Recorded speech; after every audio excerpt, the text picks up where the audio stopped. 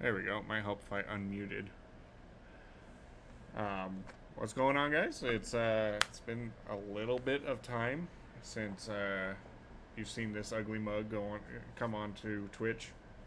Um, and to be honest, I don't know if I was gonna ever come back. I don't know. I just haven't streaming. I don't know if it's the right thing for me. But we're trying some things. I came up with an idea. I shouldn't say I came up with an idea. Um, and yeah, we're just gonna try it out and just see how it goes. What we're doing is I have called in my sister, who is uh, my gaming buddy, my biggest gaming buddy right now. Yes, I have so many music questions, TBH, just vibe if nothing else. True. Um, I have so many music questions. That is intriguing. Anyway,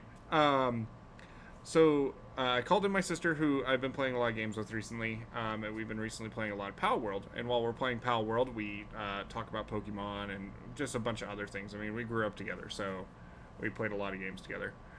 And Palworld is going absolutely crazy in my headphones right now, and it is so disorienting.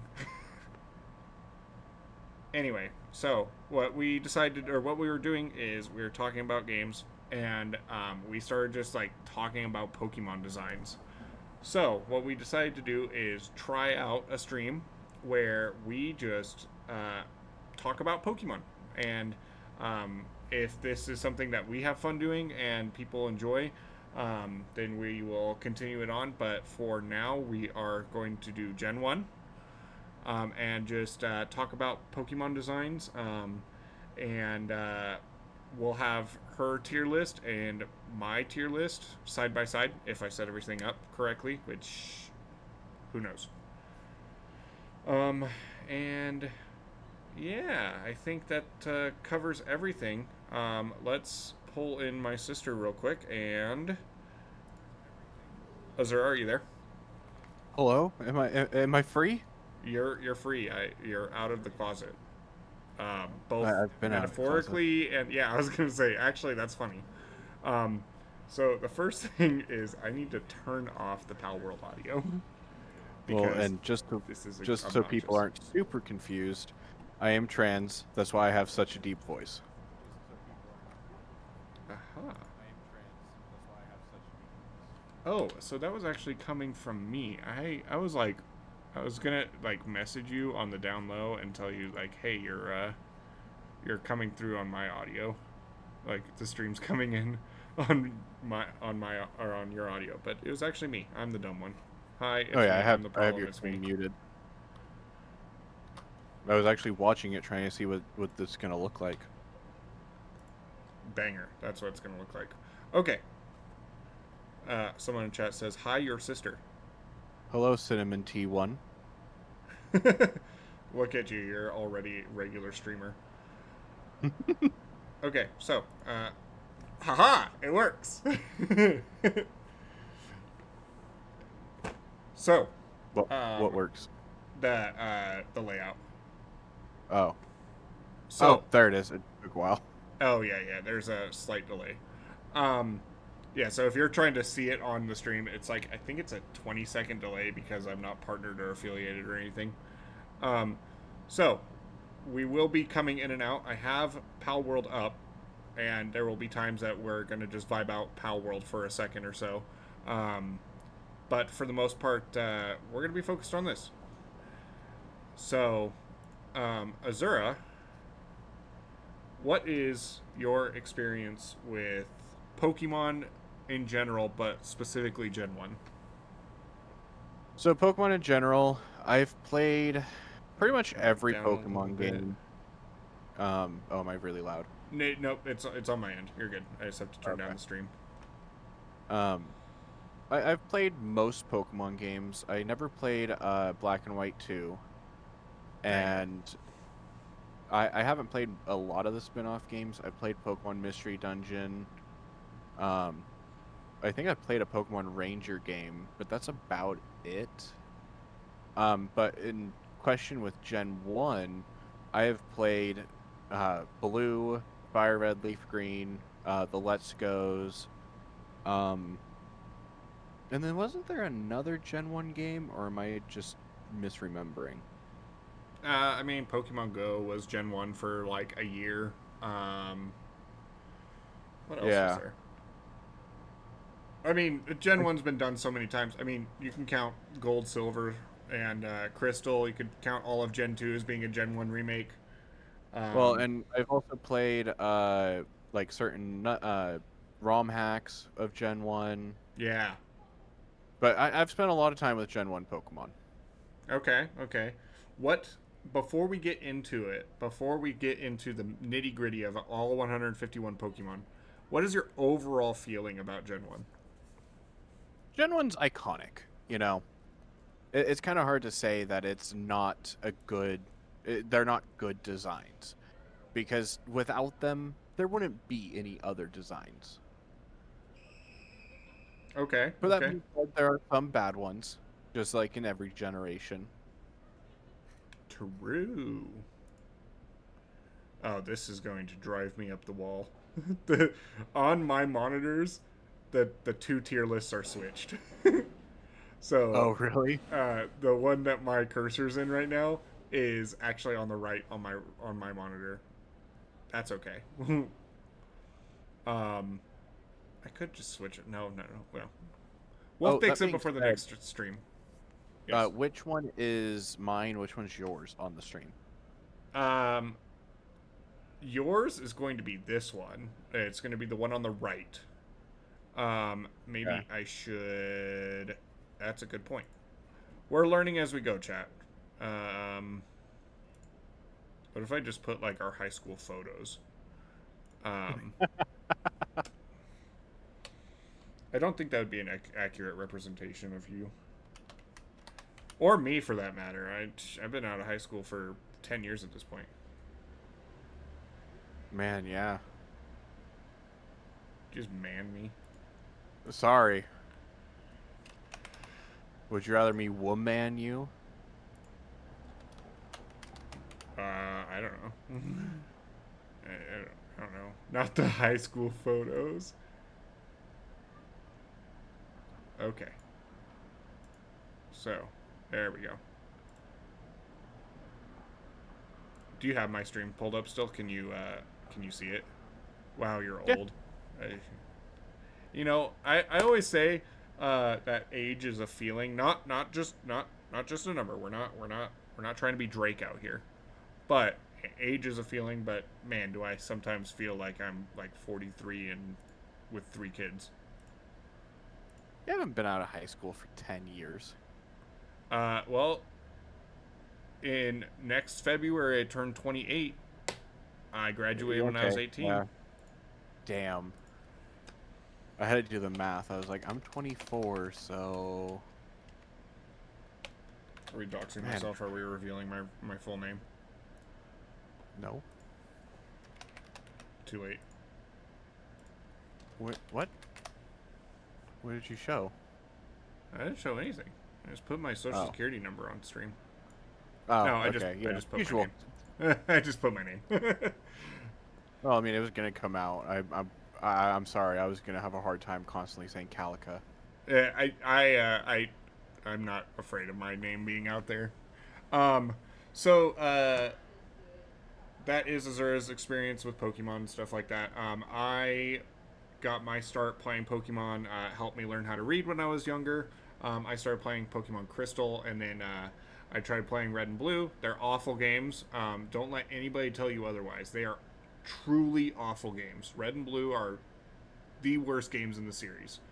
Um, and but I think that Kanto, just like how Azura said, is the foundation for all things going forward. And so I have been playing Pokemon pretty religiously. I've played every mainline game, all the mystery dungeons, none of the Rangers. I played like Pokemon Ranch for like 5 minutes, I think. I still play Pokemon Go to this day. So I play a lot of Pokemon. My overall feelings regarding Kanto is that it is highly overrated. I think that it definitely needed to exist in order for um, later generations to come. But if we continue the series and we get to like Gen 5, that's when I think peak Pokemon design comes into play. I think that Gen 1 is good for what it was, but it, I think people think very nostalgically about Gen 1, and yeah. Yeah. So, final thing before we get going. For those of us who have watched me stream before or watched past videos of me before, um, room is a little bit different now. Our AC went out, and we're in the middle of a heat wave here in Denver, and it has been over 100 degrees for the last couple days. Today is the first day it hasn't been, but our AC has been out for 2 months, and this is the only thing giving me solace. So, unfortunately, I have to have my window completely open because I have floor to ceiling windows right here. And the blinds go up. They're not blinds. Or they are blinds, but so I have a blanket hanging, and then I have another thing that's supposed to seal in some of the nastiness from outside. What it does mean, though, is you are going to hear people passing by and stuff like that, dogs barking, whatnot. Um, yeah. Um, as well, you will see the fabulous air conditioner in the background the entire time. And everything else, I have a little box of stuff that I need to put out, and like put on the wall and whatnot. So that's whatever. That will be Momo's cat tree. It's literally just sitting in the living room. It's just been too hot for me to actually put out or to build. So You also might see an occasional cat pursing his lips if he has to take a poop. yes, you can actually see the cat automatic on litter stream right box now. is behind you. Can you? Oh, he jumped off, but I mean, he just. Hello, stream. Look, it's the cat.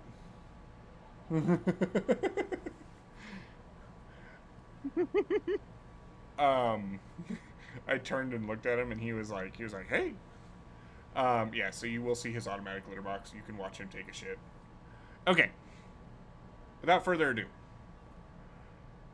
we are starting off the Kanto Pokemon tier list. Azura. Yes. Pokédex number 001. Bulbasaur. Now, we are going to have differing opinions here because there might be different things that affect a Pokemon's design for us. What I don't want us to think about too much is its shiny. That will be a whole separate tier list. Okay, I will keep shinies out of this. Bulbasaur, before like 2 weeks ago, I would say is probably like C tier. But Okay. recently on TikTok, I've been seeing these comics of the first, like the evolutionary lines of the three acting like families and stuff, and Bulbasaur in it is just so adorable. And it Okay. has had to have raised Bulbasaur to at least an A tier. At least an A tier. Is that where we're putting Bulbasaur? Yes. Okay, first Pokemon right off the bat. We are at an A tier. I didn't go into this. We are S plus through F tier. S plus are going to be reserved for best of the best. And yeah, the other thing is, if this is fun and everything, we might do tier lists where we rank Pokemon we've already ranked before. The example I used is like legendary tier lists, because like Rayquaza might changed. All of these Pokemon are named Matt because not shiny. um, but like Rayquaza might be different in terms of all legendaries versus all Pokemon. So, for Did me, you know Calico Plays is streaming?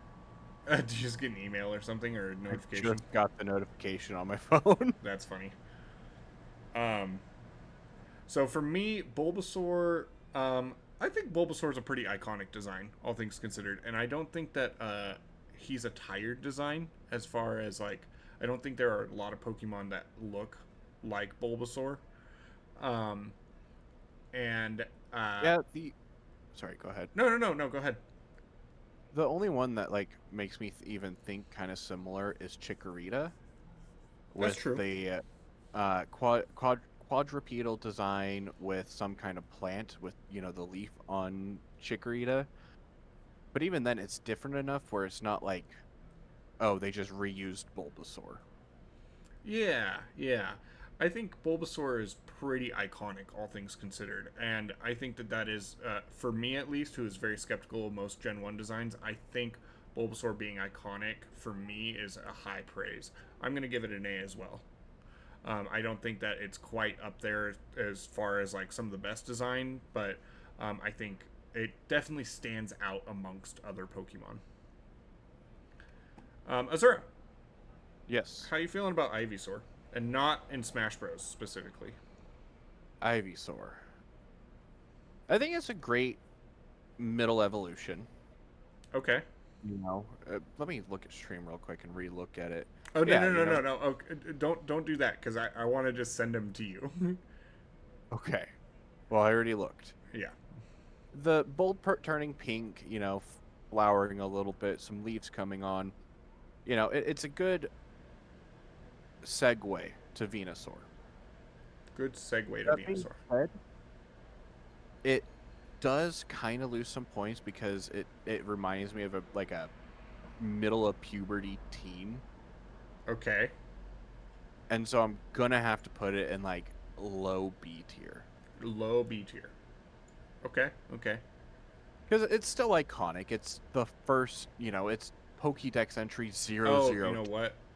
You know what? I forgot. I also wanted to do the thing with uh if it's a good design, redeemable or bad. Oh, So I hope we'll that have doesn't to come do through that on next screen. time. No, no, I can start it now. Oh, okay.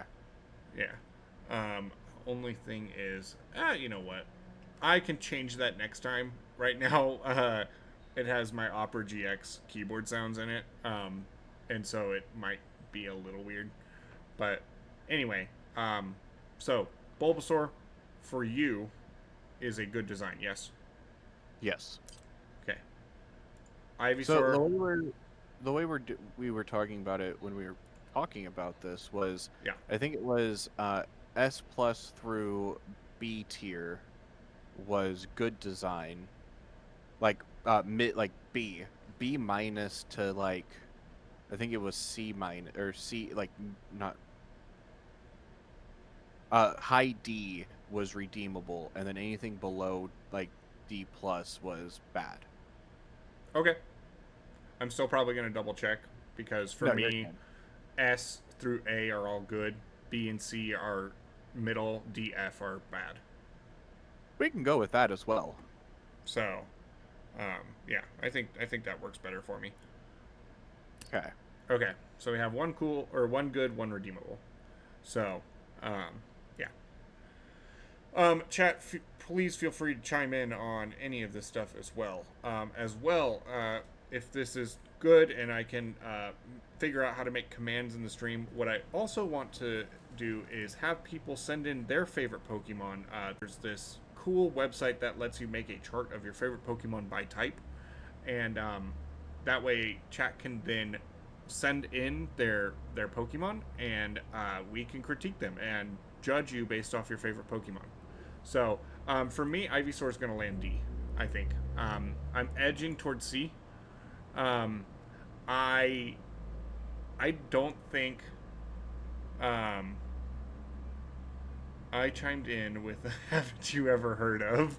No. um, closing the goddamn door. No. Azura, are you still there? Yes. Okay, just gotta make sure because internet could still be fucked up.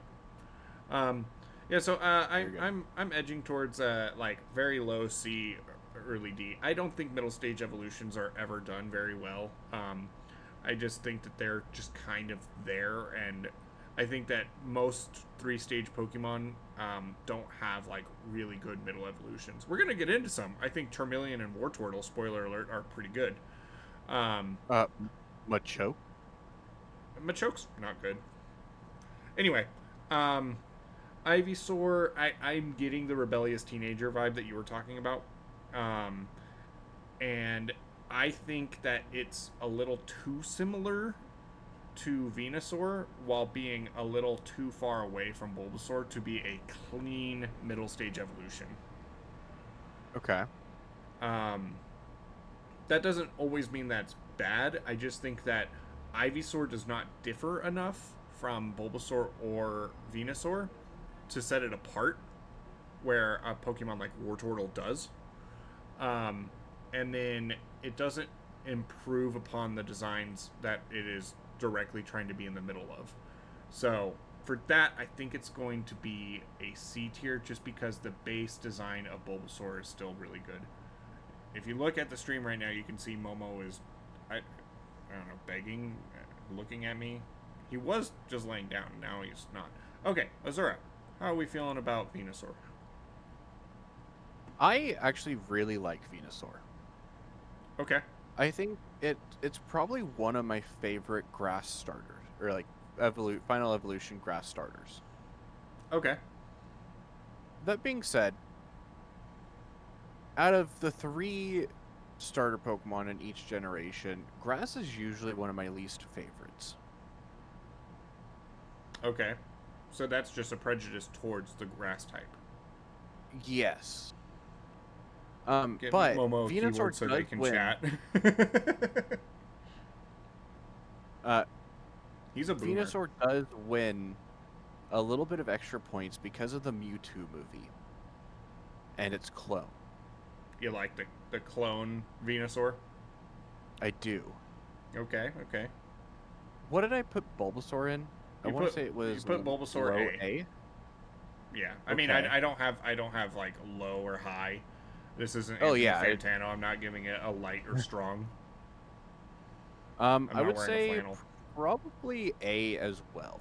Venusaur at the A. Okay.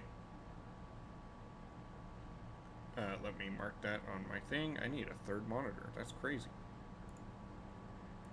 Now I know you said not to discuss shinies, and I'm not saying it was judged this because of its shiny, but I do like.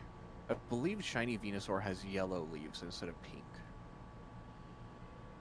and I really do like it. Where is the flannel? But again, it's not gonna change my thought on it. I do like that it's one of the few starters that has a gender difference. Does it? Yeah, yeah. Also gotta shave the head to be Fantano. Yeah, that would be crazy. I mean, I am wearing like all sorts of like music merch and shit right now. 14 followers for him to shave his head. No, I have worked too hard to get my hair as long as it is right now. And I hate the upkeep that comes with having a clean shave. Where is the flannel? I wore it all day, and I took a shower, and I did not want to wear a flannel anymore. It's too damn hot.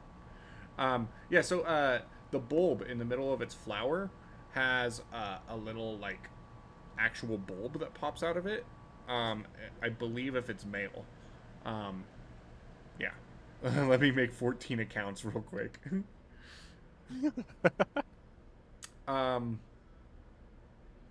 Venusaur for me, it's so difficult because even though I am not a Gen 1 fanboy, I can't deny how iconic some of these Pokemon are. And growing up with Venusaur is a hard thing to distance away from. I can do it with some of the really popular. Shaving the head will help you stay cool. True. Maybe But then you won't have the Fantano. glorious mane. Yeah, maybe Fantano's onto something. If I could grow a goatee, if my mustache could connect down to my chin, um, I would actually be tempted to shave my head because I think shaved head and goatee would actually work pretty well. Um, as it is right now, I have to keep the facial hair as it is to not look like I belong in elementary school. I'm gonna give Venusaur a B tier. Um, I don't think it's nearly as airtight as Bulbasaur. I think it's still a decent design. I just don't think that it does enough to really it's different enough, but I'm just not getting the same vibe as Bulbasaur.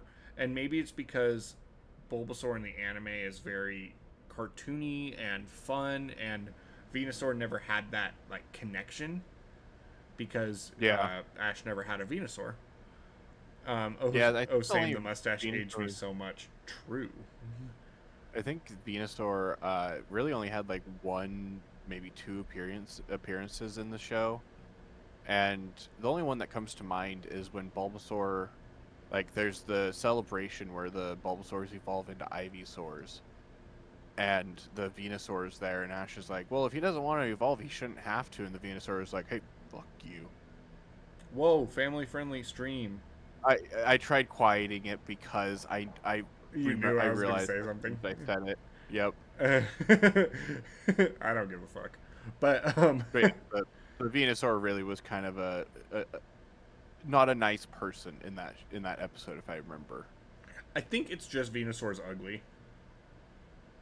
Oh, It's Lucky Serpent. oh sick. Right. What is going on in Palworld? Let's check. Oh, I need to. It is nighttime in Palworld, believe it or not. It is. I am Lithmuck hunting. We are just standing at a base, and my alien dude is chopping trees and transporting stuff. So, yeah, we're popping off here. Um, yeah. So, I just think that Venusaur is kind of ugly. I think that the like body of Venusaur is a little too toad-like. Has like warts and stuff Uh, on it. if you can, do me a favor and look up the Pokemon Stadium 1 Venusaur. Pokemon Stadium. Are you talking about the one that has like high eyes Yeah, when it used where he's sleep getting powder? high off his own. Yeah. He's getting high off its own supply. Yeah. You said Pokemon Stadium 2 or 1? I think it's 1. Venusaur. God, this Pokemon's so gross. Ugh. Brother, ugh. I don't even know how to, like, show chat this.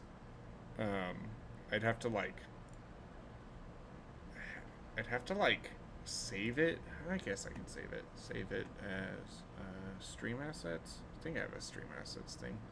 I was supposed to say, if you start running out of memory, that just sounds like an excuse to go to the most dangerous place on Earth for you. Oh, Micro Center. Micro Center. All right, chat. I had to see this, so you have to as well. Source, image, add source.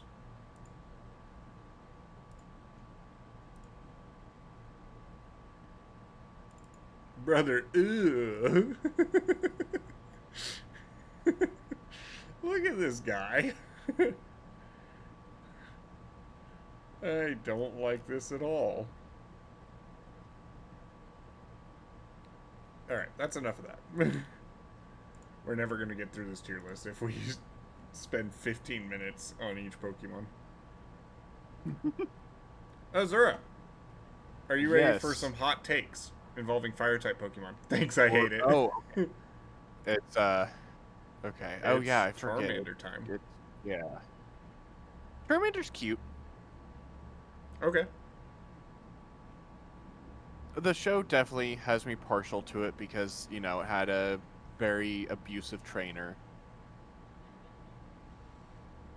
True. But even then, and it could be, you know, nostalgia battling overhype.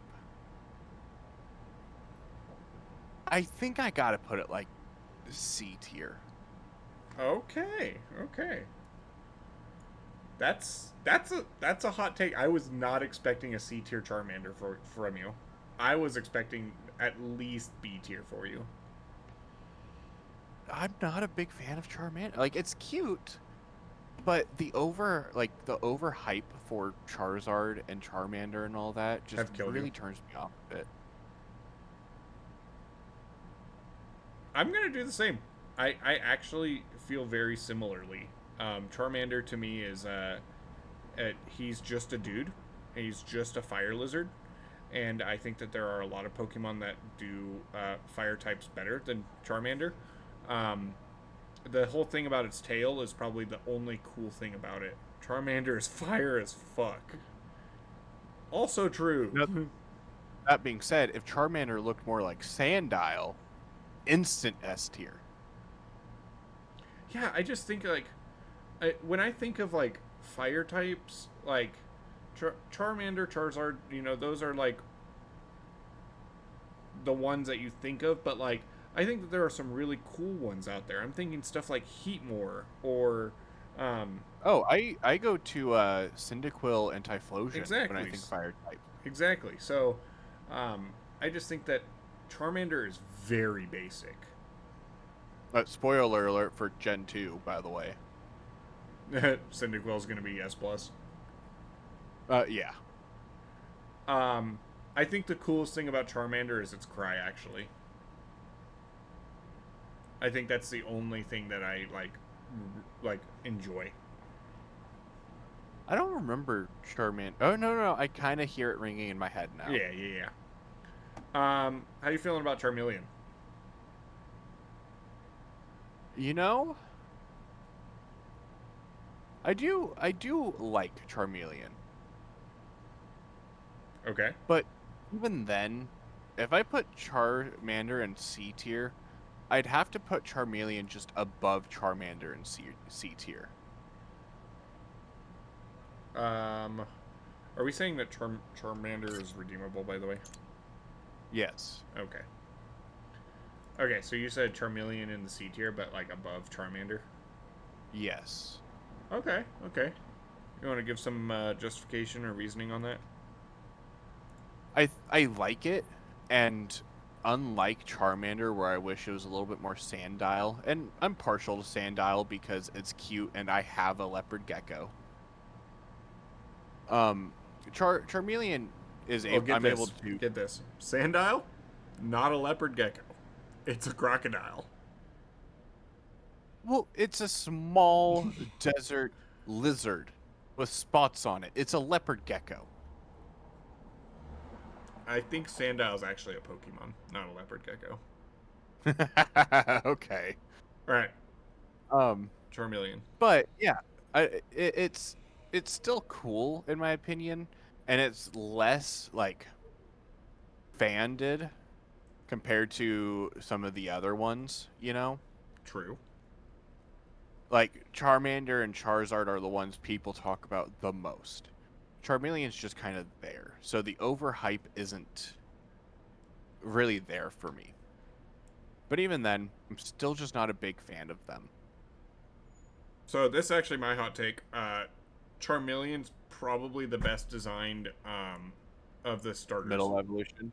Just in general, out of all 9.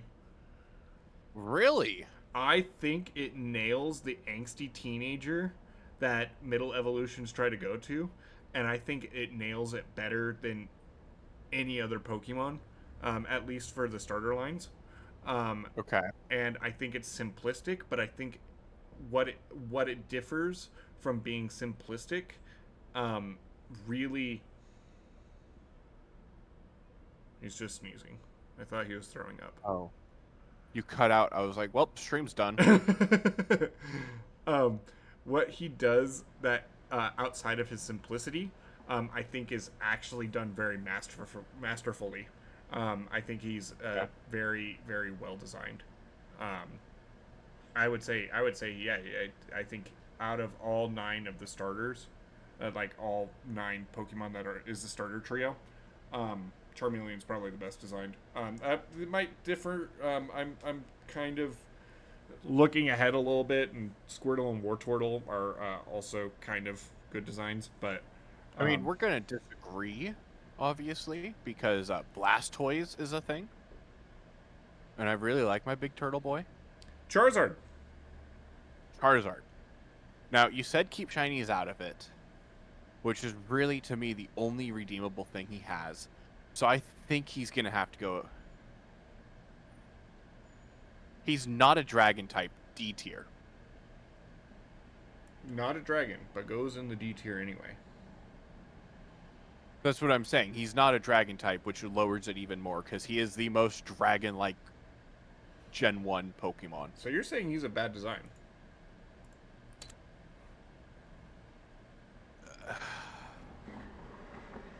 Okay, put it C tier, but Below Charmander. behind Charmander. Yeah. You think he's redeemable?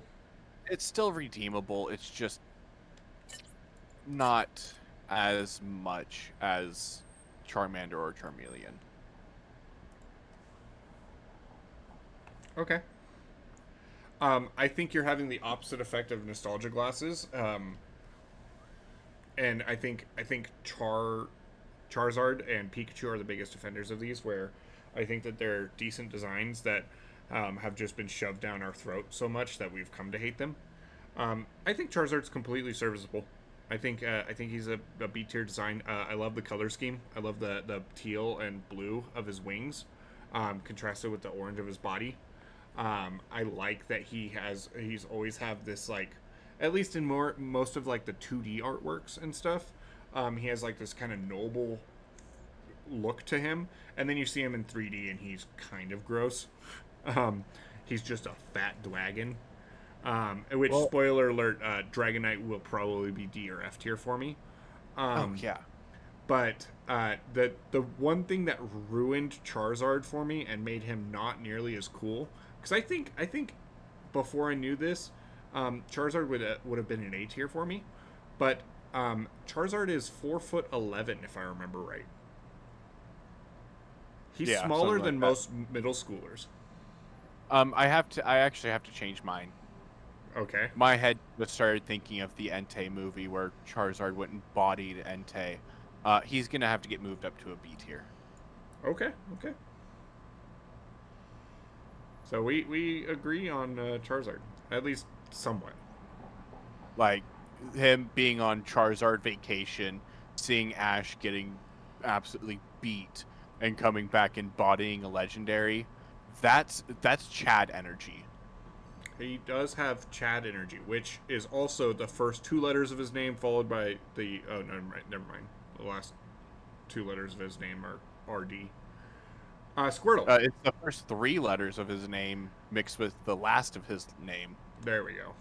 Squirtle. I love my turtle boy. Low A. A low A. Behind Venusaur? Yeah. Okay. Really, the biggest thing he has going for him is he's just a cute little turtle with a twirly tail. Chad energy, less than chat energy.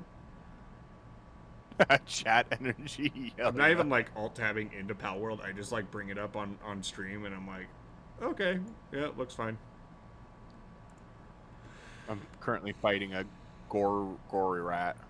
Gory rat. Yeah. Okay. What's your justification behind Squirtle? Or He's a cute little turtle. He's a cute design, like really, really cute. And I think, I mean, Squirtle Squad. See, that is what kind of draws me to it too, but I'm trying not to like put the Squirtle Squad as part of it. Well, I mean, if we were gonna put the full Squirtle Squad, it would probably be high A tier. But even without it, I just really like him. He's always my choice with when I do Gen 1. I always choose Squirtle.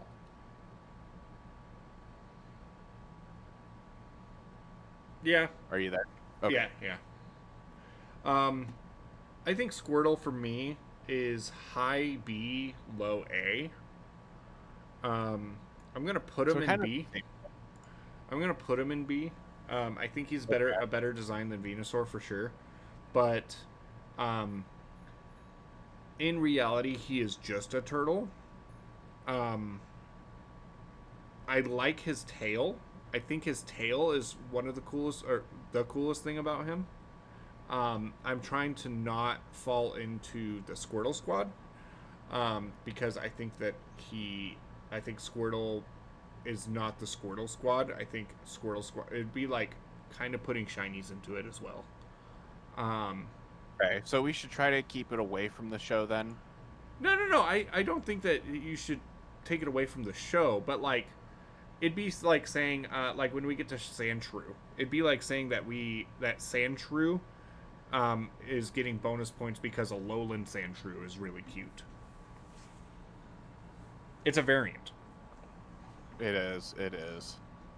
So, um, I think that Squirtle is a pretty basic design, but I think it's slightly stronger than Charmander because I think it's actually much better than Charmander because it has a little bit that differentiates it from just being a Squirtle or a turtle. But Yeah. it's not unique enough like Bulbasaur. Okay. Yeah, I see what you mean. Yeah. Oh. Wartortle. How are we feeling about Wartortle? I think he's a little less than Squirtle. Purely just like Squirtle has the cuteness going for it. Wartortle really does not. But Okay. Wartortle also has the little like wing ears that I really like. True. I don't know how else to describe them. So I'd probably have to give him Don't yell at me. a B tier. Who's or no, not. Where did I put Squirtle? B? You put Squirtle A. Okay, so yeah, probably a B tier. What is on my B tier? Ivysaur and Charizard in that order. Ivysaur and Charizard. Probably in between them.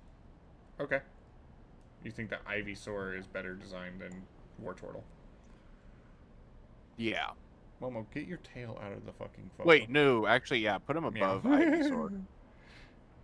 Put him above Ivysaur. Okay. Yeah, Momo was mouthing off. You probably didn't hear it on Discord. Momo, don't nudge the microphone. Nobody wants to hear anything. Chat, don't egg him on. Wartortle is probably going to be placing higher than Squirtle for me. Okay. I think he's still a B tier, but I think that he does angsty Squirtle really well. I like. Chat says I do. I want to hear Momo. I think he does angsty Squirtle pretty well, and I do like his tail and his wing ear thingies. And I also like that he's a different color. I think that that's understated as well. And he goes to like this kind of purplish, where Blastoise goes back to like this kind of deep, like ocean blue, where Squirtle's like kind of that like really bright blue. But I mean, at the end of the day, we're placing Wartortle in a very similar spot. I just think I maybe think a little bit higher about Wartortle than you do. Okay. I can see it. Last but not least, for the starter trio, and we are 9 Pokemon of 151 in, Blastoise. Blastoise. I really like Blastoise. I like his cannons. Are we talking Mega Evolutions? I think Mega Evolutions very much should be their own thing. Yeah, we will be doing Mega Evolutions at some point, but I think it can still, just like how like Shiny is going to play a little bit of a factor. I think the Mega Evolution or Gigantamax or what have you can also play a little bit of a role, but just know they will be their own separate thing at some point. Okay. Well, I'm going to not account for Mega for this one because I actually don't like its Mega Evolution. I don't like the head cannon. It's not a head cannon, right? He just gets one big ass cannon that goes above his head. Yeah, not a big fan of it. Fair. But regular Blastoise I do like. And I'd have to put him above Squirtle. Okay, but below Venusaur.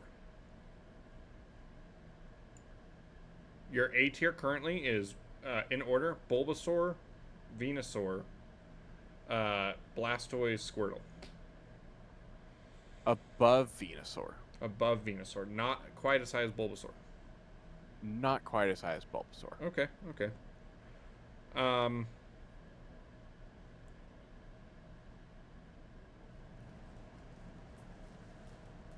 Blastoise is gonna go. I think he's the best.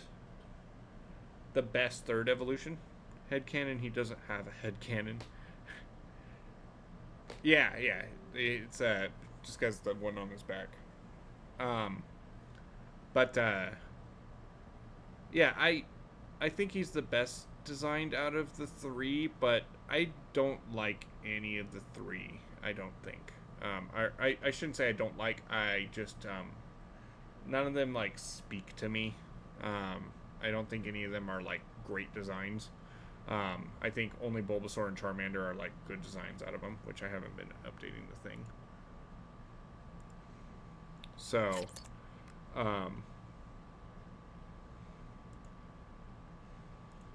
yeah. So that is the starters. We are going to take a quick intermission, just because I realized I have not shown off this yet. I just got these in today. Azura, you can't see it, but I got some vinyls in. So I'm on your right now. oh, cool. So Cinnamon Tea opened up saying that they wanted to talk about music a little bit. So this is Empire of the Sun. They are an Australian band that you probably heard a few songs. Empire of the Sun did "Walking on a Dream," which is a really good song, and was an indie hit for a little bit. So their albums were so expensive on vinyl for a really long time, but Empire of the Sun just came out with a new album recently, and they did a repress of all of their 3 albums. So me and my buddy Austin sprung on these. So I have their Empire of the Sun, Walking on a Dream on vinyl. I have not opened these yet. I literally just got home and checked them out. So maybe I'll open them. Who knows? Maybe we can do that for another intermission. This is what is the name of this album? Two Vines, right? Yeah, Two Vines. This has another big hit on there called High and Low, which is another good song. And then this is Ice on the Dunes. So they're just weirdos, but they give big David Bowie energy. And yeah, so these just came in today. I pre-ordered them. Funny thing is, when I ordered them, my buddy Austin hit me up and he was like, "Oh my God, Empire of the Sun just released all their albums on vinyl. Check Spotify and you can go to the website from there." So I did that. I put everything in the cart, and I was using my phone. I was like literally looking at it on my phone, and I was like, "Oh my God, these are so expensive!" But they have all 3 of them, so I was gonna pull the trigger on them. It was gonna cost me like $250 with shipping and everything because they're coming from Australia. And for some reason on mobile, my card wasn't working, so I went and did it on my computer and went to their website, and for some reason if you went through Spotify, everything was upcharged by like 50%. And so instead of paying $250, I only paid like $120 for all 3 of those albums. So goddamn $250 exactly. So I'm not a stranger to paying that much for a vinyl. Let me kick the cat off real quick. Let me go grab the vinyl that I have spent a lot of money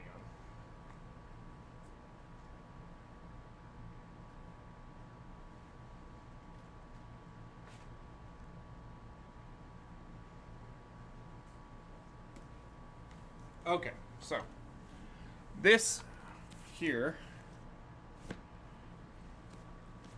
is going to be really hard to see because it's just going to reflect everything. This is, was it Spotify or Apple Android? Could be both, but because I went to the shop from Spotify, the app, I'm inclined to think that it was Spotify, like upcharging, so they can take like a cut of the transaction. Um, but yeah, so this is Tool, alternative metal band. Um, this is their first album in, I want to say, 11 years. It was Fear Inoculum. Um, and Tool is known to be kind of an artsy fartsy band. Um, it's a big boy. It's a big boy. Also, until like last year, you couldn't even get them on Spotify. Yeah, I mean, it was the same time that this album came out, 2018. Or, sorry, 2019. Um, but, yeah, so this is Fear Inoculum. Um, and the whole thing is like this cool little booklet. If I can open it. It's going to be impossible to see on stream, unfortunately. Sorry. But, yeah, it's like artwork and stuff. And there are... let's see here. We got 1, 2, 3, 4 discs. 4 vinyls in here. Most albums come with just 1 or 2 if it's a longer album. There's 4 of them in here. Dual-sided. Some of these are just one song because, like, I mean, they have a song on the album that's 17 minutes long. So, yeah, this is my most expensive album that I bought on vinyl. This cost me $200, but it was a limited edition. So, and you know, I like the band, so I figured why not. I haven't ever listened to it honestly, but that's just more of like my record player. I listen to most of my records at work, and people don't want to come into a coffee shop and be listening to something like that. So, I have a ton of other vinyls as well, but most of them are at work. So, I think the only other ones I have over there, I have another Tool album and the Beach Boys Live, which I was telling Azura the other day is a terrible album. It sounds awful. So, Real quick, while we Yes. have this intermission, can you come to the main base and hatch 3 Xenovaders? oh sure. Let me. I guess I can play the game. Oop.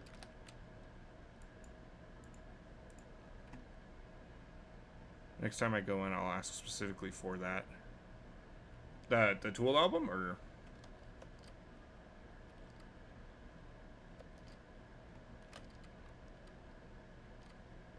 Wait, so Xenovator. do you, Cinnamon Tea, know each other, like, personally? As far as I know, I mean, people are anonymous on the internet. That is all my Xenovator, so you can open the next one. Oh, okay. I do not know.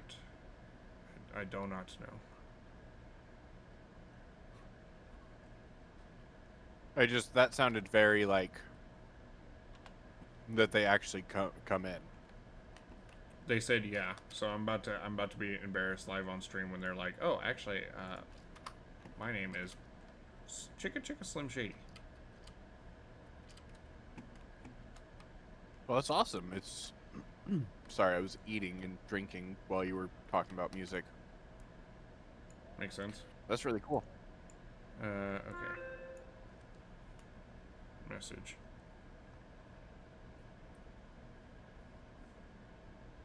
Okay. It's my buddy Mo from Portland. Oh, okay. So it's Cinemo NT. Oh, okay. No, it's okay. not. It's not. You fooled me. Okay.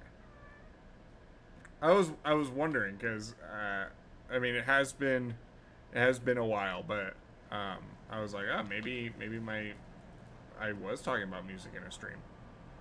What's up, buddy? Austin has entered the chat. Oh, Um, I mean, Austin. that's clever. I'm actually use that though. Who's still playing this? Haven't you heard of that new Pokemon? That's the fun thing is we're talking about Pokemon. I just have Palworld in the background so that So that I Azura is not as bored. What we're actually doing is doing a tier list about Pokemon. Okay, yeah. we're gonna If try we and didn't have it going, we would have to have Subway Surfers on the side. true. Actually, good Got- idea. Family Guy funny moments. Minecraft parkour. um, so we're gonna try and power through these a little bit faster. Okay. I think it's very easy to just get going with the starters because they are the starters. So Caterpie, how you feeling? Little bug boy, kind of cute. B tier. Okay. Two positive things. Middle of the road. You don't have to speed run it. Just like, we're not going to spend 15 minutes talking about Charizard. Oh, I mean, Caterpie's super Yeah, cute. I know two on the side. I think considering it's one of the first bug Pokemon you meet. You know, it's either that or Weedle. I think it gets some points. It's just a little caterpillar. True. Let me It is a go- caterpillar. Let me go to your stream real quick just to see my B tier. In order, you have Wartortle, Ivysaur, Charizard. Charizard. Caterpie can be crushed under my foot. 1 out of 10. True. Actually, if I remember right, let me look this up. I think Caterpie's actually a lot bigger than people remember. Yeah, isn't he like 2 feet long? Yeah, I think so. Where is Cerebi? Here it is. They are 1 foot. Okay. Big 1 bug foot, boy. 6.4 pounds though. Man. Yeah. It's lighter than pie. He's girthy. Pie is, I think, 14 pounds. I believe that. Momo's probably more than that too. Oh yeah, but he's big. He's a big cat. So how you feeling about Caterpie? Above Charizard. Above Charizard. Okay. Charizard is at the bottom of the barrel B. Interesting. Okay. Caterpie for me is going to be interesting because the conspiracy theory about Caterpie was supposed to evolve into Venomoth. I actually kind of believe, and I think that it loses a little bit of points because evolving into Butterfree it doesn't fit the design. I think that's more of I don't know who to put that on, if I want to put that on Caterpie or Butterfree. But I just don't think that the evolution line really makes sense. I think Caterpie is serviceable. I think that there are better early bug types. Wurmple, for example, I think is a better bug type, like early bug type. Okay. I think I'm going to give him C. I think he's just above Charmander. C for Caterpie. You know what? He's above Ivysaur too. He's not as cool as Charizard though. Metapod.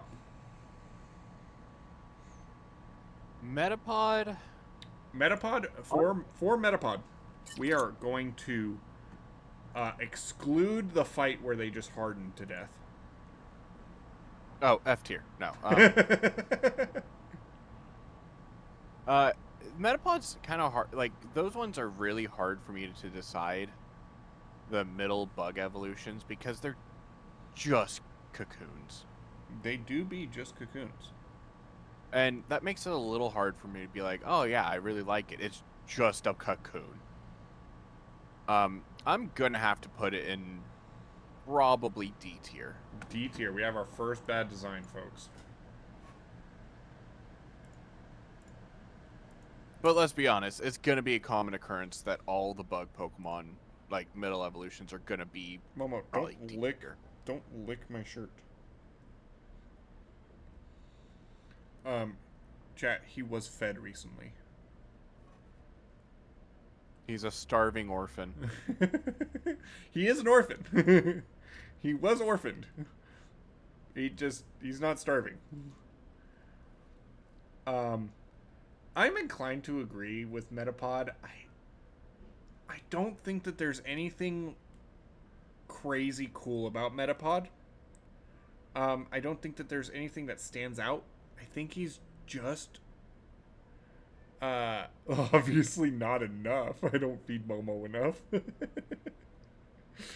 He has some real gourmet wet cat food. He can see the bottom of his bowl, and that's too much for him. The existential dread starts to seep in. So Metapod, Metapod looks more or less like a Pokemon and a living being, and more like something I want to throw at someone. And for that, I think it's going to go D tier. I'm actually Metapod, smack. He might be an F tier. See, F tier for me is like complete bottom of the barrel. See, I think this is where it's going to differ, because I think that Pokemon that are notoriously like really bad, like Garbodor or something, are at least interesting because they're, even though they're gross or something like that, they're interesting. There's nothing that really draws me to think about Metapod outside of the terrible, outside of specifically low effort grinding in Pokemon games, and that I have to power through its evolution. Yeah, but I mean, it also takes very little time to evolve it. It's true. It's true. You know, it's like 3 levels? Yeah. And it's 3 early game levels. It's not like Deano's second evolution that I can't ever remember the name of. Where it's like, you know, you still have like 20 levels, and it's high levels. Yeah. Well, let's talk about what you brave an F tier Pokemon to get. What do you feel about Butterfree? Butterfree is... Do not take into account that Ash released his Butterfree. Well, no, if I did, it'd be an F tier. Bros before hoes. True. I'd have to put Butterfree at a low C. Low C. Above Charmander? Below Charmander. Okay. Like, it's a cute design, you know, it's just a butterfly. But that's all it's got for me. Like, I prefer Beedrill. True. For me, Butterfree is going to land probably C tier, probably above Charmander. I think its design is cool. It's a big ass butterfly. And if SpongeBob taught me anything, it's that butterflies are actually scary as hell. Right? I think. Oh no, that was the moth. Was it? I believe so. I remember I used to be terrified of moth because of that episode. Oh, interesting. I actually think it's better than Ivysaur too. But I think what I've decided is that the whole Caterpie and Venomoth thing, I'm going to take it out on both of them, but not as harsh. I also have a soft spot for gender differences if they're done pretty well. What I don't think is a good gender difference is Wobbuffet. As great as that gender difference is, I don't like that it's like super in your face. Same with like Hippowdon. But Butterfree has a cool gender difference. We're gonna disagree about Hippowdon. Yeah, that's okay. That's why we have 2 tier lists up. But what gender difference does Butterfree have? So it has the bottom wings get filled in with black. If it's subtle, or maybe it's the top wings. There's one of the segments of the wings that get filled in black. Oh. Yeah. I didn't know that. Yeah. Some of them are Apparently, I like don't know some. Pokemon enough. Uh, the thing is, some Pokemon, their gender differences are really small. Like they have slightly shorter horns or something like that. Um, Yeah, they're not all like Pikachu, where it's one right. has a heart for a tail. So I'm not going to be able to point out all of them, but some of the ones that I do know, I'll be able to point out. Weedle. Worse than Caterpie, just because it, without getting Still B too, tier. I'd put it Metapod. in. Metapod. Small enough to kiss the bottom of my boot. 1 out of 10. I gotta look up how big Metapod is. Continue. Keep talking. Um, without getting too PG or over PG. It looks like something people use in a bedroom. You talking With a anal horn. beads or? Yes. Okay. Um, And yeah, I'm not a big fan. I'd have to put it in probably D tier. so fact checking. I think it's a bad design. Yeah, fact checking. Metapod is 2 foot 4 inches and Holy 21.8 shit. pounds. Oh, what? Weedle, Definitely a tiny little enough big.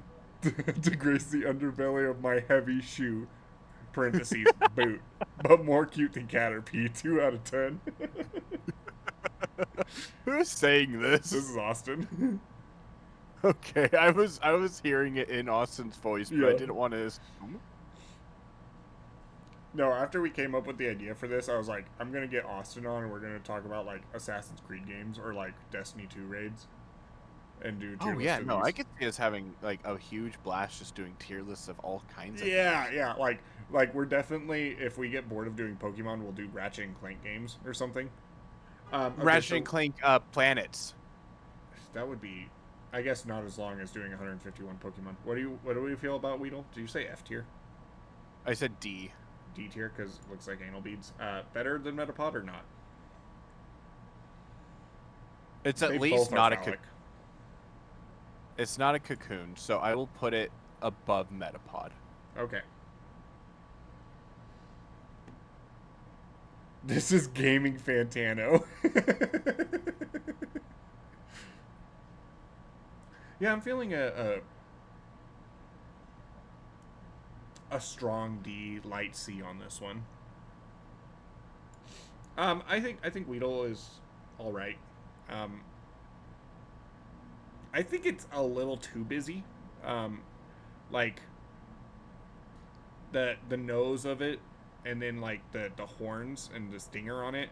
I know it denotes that it's a poison type and everything, but I think the nose is a little bit much. And it's busy but also very simple at the same time, and I think that's what takes it down for me. I think it's slightly worse than Charmander, where Charmander is like super simple. Kakuna. Okay.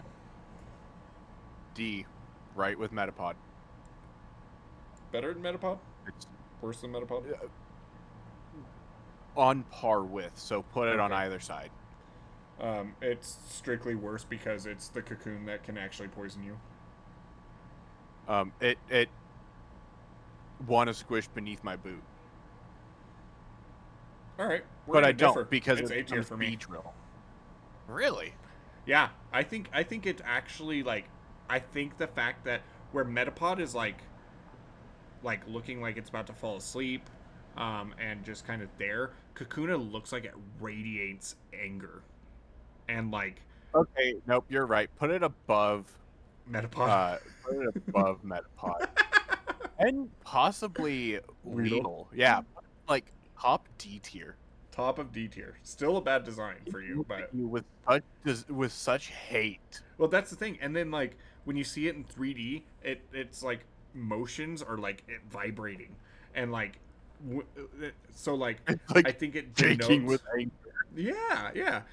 The original 151 as an album had some up and downs. The likes, Vileplume, Clefable really showcase the creativity. The lows, however, Caterpie, Hakuna, he meant Kakuna, Dratini, all Pokemon that have potential to die sporadically by getting stomped on by boots. Strong 4, Light 5. Transition. I've watched way too much Fantano. Have you played these games? Did you love it? Did you hate it? Yeah, so I think Kakuna is really cool because it for being a cocoon, it is really cool that it really denotes what it's about to turn into. Speaking of, Just a thing full of hate. exactly, bees. So You're the best. You're the best. there was something I was gonna say about Kakuna that I kind of forgot. Okay. That it was the reason why it's kind of low. But you went on that whole thing with the comment, and I completely forgot. you'll remember it. If I remember later, I'll let you know. Yeah. Beedrill, A tier. Okay. Your A tier currently in order is Bulbasaur, Blastoise, Venusaur, Squirtle. Oh, above all. Oh, okay. It is borderline S tier. I love Beedrill. It is just a wasp that is so full of hate. Like, are you there? Yeah. Okay. Yeah, it is barely not S tier. It's S tier for me. I think it's genuinely a perfect Pokemon design. Oh, I remember what I was gonna say about Metapod, or not Metapod. Hakuna Matata. Pokemon Mystery Dungeon, Blue Rescue Team. The first time I went to go evolve it, I needed one more level. I put it into a dungeon and realized it could not move, and I hated it. That's great. Yeah, I think as far as Beedrill goes, I think it's a perfect design. It's not the best design, but I think that it accomplishes the goal of being a wasp Pokemon very well. I think when it's shown in media, it's really good. The big thing is, I think that I wish that it was stronger, like as a Pokemon. Like, I wish its stats were better because I think if it like, and that's where Mega Beedrill is kind of cool. Is like it's a competitive take on the design, but Mega Beedrill does not look good. Beedrill looks like it could stab you with both of its stinger arms and rip you in half. I might be misremembering, but I'm kind of actually certain that Beedrill is larger than Charizard. I don't think it's larger than Charizard. I think it's like 3 foot something. 3'3" and 65 pounds. 65 pounds of bee. It is a wasp. I know it's called Beedrill, but you got like Combee later. It's a wasp. It has so much hate like a wasp does. Yeah. Like, and that's why Kakuna is so good too, is because Kakuna radiates the Beedrill energy. And let's go ahead and quickly mention, I'm terrified of wasps. Every time I've encountered one, they have stung me multiple times in the same place. I've had a yellow jacket bite me in the back. I'm terrified of wasps. And Beedrill does it for me. How are you feeling about Pidgey? Just moving right on. I mean, we can gush about how great Beedrill is. I think Beedrill's a great design, but like you said, 15 minutes is a little much. Pidgey. I think I like it more than serve no purpose, smite them with extreme prejudice. True. Gonna need a big boot to squash a Beedrill. Or just 2 boots. Pidgey I like more than Spearow, but that's not hard to say. I don't like Spearow. Not make it 20. Unfortunately, I have to give Pidgey some points because, you know, it is it's an earlier game Pokemon. It has a cool evolution. And Pidgeotto, not Pidgeot. You don't like the fat bird? I don't like the fat bird. Um, I looking at my tier real quick. I'd put it above Butterfree. Not quite Charmander. Not quite Charmander. Okay. Pidgey's deer. A deer. Wow. No, that's a bird. A deer. Oh man, Pidgey is never a seen D tier Pokemon to me. It's just a bird, and it doesn't do anything cool to improve upon being a bird. And I think that is why I don't like Kanto that much as far as certain things go. Is like, yes, it is the first really generation, but yeah, it's a lot of like, it's just a snake, it's just a bird, it's just a seal. You leave Ekans out of this. Pidgeotto. A tier. Above Venusaur. I really like Pidgeotto. Wait, And chat's popping off. What'd you say? I said chat's popping off. Austin says true, and with excellent accuracy can be knocked out of the sky. And then Mo says it's pretty fly. And then Austin says buy a boot. 2 out of 10. Okay, Pidgeotto. Yeah, I'd have to put it above Venusaur. I don't know why I like Pidgeotto so much. I just do. It's not even because of Ash. Like, it's purely just I like Pidgeotto. Even though I don't like its pre-evolution or its evolution nearly as much. Okay. Pidgeotto to me is also an A tier. It's bottom of A tier for me. But first of all, I love its cries. Its cries in the regular game is really cool. And its cry in the anime is also really cool. How it says its own name and stuff. And well, yeah, I think it says it with a coo, doesn't it? It's like Pidgeot or something like that. I don't know. I'm not. Yeah, I'm it not kind of that has kind that, of autistic. that bird coo in it. Yeah. But I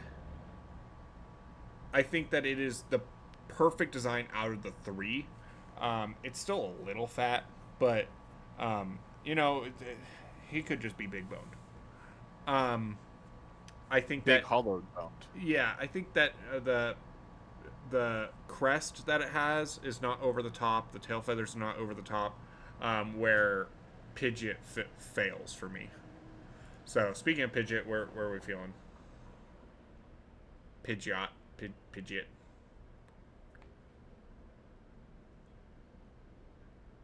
Oh no, did I lose you?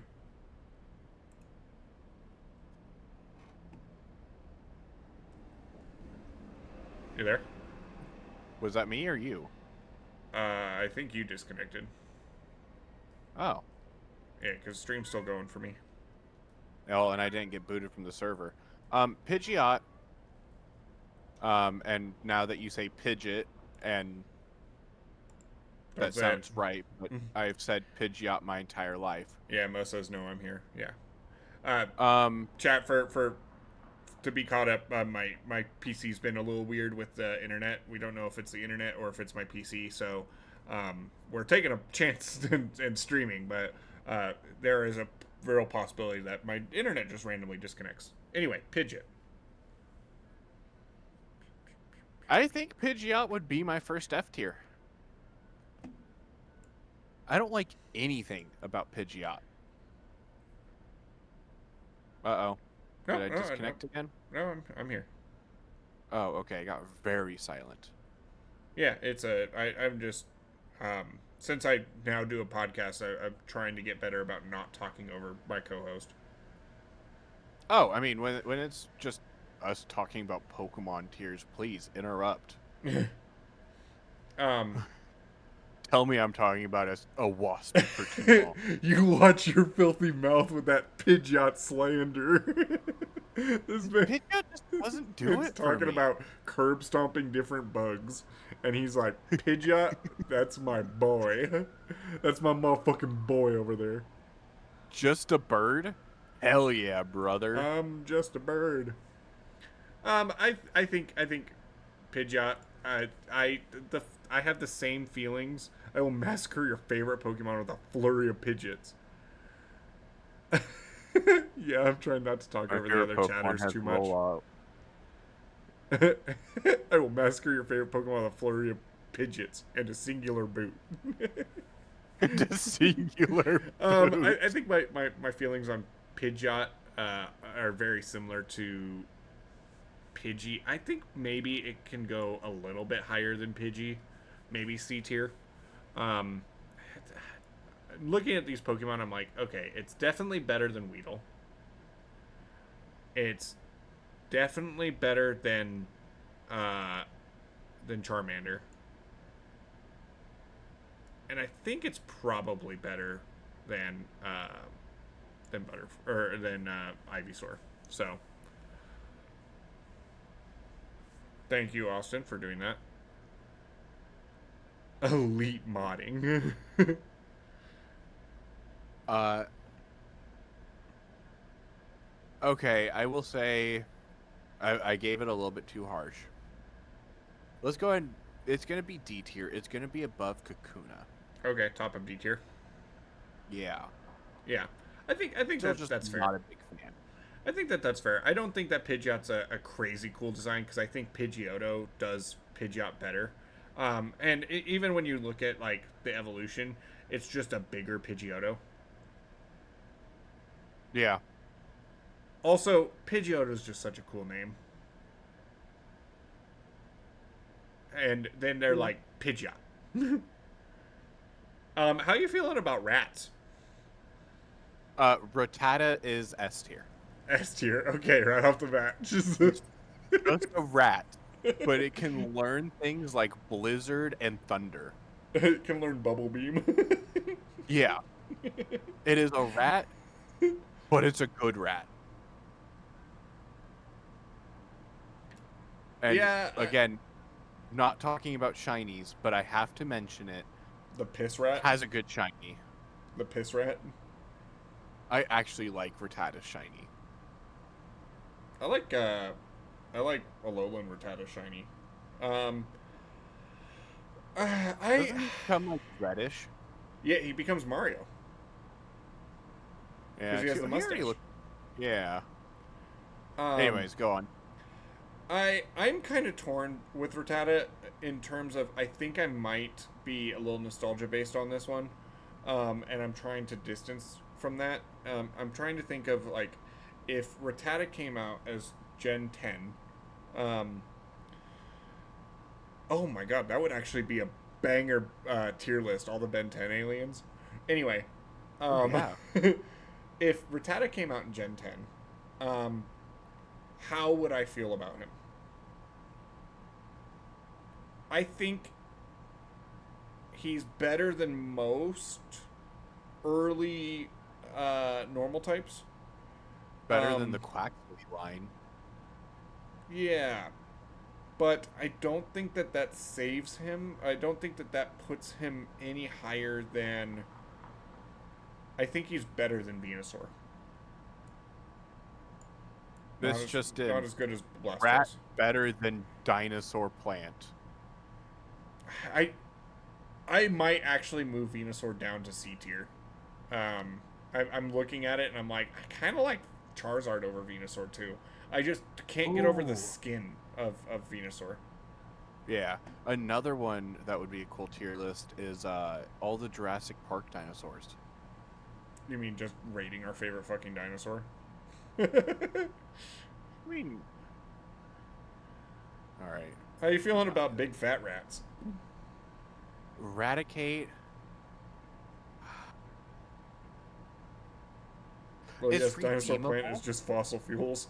True. um,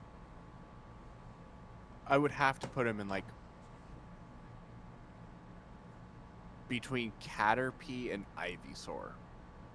Slightly better than Caterpie. Okay. Um. Yeah. Now that I've kind of placed where Rattata is, it's easier for me to. You still there? Yeah. Okay.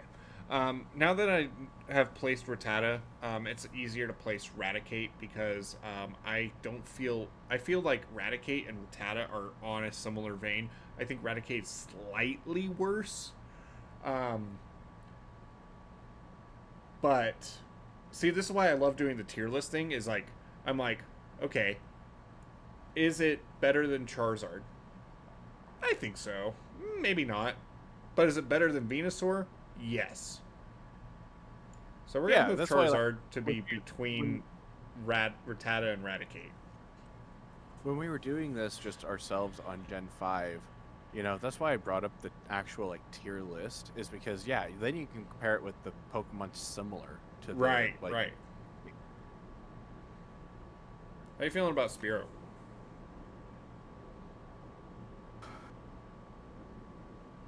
you know, I know I almost put Pidgeot in it, but I actually think Spearow is F tier. Okay. Defend your point of view. It's just an angry bird, and I also don't like its evolution. It's just So an there's Angry really, Bird. You know, Angry Birds is a multi-billion-dollar franchise, right? hey, we're not talking that angry bird. Hold on one second.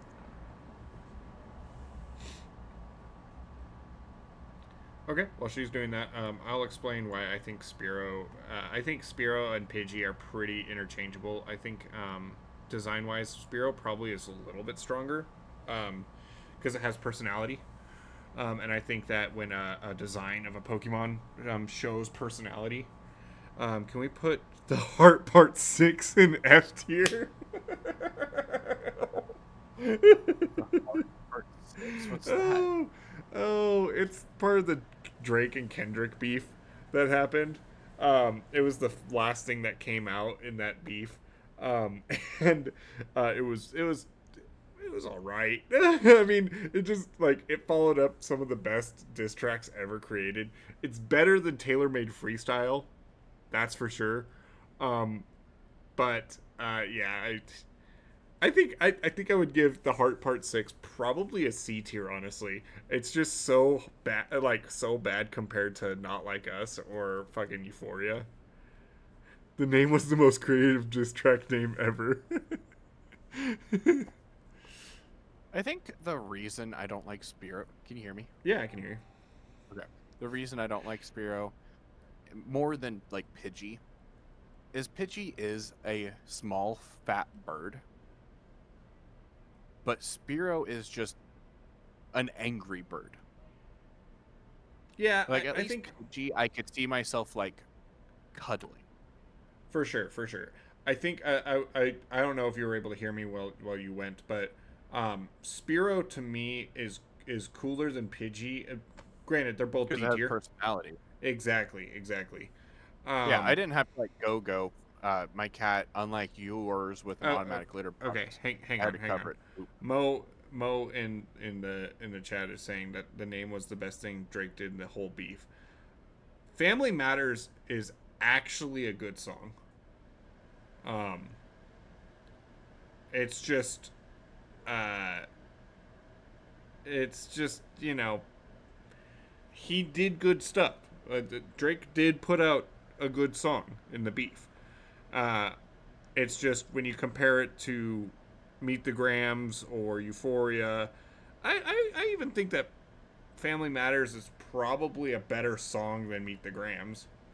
Um, but Not Like Us is just a masterpiece. I mean, everything else is going to pale in comparison. Firo. Spearow, also F tier.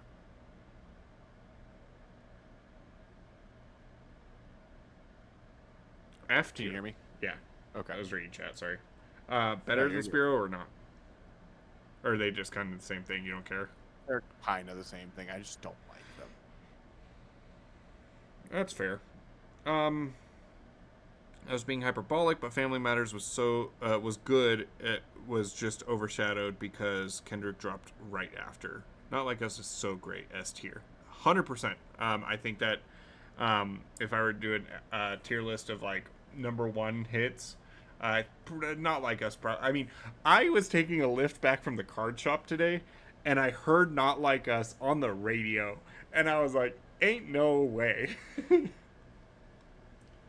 Um, Firo is a difficult one for me. I don't know if it's like underdog syndrome that I have. Um, I think if I put Weedle in C tier, I have to put Firo in C tier.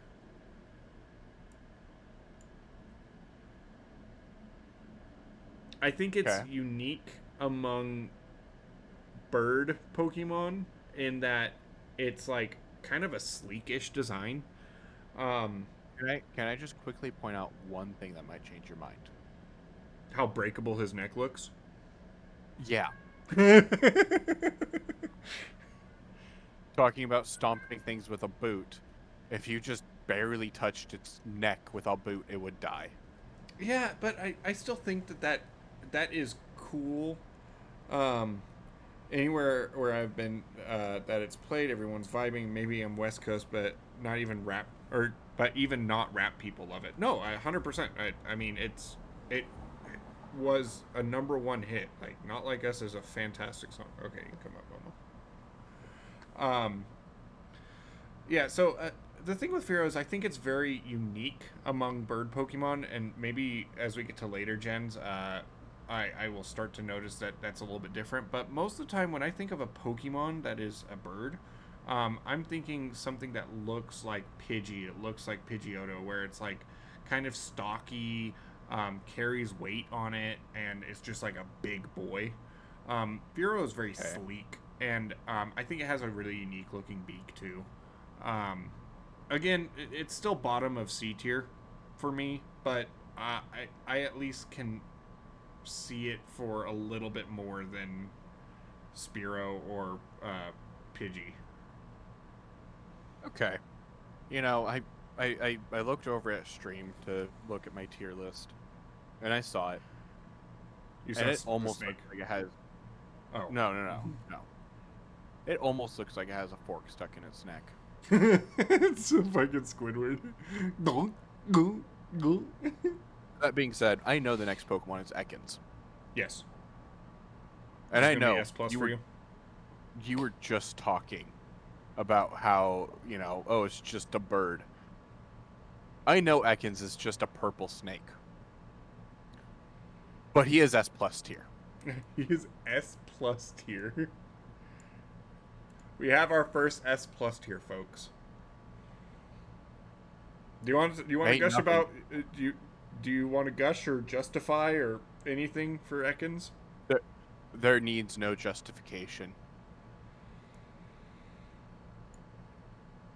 He is just a snake, and I love him for it. Not to Um, mention, his cry is just a "Wah." yeah, no.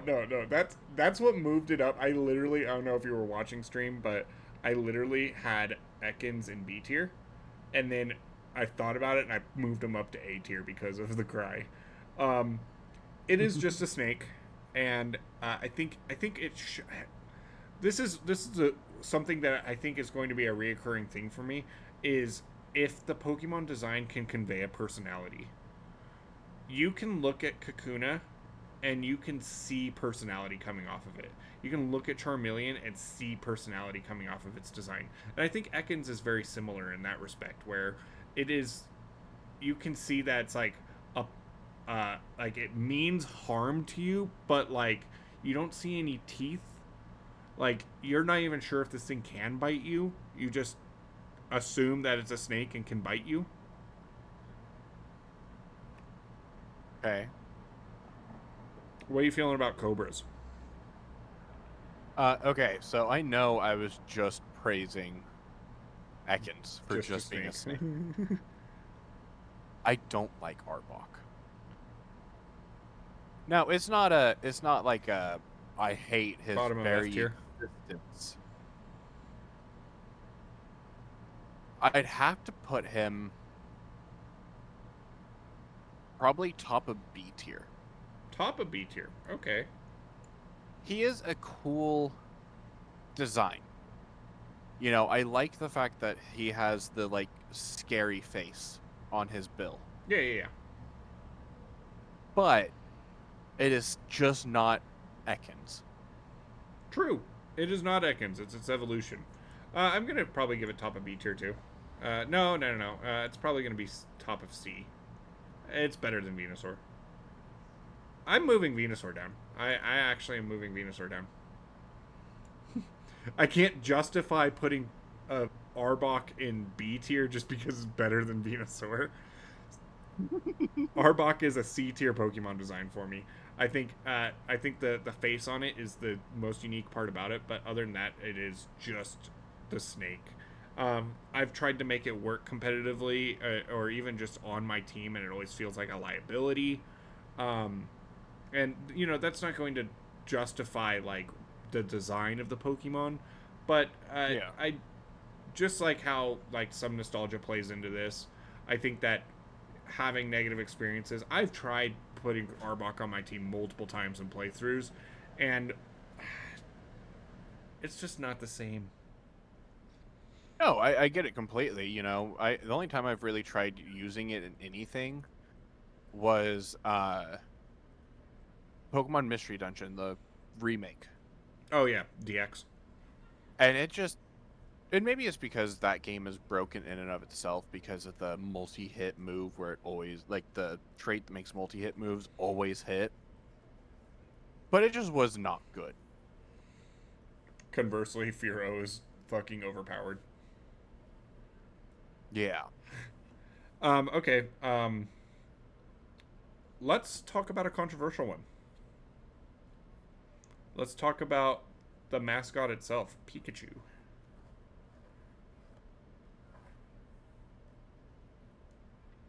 Okay. Yeah, let's get into Pikachu. You wanna take the bass out your voice?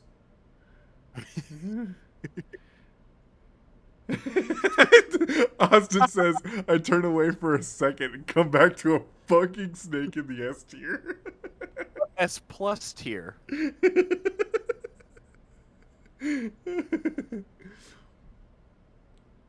Okay. The best part about it, Austin, is that there was no justification for it.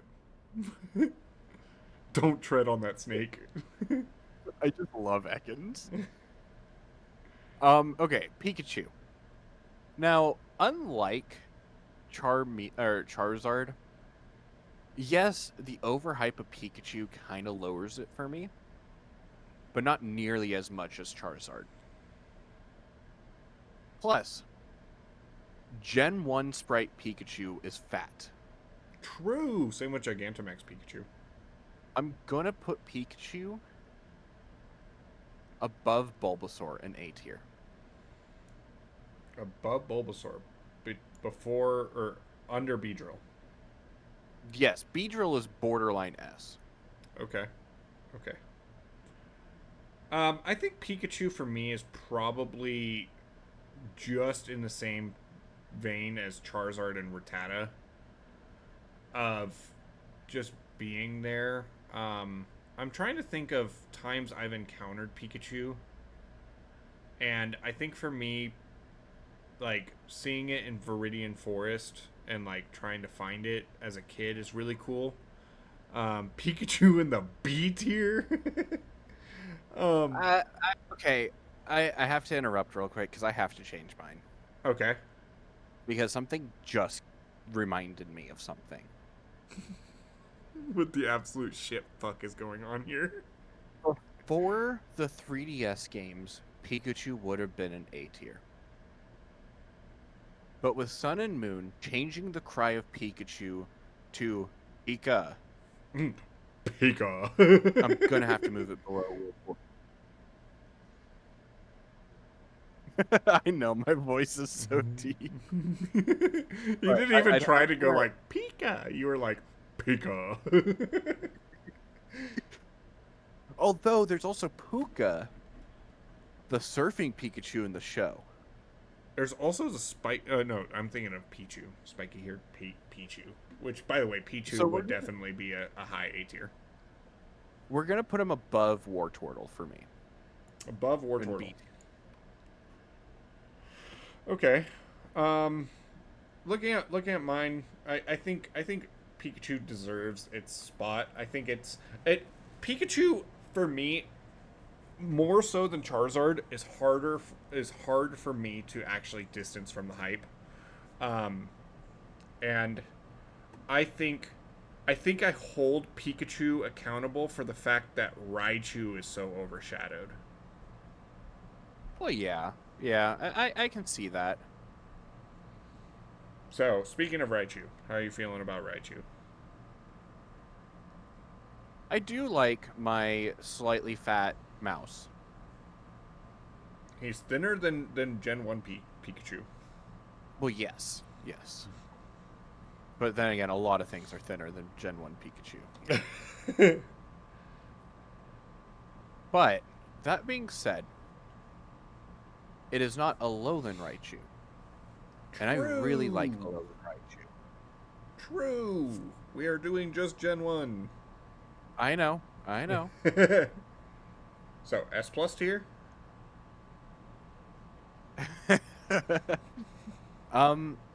I'd put Raichu above Venusaur. Above In A Venusaur. tier. Okay. I love that your tier list, you have Ekans and S plus, Rattata and S. Like... Raichu for me, I kind of feel sorry for it. And that makes me are you still there? Yeah, a little bit more partial to it. Yeah. Just like how I kind of dislike Pikachu because of its thing, I give Raichu more of the benefit of the doubt. To be fair, I think it's busy, and that does something for me. I think it's above Butterfree for me. It's probably above Caterpie. I don't think it's better than Venusaur, which seems to be like my like line in the sand. I think Pikachu is definitely a better design than Raichu. Again, gender differences. The Pikachu one I think is actually really cool. With the hardtail. Yeah. Yeah. Sandshrew. Even without Alolan Sandshrew is an S tier design for me. Okay. Above Rattata or below? Below Rattata. Okay. I really do enjoy it. And it's not busy or anything like that. It is just a little guy doing his best. In a game without a desert, mind you. Mm-hmm.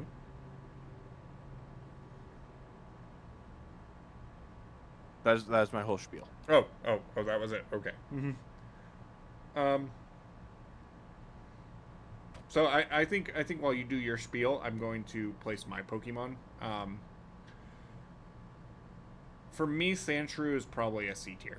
I think it's unique, but like, it's not busy. I just don't think it's simplistic enough to be like, what is Sandshrew? Is it an armadillo? It's a shrew. The fuck is a shrew? They're little rodents. Okay, but why can Sandshrew curl up into a ball? That's like its whole thing.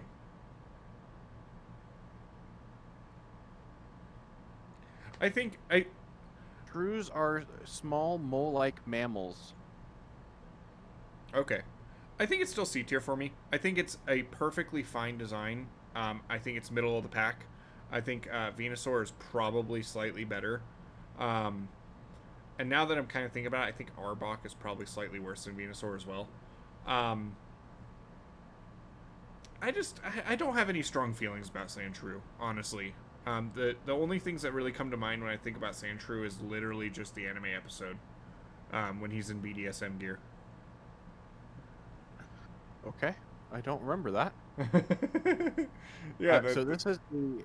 I'm sending you on Discord. This is a short-eared elephant shrew. Okay. Okay, that's And he's adorable. just a That's guy. adorable. But that's not Sandshrew. That's like a little mole rat. How you feeling about Sandslash? Sandslash, especially There's non-Alolan so many fucking Sandslash, Pokemon to go through. is kind of busy for me with its back. I'm gonna have to put it because it's still a cool design. It's not as cool as Excadrill, which I kind of put together because of the claws. Okay. I'm gonna put it. I'm. I think it's a good design. Okay. So. I'd put it below Squirtle. Okay. Okay.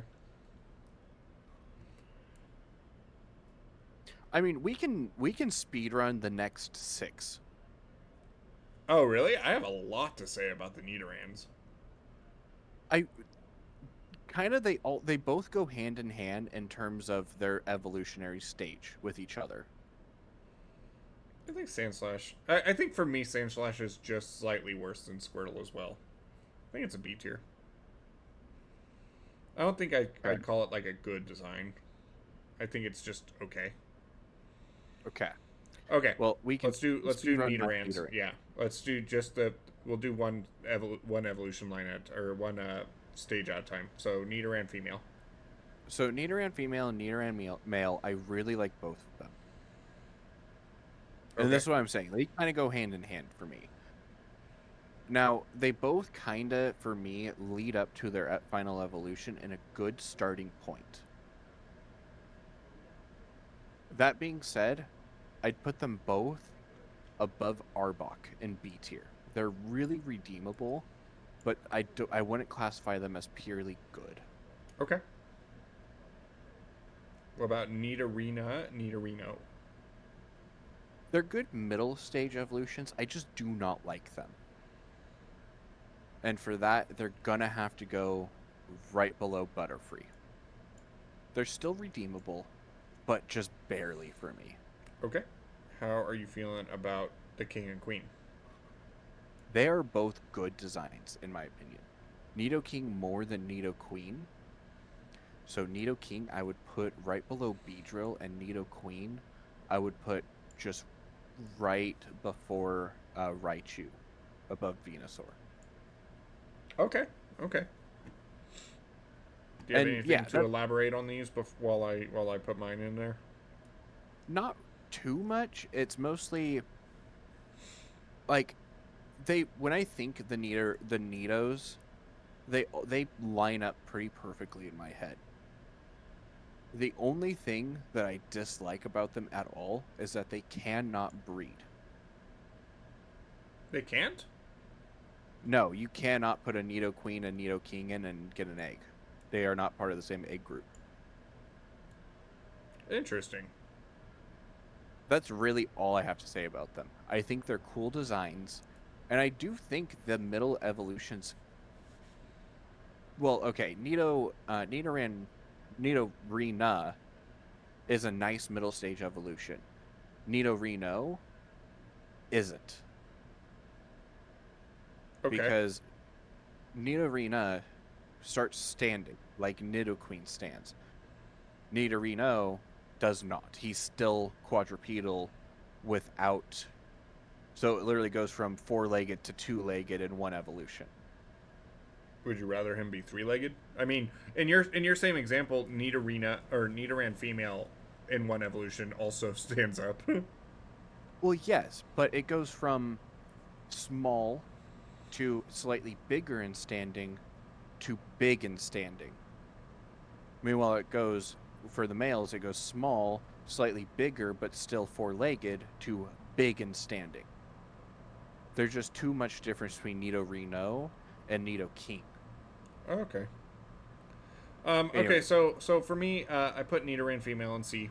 Um, I think it's a serviceable. I think it's middle of the pack. Not quite as good as Venusaur, but I love that it looks like a little guinea pig, and I love that. Nidoran male, I put in high B tier. I think I just love the color scheme of Nidoran male more. And now that I'm kind of looking at it, I have the male line much higher than the female line, so I guess make of that as you will.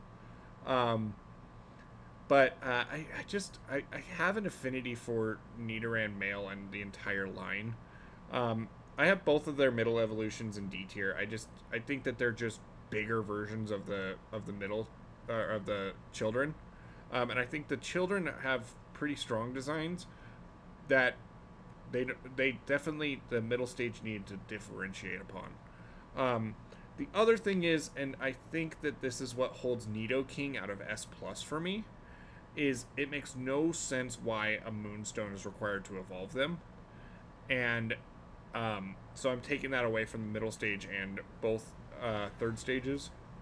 Um, yeah, Nido Queen, I really enjoy that she is strong and like it gives off Kangaskhan vibes. I just think that Nidoking is like peak Gen 1 design. I like it more than Beedrill. I think he radiates personality while still being very unique. There's not something that looks like Nidoking and Nidoqueen for that matter. Like, what are they except for like rabid rabbits? yeah. Would you mind explaining just a little bit more why you don't think they should require a Moonstone? I just like it doesn't make any sense. Like, is I don't know if there's a lore reason why like during a full moon they like Clefable needing a moonstone makes sense, but I think that if they were gonna have a special requirement, it should be like the Shelmet Carablast thing where they have to trade with each other or something like that, which I understand for Gen 1 is not possible, but like I don't think that a moonstone makes sense for their evolution. Well, then I know we're gonna get to it later, Wigglytuff doesn't make but sense either. okay, that's what I was just about to ask. Yeah, Okay. Anyways, yeah, we can it move just on. it just feels like Gen 1 needed like, oh, we need to put like a little bit of a stopper on this, so let's do a moonstone for both Nidorans and Wigglytuff. Yeah. Clefable or Clefairy Clefable. Clefairy is kind of cute, but also it's kind of the same boat as Whismur for me, which you will when we get to Gen 3, they will hear my explanation about it. Um I'd have to put it in redeemable, but kind of low redeemable. So, probably above Butterfree. Above Butterfree. Okay. What about Clefable? I don't like Clefable. I think it's a bad design. I'd have to put it below Kakuna. Okay.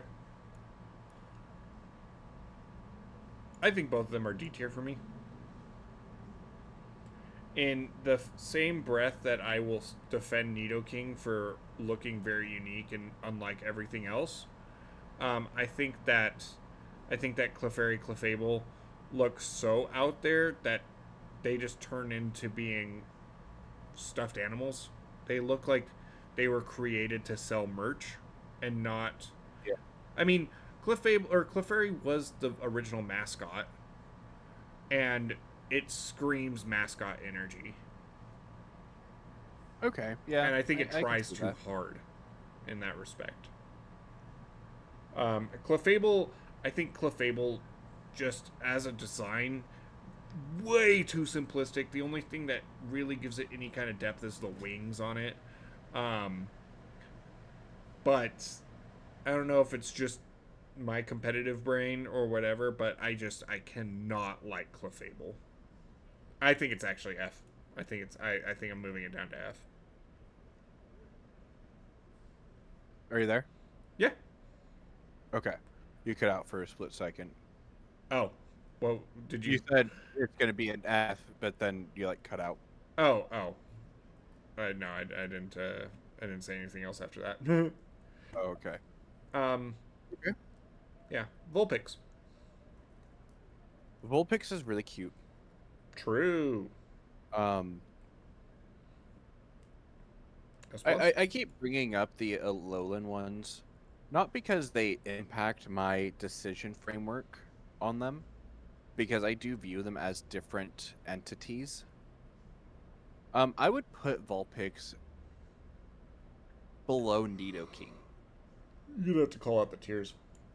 8 below Nidoking. Okay.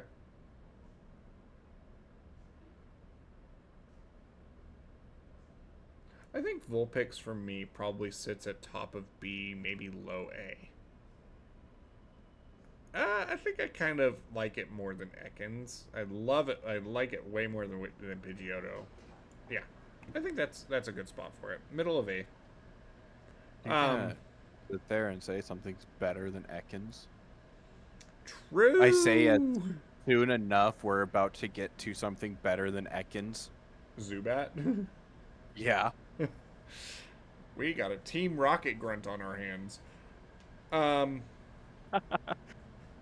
Oh, I need to. Now that the tier list is moving, I have to. Whoa.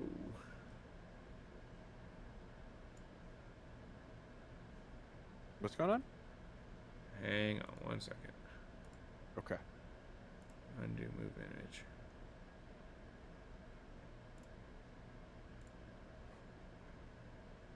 I just have to move our names. Oh, okay. We can do that, and then just because they were like in the middle of the Pokemon on stream. There we go. Okay. Yeah, I think for Vulpix, again, the personality coming through of being kind of like serene and like calm and stuff like that. I think it's also just like when you look at fire type Pokemon in Gen 1, and we'll see this with like Ponyta as well, even though I notoriously love Ponyta, it doesn't have open flames, and since it looks so much like a fox, you could almost be fooled into this like it's like a normal type Pokemon. So I think I understand that. yeah, and it just looks like a rare Pokemon, which I think fits Vulpix, like being a rare Pokemon as well. Like I think it's like a 20% encounter rate in the route that you find it on, stuff like that. So I really enjoyed the stream. I'm going to bed. Good night. All right, CMO. Well, thanks for coming in, and I will announce better next time when I'm actually going to go live.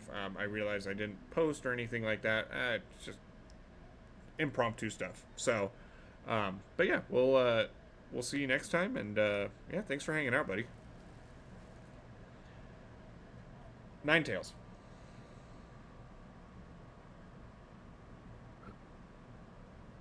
I like Ninetales. I think it has a fantastic shiny. Again, not putting that as a thing on my decision. I just had to mention it. I'm not remembering the shiny off the top of my head. It's kind of a silvery, like a gray with blue on the tips of its tails.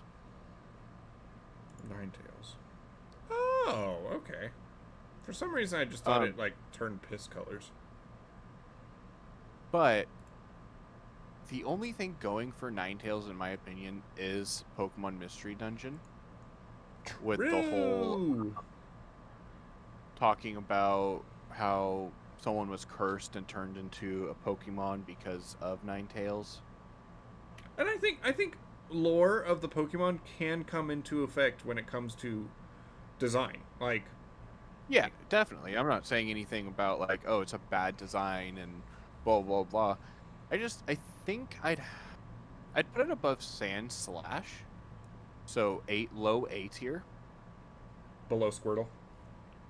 below Squirtle, and it's because I'm neither here nor there with the design itself, but the lore with it is really what drives me. I don't think I'm a fan of Ninetales as a design. I think it's a tired design.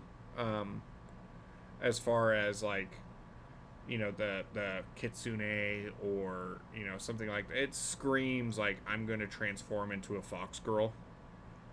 Hmm? Um, and like No, even that's before Fennekin. what? No, that's Fennekin. um, and I think that like I think its lore is pretty cool, um, and everything like that. But I just think that like as a design, there are so many things in especially Japanese based games that are Ninetales that I just can't like. I can't love it. I Yeah, think it's a overused trope. yeah.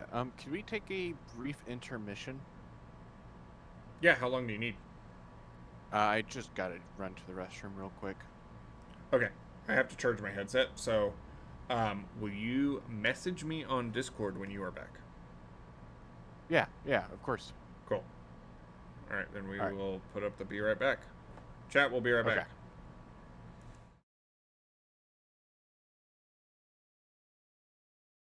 Ba bam. All right, go ahead and talk real quick so I can make sure that it's still coming through. Hello, everybody of the internet. Perfect. All right. So, we have been live for 2 hours at this point. We And we are are on Jigglypuff. we are on Jigglypuff. This one's gonna be quick. How you feeling about Jigglypuff? You have any strong feelings? Only, only redeemable feature is the show, and even that, it's annoying. I think it's a cool Smash Bros. Character.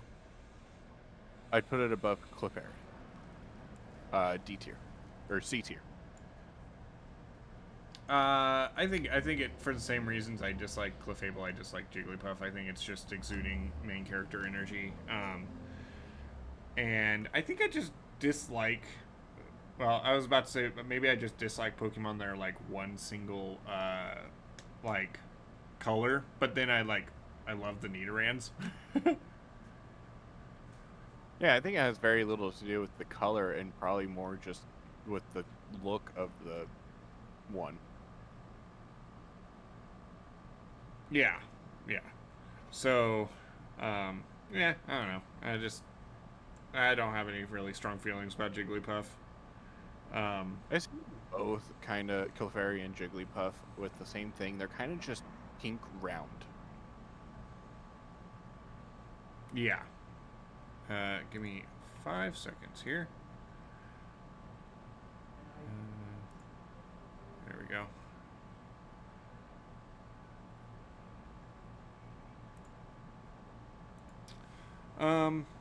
Yeah. Yeah, that's all I got about Jigglypuff. What are you feeling about Wigglytuff? I don't think either of them are particularly strong or good designs, honestly. Yeah, I put Wigglytuff above Clefable and Deer. D, not Deer. God damn it. Above Clefable? Yeah, just purely because of Pokemon Explorers of Sky, the Mystery Dungeon. Yeah, okay. Um, because he's the guild leader in that one. But that's pretty much the only reason. I'm trying to feel out if I like Wigglytuff. I think I do, but I'm trying to figure out how much. I think I like it more than Weedle, honestly. I think I think as a design, it's a cool Pokemon. Um,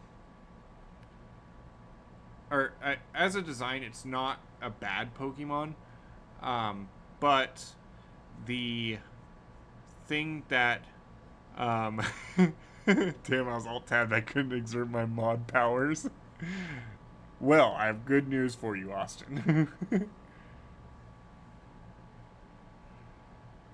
um, but yeah, I think that it's an okay design. I think that instead of it being like a bigger Clefable, or a bigger Clefairy like Clefable is, I think that it changes the design enough to differentiate from Jigglypuff, and I also kind of like the idea that it can be a guy. Like Wigglytuff strikes me as a Pokemon that would be gender locked, but I'm pretty sure you can have a male Wigglytuff. Yeah. So I don't know.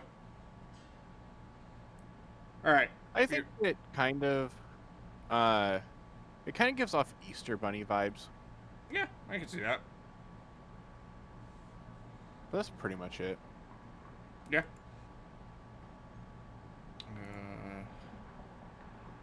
Actually, I'll let Austin handle that so he can feel like a white knight.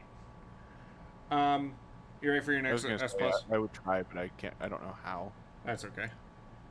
I'm not worried about it that much. If people are like watching the VOD and they decide to type in a link or something, I don't care. So defend your Zubat. I really enjoy Zubat, even though it can be annoying in the games. You know, going through the cave and having it show up all the time. I love it. It's just a little bat. I love the blue and the purple mixed with it. And there's not really a whole lot I can say about it. Kind of like Ekans, it spoke to me. It spoke to you. Okay. I think I put it in C tier. I'm struggling to think if it's as good as any of the designs in B tier. And I don't think it is. Is it better than Venusaur? I don't think so. Oh. Venusaur is the gatekeeper out of C tier for me at this point. I think, and maybe it is because it's so damn annoying that it's tainting me. I think there are unique aspects to it, but I think the amount of uniqueness it has is busy, and like, why does it have the little legs? That makes no sense to me.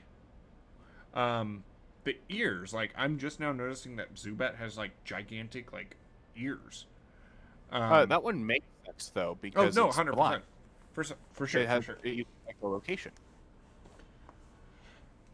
I'm not saying that doesn't make sense. I'm just saying that like there are a lot of aspects that are unique about it, and the uniqueness, there's too much uniqueness where it could have just like, I think if they just had the ears, they didn't have the weird little leg things, I would feel a lot stronger about it. But I think the leg things are really just like, why are they there?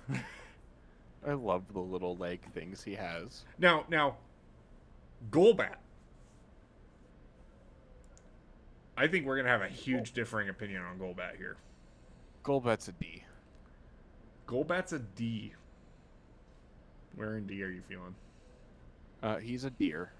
He is He's a deer. right below Pidgeot. Right below Pidgeot. Okay. Still above Kakuna. I'm still so surprised that you don't like Kakuna. It has the same issue as every other middle stage bug evolution. It's just a cocoon. True. Golbat's probably an A tier for me. I think Really? where I actually think it's better than Bulbasaur. I think that Golbat is actually really cool because it takes that annoyingness that Zubat is, dials it up to 11, but it's not an overly busy design with it. By looking at Golbat, you know it's supposed to be an annoying fuck. And Yeah, I guess. And you can tell just by the fact that its mouth is so large, it's got the stupid little feet, like, it's Mike Wazowski on legs or on wings. Um, I think its design really speaks to what it's trying to accomplish very well. Which is a common theme in the A tiers. Uh, I'm almost bordering on putting it above Charmeleon, but I think Charmeleon's very, very well designed. Okay. Um, yeah, and then if Crobat was around, which in case viewers did not know, Golbat is a Gen 2 Pokemon. We're not covering Gen 2, Crobat. but Crobat, where would you put Crobat? Well, first of all, you said Golbat is Gen 2. Oh, Crobat's Gen Yeah. 2. Crobat is at least an A for me. I really like Crobat. Interesting. I think Crobat falls into the same problems as Zubat, only probably even worse because it doesn't carry any of the design principles from the first two evolutions. I think it looked like I think as a design it looks cool, it looks sleek and everything, but I think when it comes to the like carrying on the tradition and everything, not so much. Okay. Let's get But a little anyways, we're oddish not here with about Gen 2. Oddish.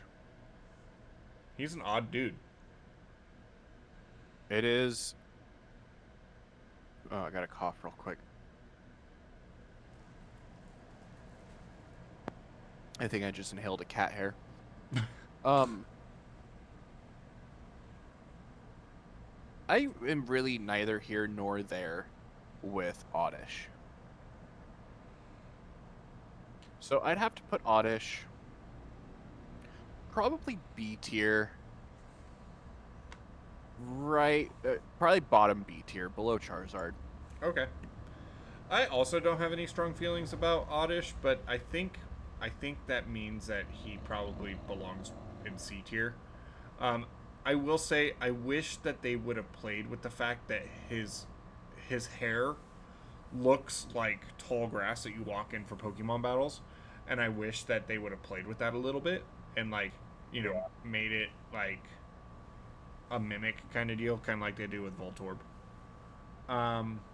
Gloom. Gloom would have to be D tier. Really? Okay. Above Pidgey, below Above- Charmander. Above Pidgey. You want It doesn't to say necessarily anything about it? do too wrong. I just don't like the fact that, I mean, it's a common joke about, considering Oddish is categorized as the weed Pokemon. Everyone's like, oh, Gloom is when it hits you. I just don't like it. Yeah, I mean, I hesitate to think of anything positive to say about Gloom. I also hesitate to think of anything negative to say about Gloom. I think it's serviceable. I think it's a cool grass type. Yeah, I mean, I think it's a unique direction that they took from Oddish, and I think that as a middle stage, it also like kind of just feels like its own separate Pokemon, almost. Yeah. And like the whole like drooling thing kind of like never gets brought back up in its evolution line. Yeah. Also, how does a Pokemon like Gloom turn into Blossom? Well, and I think... Oh, go ahead. I think Gloom kind of loses some extra points with me because I used to live with a stoner.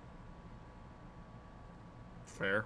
I mean, I really doubt that that the Pokemon Company was making Gloom to be stoner friendly. No, I know. But he was very animal. Yeah. He was the one that constantly was like, "Oh no, Gloom is what happens when the weed hits you," and it's like, no, it's a Pokemon, you dumb me. Vileplume.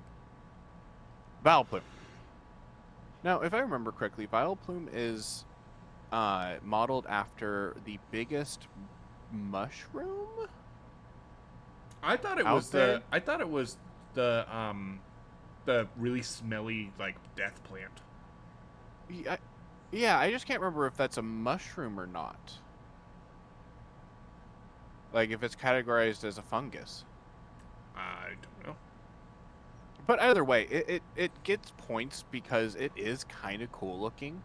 That plant, like just the plant itself. I don't know why I keep checking Palworld. Like there's going to be something happening in it, but Um, yeah, I would have to say probably just a little bit higher than Gloom. I'd put it in B tier, below Oddish. okay. I kind of like Vileplume's design, honestly. I think Momo, you are not the star of the show. Um, I think that Vileplume is better than Oddish. I think it takes Oddish's design to what would be the final evolution level. Um, that being said, it's hard to have any hard feelings for it. I think that it's probably B tier. I think it's better than Raticate. I think it's unique among Pokemon in general. Better than the Rat Vanguard. Better than the Rat Vanguard, the Rat Knight, the Rat Jester. Okay. How you feeling about Paris? I'm not a big fan of mushrooms. Pretty much for the same reason I'm not a big fan of the Oddish line. Okay. Same stoner roommate was very into talking about magic mushrooms. And that just killed me on any kind of fungus. That being said, Are you saying Paris that he is was a not little... a fun guy? He was not. Paris is very, in my opinion, kind of cute because it's kind of like a crab with mushrooms. True. Oh. I think D tier above Pidgeot. Top of D tier. I think I'm way kinder to the Paris line. I actually think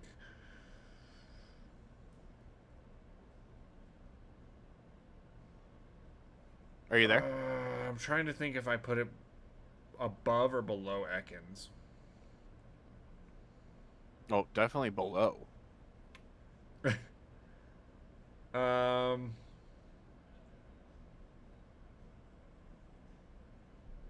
yeah, I think below. I think I need to move Pidgeotto down. Um, I again, it has a harmless looking design. And we'll get into it with Parasect, but the whole like fungus eating away and it becoming a zombie because of it. I think that speaks to, or the design of Paris really speaks to that. Not as much as Parasect, but you're right. It's just a little crab dude. And I love the way that it moves. I love the way that it looks. Like I can visualize that Pokemon moving, which I actually can't really see for a lot of these Pokemon. Like, how does Nidoran move? How does Nidoking move other than just being like intimidating, like stompy guy? Yeah. So I think Paris is a really good design. Parasect. Okay. Parasect, unlike Paris, I actually really like Parasect, and you just brought it up, so I probably don't need to bring it up again. But the whole fungus devouring and making a zombie, there's the real life version of that with the fungus that takes over ants. Cordyceps. And I really I had to enjoy learn. it. I had to learn about cordyceps as part of my podcast. Oh, I thought cordyceps was the magic mushrooms. Nope, cordyceps are the Last of Us mushrooms. Oh, Yep, they're the zombie mushrooms. Not to be confused with the ones that turn you into frogs. Ah, Those are a totally different breed. Yeah, I'd put Parasect above Bulbasaur in A. Oop, shit. Do I think the design could be tweaked a little bit? Yeah. Could I really think of any way to tweak it? No. Okay, so Parasect is an interesting one for me. I think it's definitely lower than Paris for me. I think right here is probably good, right above Sandslash, right below Nidoqueen. Um, uh, for what Paris does, I don't see it as much with Parasect. I think that the zombie part of it is pretty cool and all that, but what I do love about Parasect is that it's won a world championship. This like Pokemon that's been renowned as being awful has won a world championship, and I love that for it. Yeah. It won one of the first ones. That's great. Yeah, because it was like the best counter to Kyogre specifically. So yeah, for that, I have a soft spot for Parasect. I also love the Alpha Parasect in Legends Arceus. Yeah, yeah. So, how you feeling about Venonat? Venonat and Venomoth are kind of in the same place for me. They're kind of cool, but not majorly cool in my opinion. I think they have redeemable designs. Okay. And I'd put both of them above Ivysaur Above Ivysaur. in B tier. Okay. I think Venonat's cool. I think it's unique. I actually think probably just below Rattata, above Pikachu in B tier. I don't think there's a lot of bug Pokemon that look like Venonat. And so it stands out because of that. I think that bug Pokemon are either in two categories. I think they're either based off of real life animals or real life bugs, like Scyther, Pinsir, Volcarona, things like that, or they're butterflies or moths. And Venomoth is a big example of that. Again, I think the whole Caterpie should evolve into Venomoth kind of takes away for me as well. I think it's definitely worse than Butterfree. I'd say it's worse than Oddish as well. Okay. Yeah. How you feeling about Diglett? I love me my little mole guy that have feet. I'd put it A tier above Vulpix. Okay. Big one. Okay. It's just a little guy. I don't like Diglett very much. It's one of the only Pokemon that I like the nose of. Yeah, yeah. I don't like Diglett very much. I think it's almost too simplistic. I think it's Charmander syndrome. Like, what is Diglett supposed to be? There's a reason why all those memes are like, people under the earth with like their fingertips being Digletts. What is Diglett other than a whack-a-mole? And I understand that's probably the design space that they were envisioning for it, but yeah, I don't know.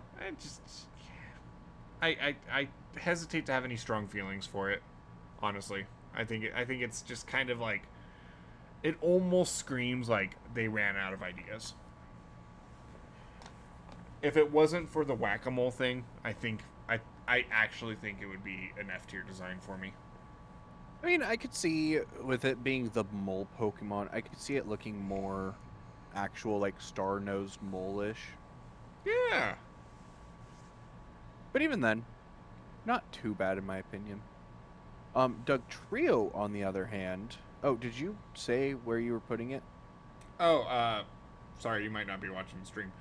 C tier under Charmander, so bottom half of C tier. Okay. Doug Trio, I do not like. How much do you not like it? If it was a low, then it'd be pretty high up, but it's not. True. I would put it.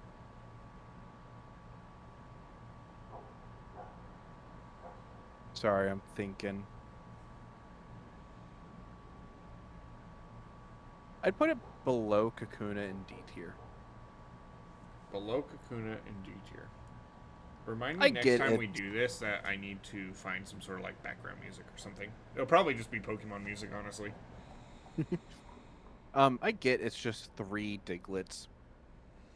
But what Diglett gets is the fact that it's just a little guy. This is 3 little guys, all pretty close together. Definitely not 5 feet apart. I just don't like Doug Trio.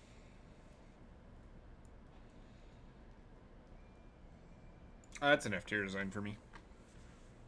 Really F tier. I think maybe in earlier gens, they made like the Doug Trios angry. And yeah, because even the Gen 1 sprite, like, they looked a little angry. But I think Diglett's already a really lazy design, and then they said, how do we make an evolution for this? Let's just triple them. And Yeah. that I mean, that's just awful. Well, and unlike like Magnemite to Magneton, there's no explanation as to why. I don't even like Magneton. Well, but Magneton is electromagnetic pulse. Yeah, You know. yeah, you're right. You're right. Until Mystery Dungeon came around and there were 2 of them that got paired together instead of 3, and then Yeah. you realize, oh, it's actually just 3 Magnemites. Yeah. How you feeling about Team Rocket? Based off of your S plus tiers, Meowth should probably be up there too. I don't like Meowth. The talking Meowth in the show is cool, but What about the Meowth that he talks to? that he talks to. Yeah, there's this really sad episode where Meowth is talking to a Meowth that can't talk, and he's like relating to it being a Pokemon and stuff like that. It's a really sad episode. Anyway, Meowth. Yeah, I mean Meowth itself has a sad backstory in the Team Rocket team. Yeah. Um, I just don't like the design of Meowth. Like what I said the other day about Purloin on the 2 feet, Meowth don't got. I'm gonna have to put Meowth bottom of C tier. Bottom of C tier, below Nidorino. Yes. Okay. For me, I think Meowth is an okay design. I think he goes up here with Eradicate in B tier. I don't have any like strong feelings about him. I just think that he's probably a better design than most, which I think is what B tier is. I'm actually I'm almost thinking about putting Eradicate below in C tier, but yeah, I just think that he's all right. I like the little amulet on his head. I love that he was a way to farm infinite money in Gen 1, where you could battle your friend, and if you use Payday, like, you would still get paid out at the end of it. Gen 1 is a very broken game. Yeah. But yeah, I think again, it's also like this design was not tired yet. When you get to like your Purloin and your Sprigatito evolutions, like, and they started standing up Incineroar, stuff like, I love Incineroar, don't get me wrong, but Jesus, did somebody really have to be driving the world's loudest car? Yeah, no, I get what you're saying. It wasn't tired yet. Yeah. I do have to quickly mention the fact that I love that it goes from standing to four-legged in its evolution. Yeah, how you feeling about its evolution? It does the opposite of what Of most. Sprigatito. Yeah, I like Persian. Enough to put it S plus. No, no. If it was a lowland Can Persian. you? I'd put it above Diglett in A. Interesting. I love how Giovanni in the show has Persian as its like lap cat. And it does kind of give off a little bit of a sinister vibe. Not as much as a lowland Persian, mind you.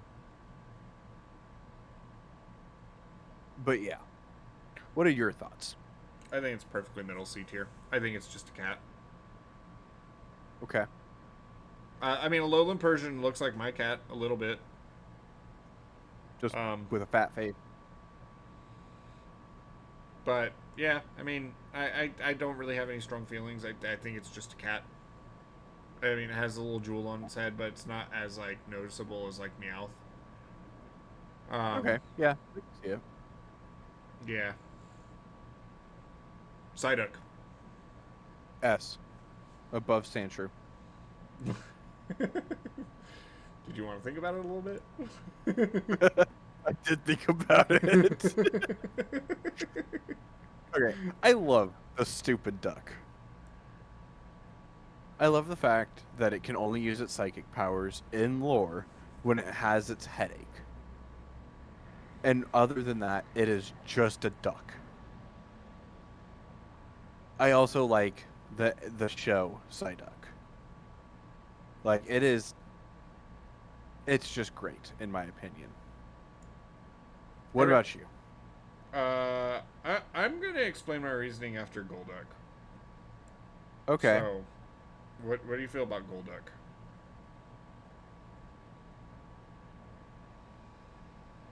I don't like Golduck. You don't like Golduck? I know I believe it's supposed to be a Kappa, True. but I don't Kappas like are the fucking design. scary though. We also don't need to talk, again, not bringing shinies into it, but it has a horrible shiny. Isn't it just like red?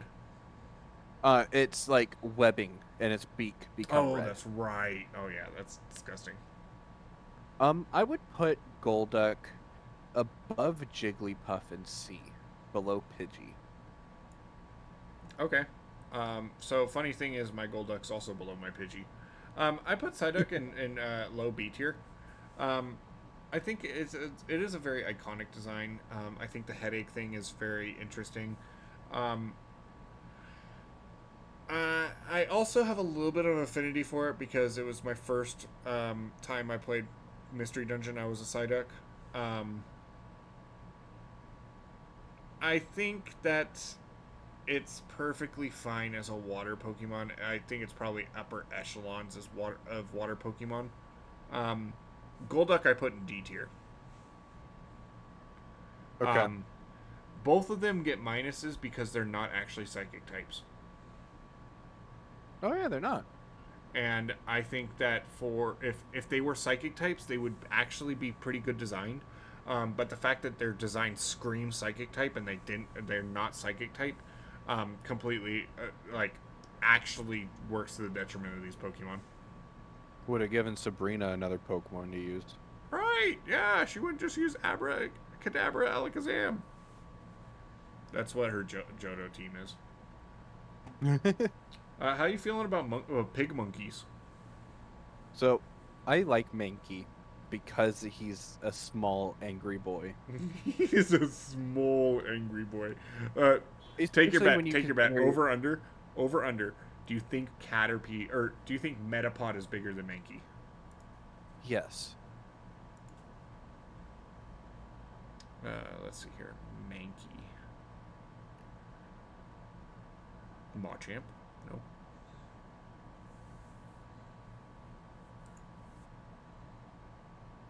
So you think that Metapod is bigger than Mankey? I really do. You'd be right.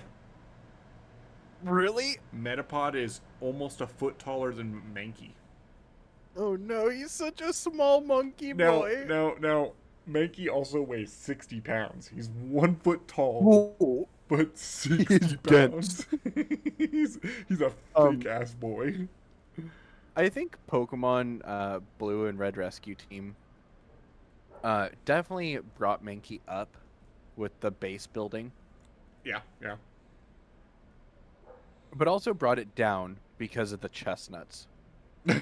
You just have fucking PTSD from the chestnuts. Yeah.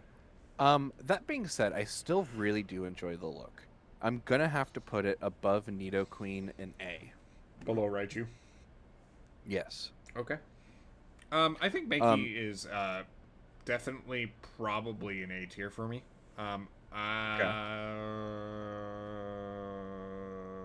We're putting it above Bulbasaur. Oh wow. Top, Top top, of top, A tier, top of pretty A tier. much. Yeah. I think that again, A tier has this running theme of Pokemon that their design screams what their personality is really well, and uh, I think that Mankey is really good at being this, looking like this juvenile, angry boy. Um, It makes me think of the Saitama, the One Punch Man meme of who let this or whose little angry child is this? yeah. The one thing I will say, and why it's probably not higher, and maybe it is to the detriment enough that I drop it a little bit, is um, it does not scream fighting type to me. Okay. And I think that there. I mean, it doesn't necessarily need to do that. Like, I don't think that Paris screams grass type.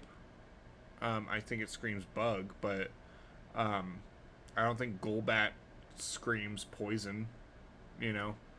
Um, Yeah.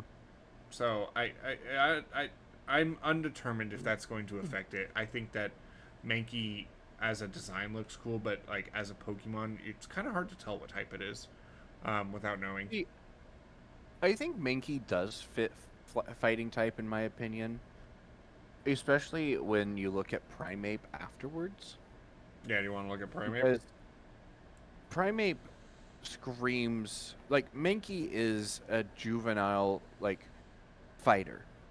Someone who doesn't really know what he's doing. He's just throwing hands. And Primeape looks just a little bit more of someone who grew up who still doesn't know how to fight and just throws hands. That being said, I'm not as big of a fan of Primeape. Um, I'd put it above Gloom, below Charmander, and C tier. I don't really think it's barely redeemable in my opinion. um, I think it's above Raichu for me in C tier. Really? Yeah, I think that um, going back to Mankey, Mankey, I think classifies more of a normal type for me because it looks like the perfect Pokemon to learn Fury swipes. I believe it does learn Fury. It does. It does. Yes. Yes. But like, if you told me that was Mankey's signature move when I first started playing Pokemon, I would believe you. That's what Mankey looks Okay. like. Except for its Gen 1 sprites. Gen 1 sprites, god awful.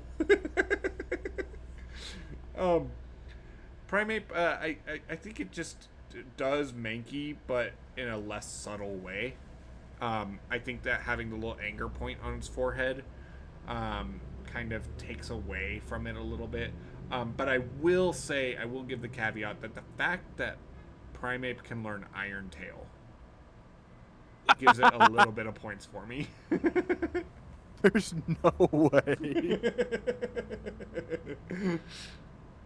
You want to talk about some good boys? Okay. If Austin's still in the chat, he's going to hate me. Oh, you're gonna put Growlithe in F. Interesting. No. No. You heard it here, folks. But it's definitely not top tier. Like, I'm trying to figure out where okay, yeah. I definitely yeah, you gave this big S plus, I already do. Um, Growlithe is definitely lower than Vulpix. They're both Oh, Firestone wait, Austin's evolutions. around. Hang on, I have to show him. I don't. He hasn't told me that he got his yet, but him and I ordered our Empire of the Sun vinyls at the same time. Oh, So okay. I'm showing him off to the stream real quick. You're good. All right, and we're back. Okay, so we can keep talking? Yeah, Growlithe. Okay. They're both Firestone evolutions. One's a fox, one's a dog. Not too much different, you know. In terms of like what they are. But I do like Vulpix more than I like Growlithe. Okay, I don't think that's necessarily a hot take. But he's also just a good boy. So I'm gonna put him top of the B tier, above both Nidorans. Okay. Do you want to do Arcanine too, or do you want me to do? Sure. Arcanine, still B tier, just a little bit lower. I would put him right before Charizard. Above Oddish? Yeah, and unfortunately, it's partially because of Hisuian Arcanine. Hisuian Arcanine is fucking sick. You're And I in the know steak he ass said, boss. I fucking love I that. know he said about not looking at the different forms, but Arcanine I used to kind of like until I saw Hisuian, and my opinion of regular Arcanine went downhill. Yeah, okay.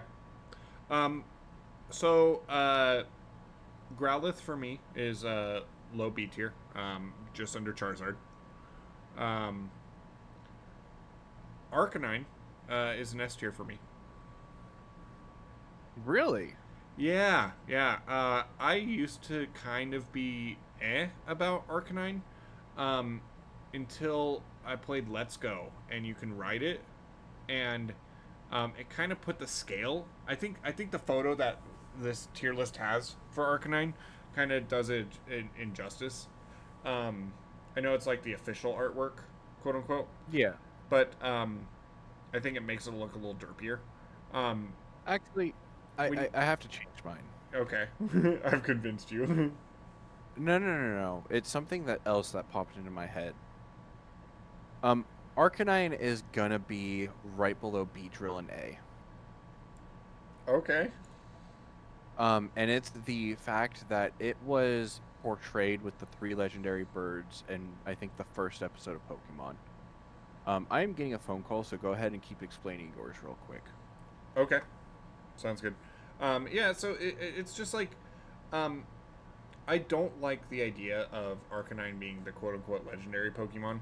Um, I think it's, I think it's a cool Pokemon that does its design very well and being just like a big dog. Um, and yeah, I mean, it's just another Pokemon that like when you see it move, when you see it animated, even when it's 3D sprite, makes it seem a lot cooler. I think its 2D sprites don't do it justice, but when you see it in 3D, it's actually one of the few Pokemon I think actually did a good job in converting to 3D. Okay, yeah. Um, yeah. So, uh, yeah. How you feeling about Poliwag? The next 3 are gonna be in the same place. I don't like any of them. Really? Okay. I don't. Okay. Now, I do Okay. kind of like Politoed, but that's different generation. Yep. Yep. The 3 Polys in Gen 1. Ah, yes. The three polys. I'm gonna have to put below Weedle and after Metapod in D tier. Wow. I Above just do above not Metapod like though. them. Yes. Okay. I will give you Poliwhirl. Poliwhirl is probably not that great. I probably put it above Pidgeot. Poliwag, God, Poliwag's fucking adorable. And Poliwrath is also. Uh, do I keep Poliwrath in A tier though? You're not gonna like my reasoning for it, but I think Poliwrath probably belongs in B tier. I think probably above Parasect. Poliwag is one of the few Pokemon, and I think most of them are in this gen that actually speak to me on a cute level. I think Poliwag's just so fucking adorable, and like it blowing bubbles out of its nose is really cute. Um, it's an adorable Pokemon. Poliwhirl, I mean it's just Poliwag, but Mario climbed inside and wearing its skin as a suit. Now, the difference between Poliwhirl and why Poliwrath is higher is Poliwrath is just angry Poliwhirl. And, like, it's hard for me to take this line seriously. And I think if I don't take it seriously, Poliwrath is really fucking funny. Isn't in the show he just sits there and is like, Wrath. Probably. Yeah, I can't get over how fucking stupid Poliwrath is. Poliwhirl I'm probably gonna move above Ekans maybe? No, I think it's above Paris. Yeah, I think Poliwhirl is really adorable. Poliwhirl is alright. Or Poliwag is really adorable. Poliwhirl's alright. And then Poliwrath just like not changing anything but just growing angry eyes. I can't get over it. Okay. I love the stupid white gloves. I love the angry eyes. I love that it's Poliwhirl. Okay. The next three are also going to be kind of controversial. I don't like Abra. Okay. And I don't think it's really redeemable. Oh. I think it's bad. Okay. F tier bad? But it's borderline F tier. It's below Metapod. Okay. You saying Kadabra? something about Kadabras? Kadabra, S tier for Spoon. No, they're all in the same place. Okay. I was gonna make the joke of Alakazam S plus tier because 2 spoons, but no, just You should have just committed to the bit. Okay, so I think Abra is actually the best design out of the three. It's probably gonna go next to like in between Nidoran Male and Nidoqueen for me in high B tier.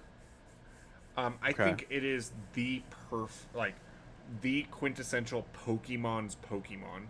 Like, what is Abra? It is a Pokemon. It's not a cat. It's not a cat. What cat do you know looks like that? If your cat looks like that, I am calling the animal version of CPS on you.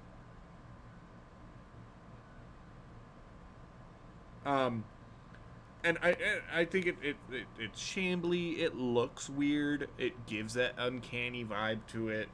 I think Kadabra's all right. I think part of the reason I don't like them is Abra. Everyone's first time meeting Abra, they failed to catch it. Yeah. Kadabra doesn't really do anything for me. And I've never truly been able to use an Alakazam because it requires trading. I hate trade evolutions. Oh, man. You're going to love the next Pokemon. Machamp is different because it's... Yeah, so Kadabra is high C tier for me, and Alakazam is low B tier. I don't like how bulky Kadabra is for me. Like, it has kind of that sleekness that Abra does, but then the fat ass tail it has kind of ruins a little bit of it for me. Alakazam kind of screams like old sage, like old wise sage, and I think that's cool. I think that its Mega Evolution is probably the best of the evolution line, but we're not taking that into account. Okay. All right, let's talk about Well, yeah. anorexic children. If we're talking mega Alakazam, it has to be an S plus plus plus plus plus tier for sports. All right. Anorexic Sickly children. children. Um, Machop doesn't really do it for me, but it is redeemable. This one's I'm this gonna it's gonna be this is gonna be the hardest Pokemon for me to rank. Is these next put three? Machop is gonna be above Pikachu, below Arbok, in B tier. Okay, okay. Do you want to do all three of them, or do you want me to do them Yeah, next to you? Okay, okay. because you're gonna have a lot to say. I, we'll see. We'll see. Machoke, I don't. I think Machoke is a good middle evolution, but I also just don't like it because it's a man. It's gonna have to be mid C tier, like above Pidgey, below Gloom.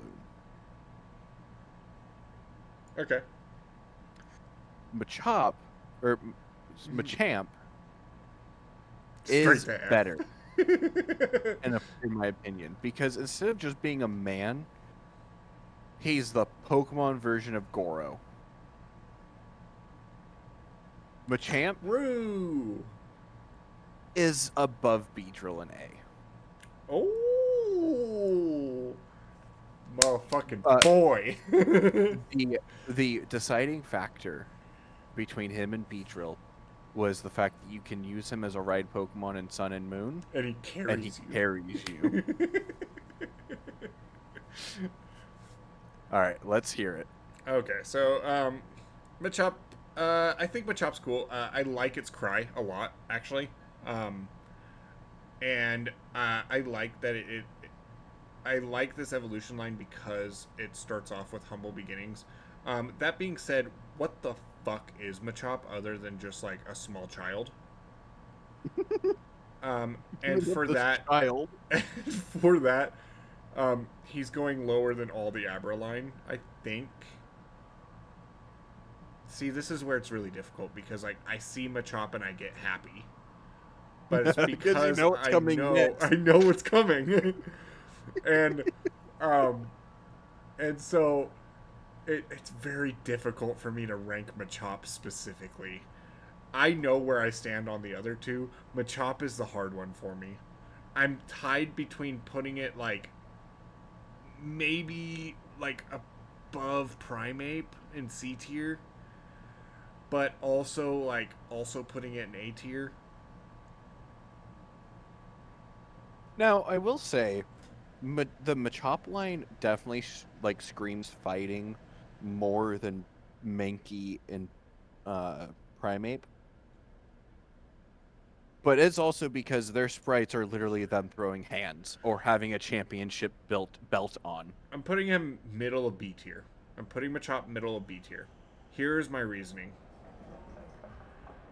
They use Machops to flatten ground for construction work. Yeah. And that makes sense. Like it is the training montage. He is the main protagonist Pokemon. Um and Yeah, and who says Pokemon doesn't have child labor? yeah, exactly. Um that being said, there is one thing to talk about with the entire uh Machop line, and that is why the fuck they all have duck lips. Um, I couldn't tell you. Um, Machamp is my favorite Pokemon, and I willingly choose to ignore the duck lips.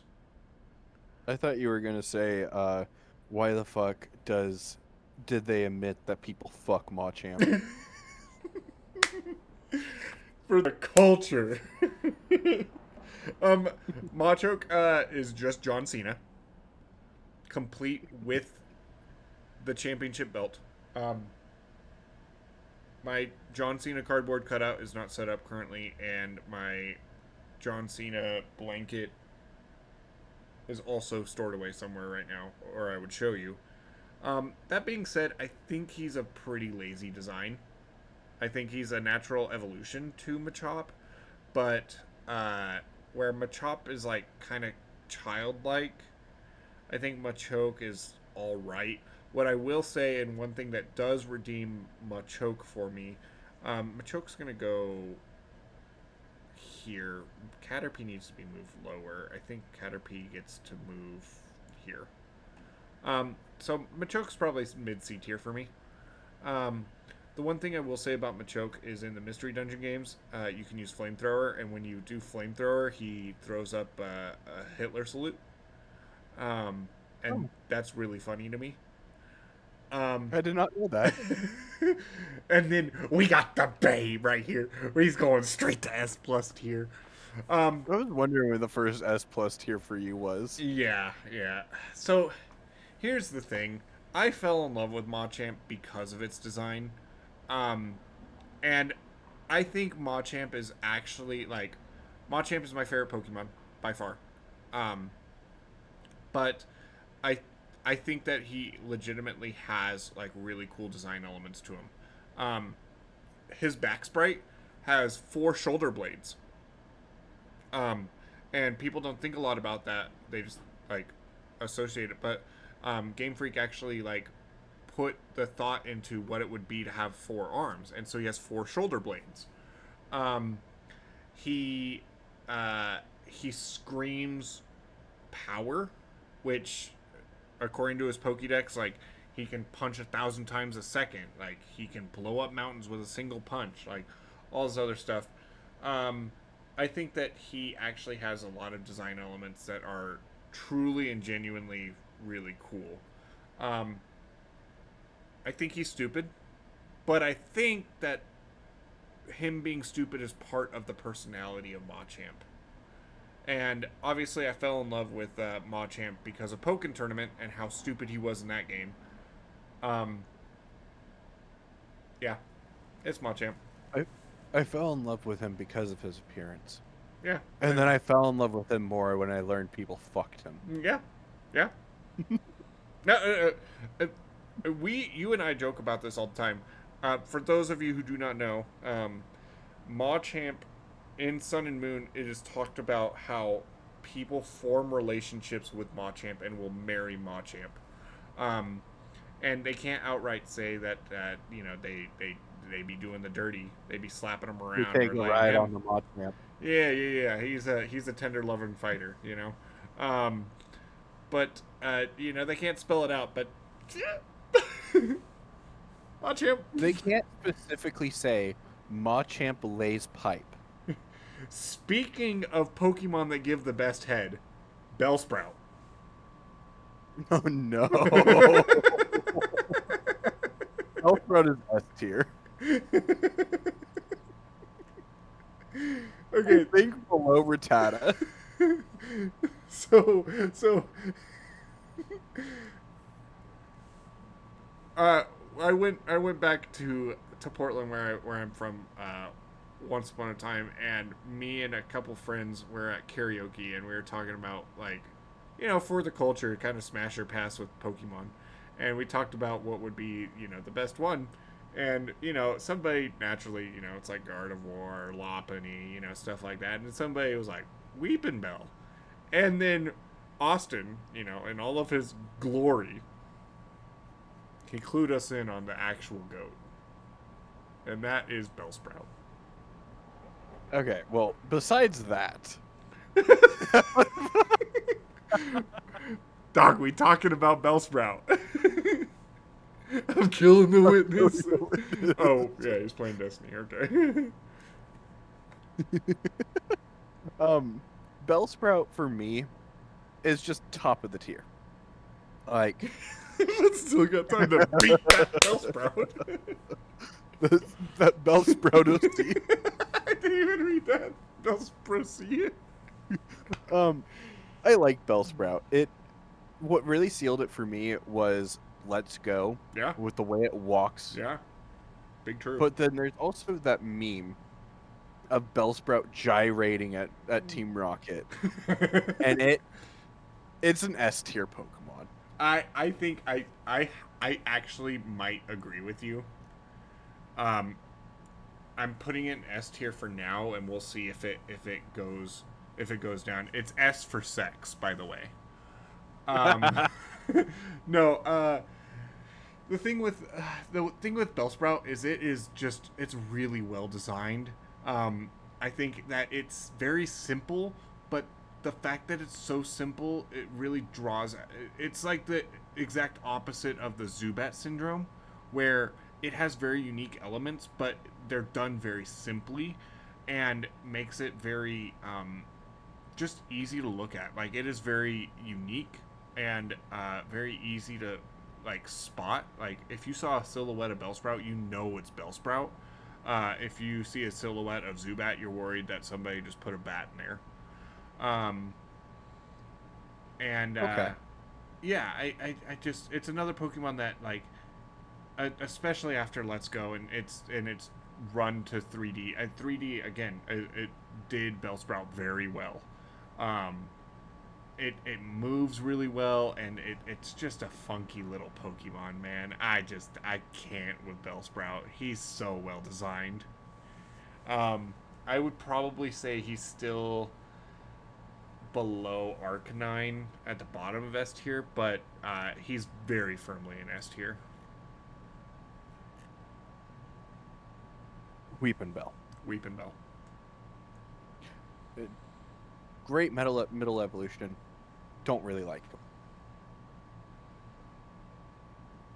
Looking at my list, I'm gonna put him above Primate, but below Charmander in C tier. Yeah, I think that's fine. I don't really have an affinity towards Weepinbell. I think that it. I think it looks cooler when there's the poison coming out of its mouth. Because then it actually speaks to what it is as being like that plant. Pitcher plant. Yeah, yeah. Um, as it is right now, it just looks like it's trying to give me Felicio, and like he looks eager. I see less of that, and I see more of just a. He looks like he's making his cry. Yeah.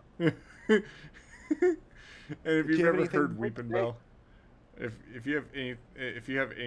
you've ever heard Weepinbell, that's the way he looks when he makes that sound. I haven't Oh, decided yeah. where I'm gonna put him yet. Oh, He's definitely okay. worse than Machamp. Oh, man, Well, or while you Machoke. figure that out, I'm going to start talking about Victory Bell. Is that Okay, okay? yeah, go for it. I actually really like the look of Victory Bell. Victory Bell is a pitcher plant in every it's a pitcher plant. Pause. I'm moving Right. Machoke up. Okay. There's no way that Machoke is a worse design than fucking Ninetales. Okay, pitcher plant. He's just a pitcher plant, but he does it well. You know, when you look at his design, he has the little teeth, but he still follows the same coloring and everything as Bellsprout and Weepinbell. Victory Bell for me is easily an A tier, and I think it's above Raichu, below Pidgeotto. Okay, okay. I think Victory Bell's cool. Um, I think the pitcher plant thing is pretty cool. I wish it was implemented in its gameplay a little bit more, because it doesn't. It's not really that much of an ambush predator or anything. Just based like if you used it, if you didn't know what a pitcher plant was, you would just think that it's just like a gourd. I have to quickly interrupt because you didn't explain where you put Weepinbell. You just said it was below Machamp or Machoke. Oh, he's below Poliwhirl. In like mid C tier. Okay. I think he's serviceable, but I mean, like, I think depending on the generation, he can look like a banana. I hesitate to put Victory Bell that high, just because I don't think his gameplay screams what he is. very high, very well, um, but then again, he does eat Jesse every time he comes out. Yeah. And I think for that, he has to go higher than Vileplume. I'm just realizing, are all the fucking grass types in this gen? No, okay. I was like, are they all poison grass? Jellyfish. Tentacool, Tentacruel.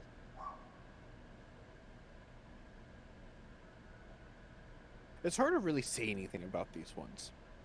Really? I think there's a lot to say about Without them. without making a hentai joke. Okay. Well, I mean, you could do that, but you could also not. It costs Especially when you absolutely consider, nothing to not say anything about hentai. especially when you consider there was an episode where there was a building-sized Tentacruel. Why is that bringing up pornographic thoughts? That's a kaiju. Because I don't remember the last person I talked to about Tentacruel, but they could only make hentai jokes and I hated it. I think that speaks more to your circle of friends than it does to about Tentacruel. That's very true. Although we did just have a conversation about Bellsprout being the best Pokemon to do it with. So, Tentacool They hate Jesus because he spoke the truth. is fine. It's just Tentacool. Like, in my opinion, it's the worst looking jellyfish Pokemon. I hesitate to think of more. Jellicent, Frillish. I don't know if I would count those as jellyfish. I'm I pretty guess- sure they're jellyfish. I guess so. But I would have to put Tentacool in between Pidgeot and Golbat in D tier.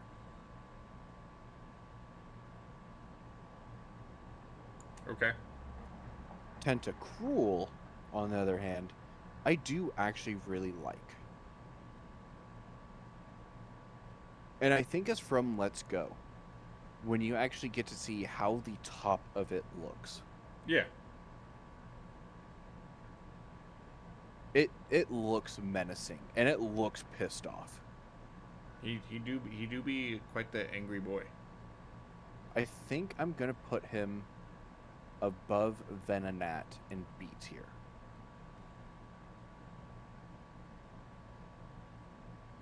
Venonat. There it is. Okay. Tentacool, I think, is another Pokemon that really benefited from 3D. And also just not being the Zubat of the water anymore. I think when it was basically you'd be surfing and you would just run into Tentacool after Tentacool, like, it became very tired. But I think since it has stopped being that, I think it's really gotten a boon. I could quickly interrupt. The sprite, the artwork for Tentacool in this makes it look like he is like going on a like jolly run. I think he's waving. Anyways, continue. Yeah, I think that, like, he is a jellyfish. He looks a little alien. I think that gives him a little bit of bonus points. But I think after seeing Toad School, it kind of hurts Tentacool because now I can only imagine him running. And I love Toadstool. it's great. It's a great design. Toad School's amazing, but like the fact that now all I can think of is that with Tentacool, Yeah. he's gonna have to go down. I think he's probably worse than Charmander. Okay, so C tier. Yeah, C tier. Tentacool, on the other hand, I don't think ran into the same problem as Toad School, ran into the problem that Tentacool got from it, because he's menacing and he has a personality that isn't just like being the freaky mushroom guy. Um, so I think he deserves somewhere in B tier. I think actually we kind of landed very similarly. You just put Tentacool just slightly lower. I think he's better than Weepinbell. Again, it's going to be really hard for me to like. Anytime I put a Pokemon anywhere near a Machop Pokemon, I'm going to be like, do I really like this Pokemon as much as I like Machop? I know the entire line should just be S plus. No, I know, and it's such a problem. But I don't think they're that great. I think Machamp is actually great. I don't think Machop is great. You're like, is this really as good as Machop that becomes Machamp? Well, I mean, like even with that, like I'm like, okay, is Machop better than Mankey? Hell no. Is Machop better than Nidoking? Hell no. Does he give Brain as good as Bellsprout? I mean, I don't know. She's just fucking. I don't know. He Man. looks I like don't a wanna think kid. about That's that. kind of weird. I don't want to fucking think about that. Why would you ask me that? Speaking of hand jobs, Geodude. Rock the Rock, as I always call him. Okay, I really like Geodude. I'm gonna do all three because, By the way, I hope yeah. you know there's no way that the Pokemon Company ever sponsors us. Oh, I know. But you know what? I really People do smash or pass with Pokemon, and I think this is way more tame than that. Geodude. Oh yeah. I'd put him in A tier, above Nidoqueen, but I also think I need to move Nidoqueen. Okay. You're starting to fall out of love with Nidoqueen? I am. I think Nidoqueen goes down between Ivysaur and Raticate in B tier. Okay, that's a far drop. I'm catching myself doing exactly what you're saying of, is this better than Nidoqueen? It's like, yeah. And I'm like, is Nidoqueen better than Venusaur? And I'm like, no. I think I put her in the wrong place. Yeah, I mean, that's why these tier lists are so fun. Graveler. Graveler. Not a big fan of Graveler. I also think I put Jigglypuff and Clefairy too far up.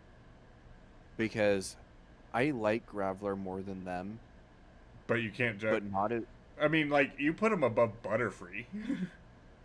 Yeah, I think they're going to have to go down with their evolutions in D tier. But I think Graveler is a C tier above Butterfree. Okay. How you feeling about And Golems? Specifically Copperwood Golems. The only issue I have with Golem is it's a trade evolution. Okay. Other than that, I really like Golem. For that, he's going in C above Primate before Weepinbell. Okay. I have never really thought too hard about Graveler or Golem. I think Geodude, I think I have a little bit of affinity for Geodude because of, like, when people make, like, realistic versions of Pokemon, Geodude actually looks fucking sick. But Geodude's kind of stupid looking, right? He's just a rock with arms. Now, do you think Machamp could take on Golem? Yes, 100%. Fighting beats rock, silly. One low kick and he's done. But they both look like they can throw hands. No, look at this guy. He's got stubby ass little arms. He's got 4 of them. 4. Graveler's a better chance. When he's carrying you, he's only got 2. Graveler has a better chance. Anyways, go on with the Two Geodude line. Geodudes have better chance than Golem does.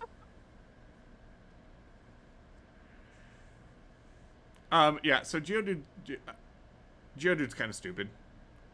I think that he has the Pokemon charm of like being stupid and like it's okay, like kind of like oddish. I think he needs legs. I just think that he's a very lazy design, and I think that he's slightly better than Diglett because of that. Like because he kind of has some design to him, but he's literally just a rock with hands. Yeah. I think he's probably better than Pidgeot. Like I want him, I want Geodude to have humanoid legs. I just want him to be Mike Wazowski, but as a rock. Graveler, again, I don't really have very strong feelings about these. Rock. I don't really have strong feelings about Graveler. He's just kind of there. He rolls. That's like his thing, right? Him and Golem, they roll. Yeah.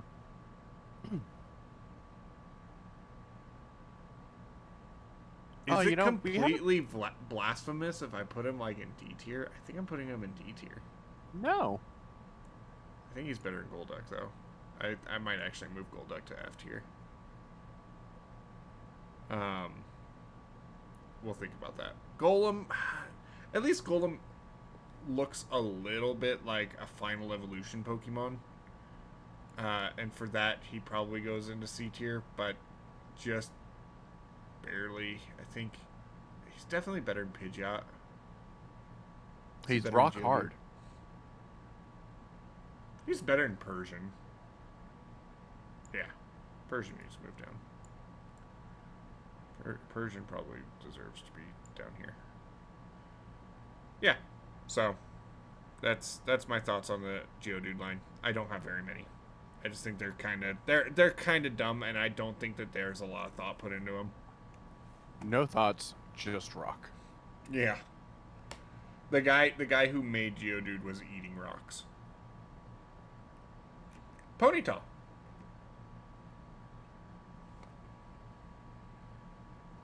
Ponyta. Oh god, I see Krabby. Oh no. Ponyta's hard for me. I really like Ponyta. Okay. You're about to hit me with a butt. But is it Ain't no tier? way you fucking put Metapod over the Abra line. The entire Abra line. I did. That's insane. We're making it to the picture of Dwayne the Rock Johnson from the 90s with the V-neck and fanny pack. Just tab over to see that.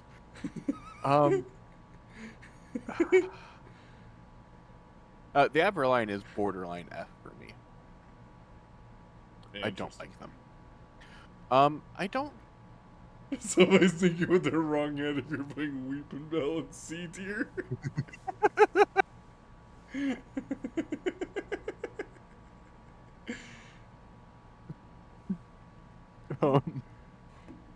Azura put Weepin' Bell in like top of C tier. She's looking to ball. What? Yeah. Bellsprout you definitely put S. But I also put Bellsprout as S. Where it belongs. I don't know. It's like that. It's like that meme of which chipmunk is getting the best head. I don't know. That's what I'm talking about. I think Ponyta is top of B tier above Growlithe. Top of B tier above Growlithe. It's really nice. It's a really nice design. I think I need to move Sandslash down.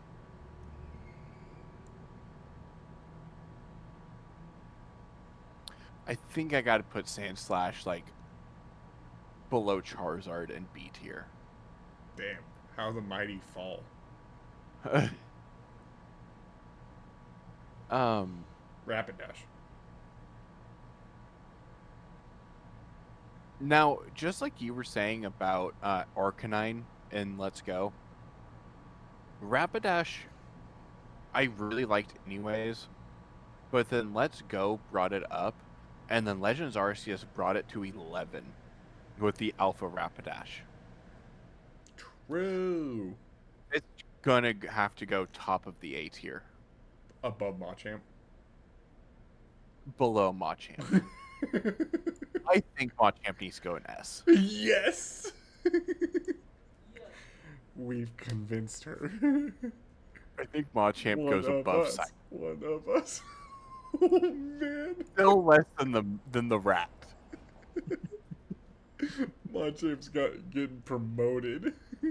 Who's better, a giant muscular four-armed Pokemon or a rat? Machamp supremacy. Okay, so here's what I'll say about Ponyta. I think Ponyta is very simple. But what I like about it is that when you think of possible fire type Pokemon, you don't think of a fire horse right off the bat.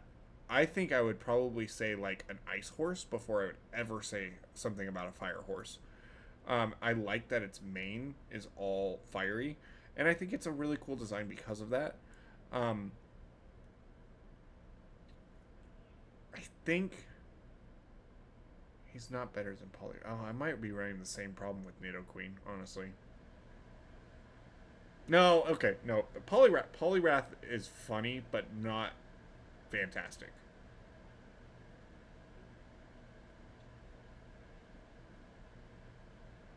I think it's top of B tier. Oh, that's where you put it.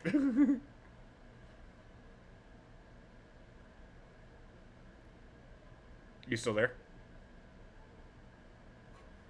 Oh, did my headset die?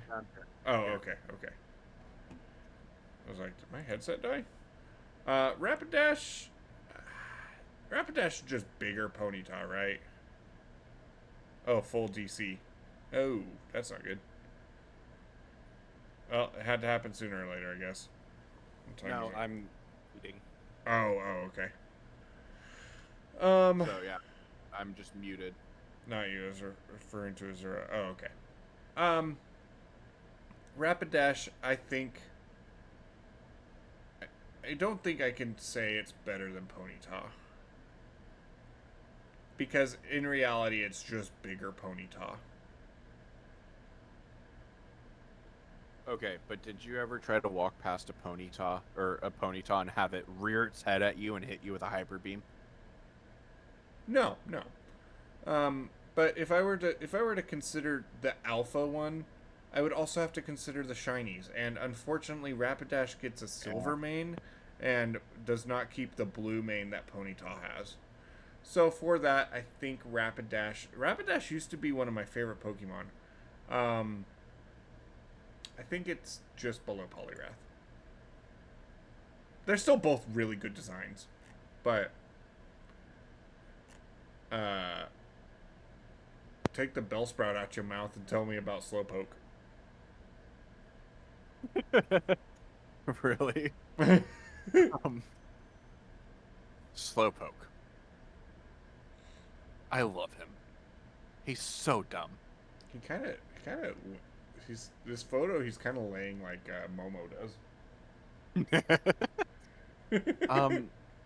Slowpoke, I would put in B tier.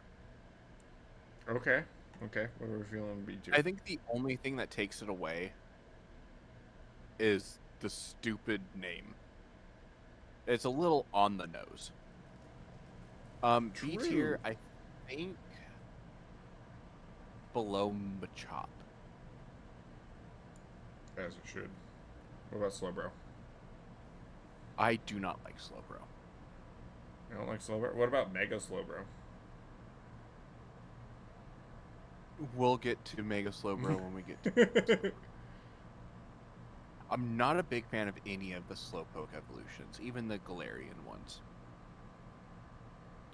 I'm gonna put Slowbro below Alakazam in D tier. Wow. Brutal. It's just Okay, so here's my problem. I was looking at Slowpoke and Slowbro, trying to figure out where they were, where I wanted to put them. There's a lot of Pokemon with duck lips in this generation. Slowpoke's got it. Slowbro's got it. My boy Machamp's got it. My boy Machop's got it. My boy Machoke's got it. My boy Golem's got it. Farfetch'd. Psyduck. Psyduck has duck lips. No, because he has a duck bill. And now it's like making me rethink everything. And like maybe Machamp belongs in F tier. No. So Slowpoke, I don't really think like you look at that Pokemon and you're like, yeah, that's Slowpoke.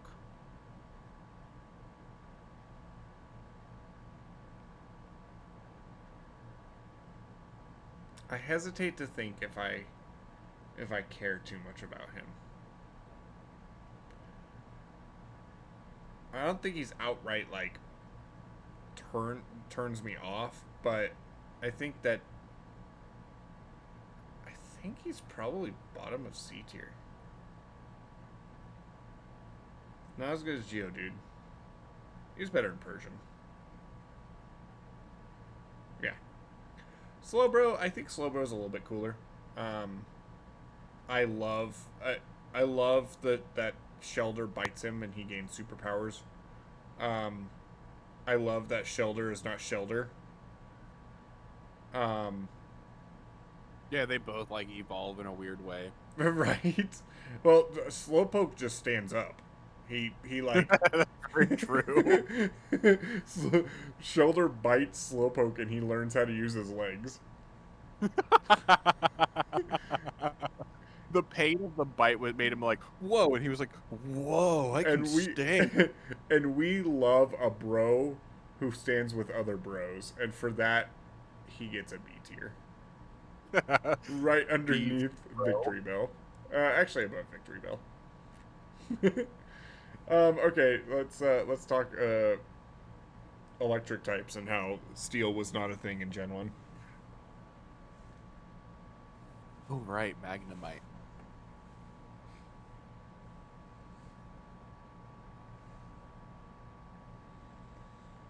It's really hard to even think about.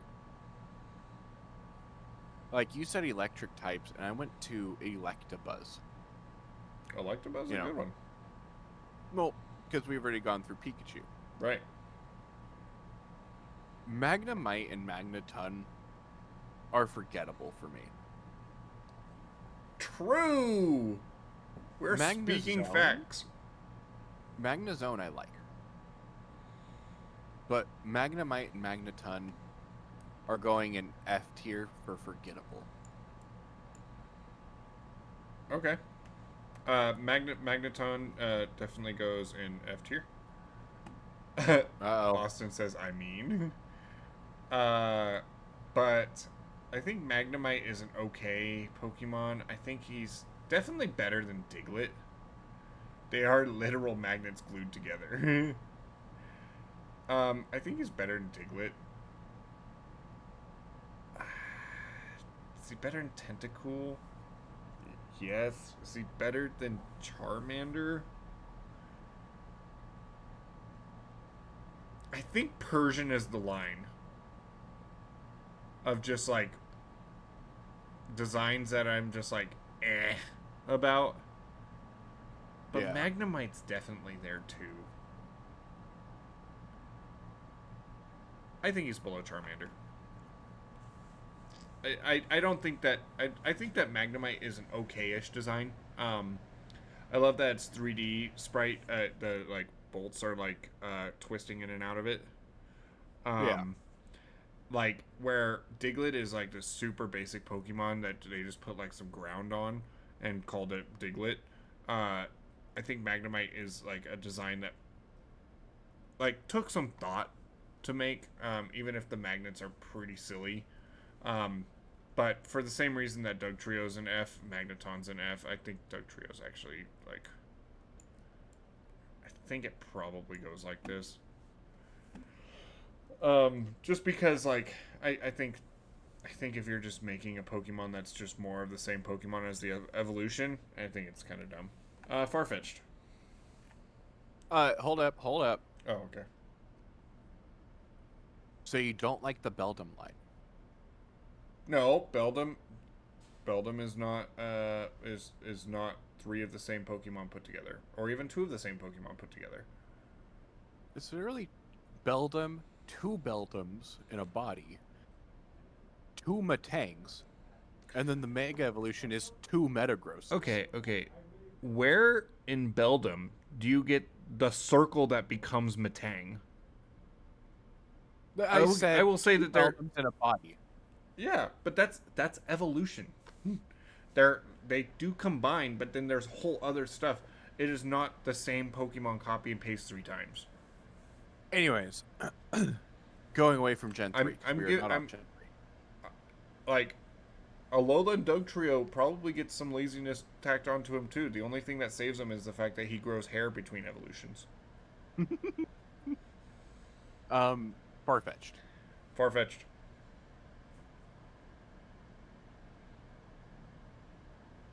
I like the leak. And this is before Surfetch'd. True. I'm gonna put him above Charmander and C. I like Farfetch'd. I like the leak. The biggest issue with Wait, you say Farfetch'd for me... Behind Charmander or above Charmander? Let me see what's in my B tier real quick.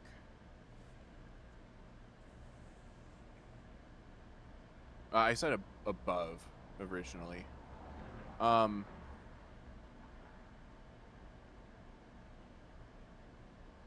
Let's put him above War Turtle and B. Okay. I like him. Farfetch'd is gonna go high for me. The biggest issue I had with him is up until like Gen 8, it was really hard to get Farfetch'd.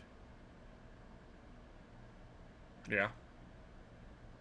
Like the only thing I can think of before Gen 8 was trading for it in Gen 1 games. Yeah. I can't really think of a different way. I think you can trade for it in Gen 2 games too, but yeah, I don't know if there's like wild ones. Yeah.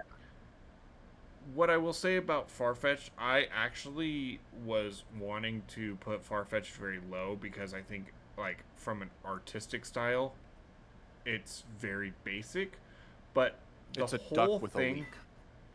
yeah, the whole thing with the leak and it being like a sword and stuff like that, I think is actually really cool and takes the design in a whole other direction and gives Farfetch'd a ton of personality just in the design. Which Yeah, again, especially like A tier, you know. if I remember correctly, if it loses its leak, it will spend the rest of its life doing nothing but looking for a new one. Right. Yeah. So, yeah, I think Farfetch'd is a really cool Pokemon. I think it's I wanted to hate it because it's a bird, but I think it's actually the coolest bird in the generation. Well, speaking of other birds, Speaking, yeah. Doduo. Doodoo. Dow. Doduo? I don't like. The only thing going for it is the fact that it has two Still heads. dies to a boot, 3 out of 10. It has two heads, and they will fight with each other. True. Because of that, I'm going to put it above Charizard in B tier. Oh god, there's some really some big stinkers coming up above Charizard. Yes. I know, I'm like half tempted to speed running all of the ones up to Krabby. Doduo is absolute unfiltered trash. Yes. Dodrio. Dodrio's angry and can learn fly. It can learn fly, and it doesn't have wings. So just purely because of anger and learning fly, it's going above Caterpie and Bee. Just barely better than Doduo. It's just barely better than Doduo. Yeah. Come on. There we go. I think Doduo and Dodrio are unique among bird Pokemon. Um, I think Doduo, it's it's kind of it's kind of hard to for me to hate on Doduo because we wouldn't have Dodrio without it. I think Dodrio is actually a really good design. I think he probably belongs somewhere high B, low A, probably above Pidgeotto, maybe. Yeah, maybe above Paris. Um, I think Dodrio's a really cool design. But without Doduo, we don't have Dodrio, and that makes it a little harder. That being said, I think Doduo, it's just it's missing something. It feels like maybe like there needed to be a third evolution or so, or not a It's third missing a evolution, but third head. a middle stage. But to go from Doduo to Dodrio is like kind of this huge jump. And I forget about Doduo a lot. Although watching it run around in the Scarlet Violet DLC is kind of fun. I like that I think the heads Dodrio. fight too. Go ahead. Oh no, I was done. Go ahead. Um, I think Dodrio would be higher in my list if Doduo didn't exist. Right. Yeah, I mean it's like the trying to see them in a vacuum is one thing, but yeah, I mean I think that Dodrio's a really cool design, especially for a bird Pokemon, and it's just slightly brought down by the fact that it came from Doduo. Yeah. Can we agree that Seal goes in F? Oh, we can agree that both of them go in F. Oh, I thought you liked Dugong. Uh, I like its little horn, but it's not enough to save it. I think Dugong's kind of cool. I think I'd put it like above Oddish. Um, I think Seal is super uninspired. It's literally a seal named Seal, and it's a water type. They tried to make it look like an ice type, and it's not an ice type. Um, and yeah, I mean, I genuinely think Seal is probably my least favorite Pokemon of all time. All right. I hesitate to think of a Pokemon I dislike as much as Seal. Um, and that's incredible because it's so hard to have any opinions about that Pokemon. But I fucking hate Seal. Dugong, Mr. Mime. I think Mr. Mime's unique. Um, Dugong is, I think he's forgettable, but I don't think it's because it's Dugong. I think if Dugong came from like Shelter or something, it would be a lot more recognizable. But the fact that it's Seal. Yeah. Do you have anything to add about Seal or Dugong?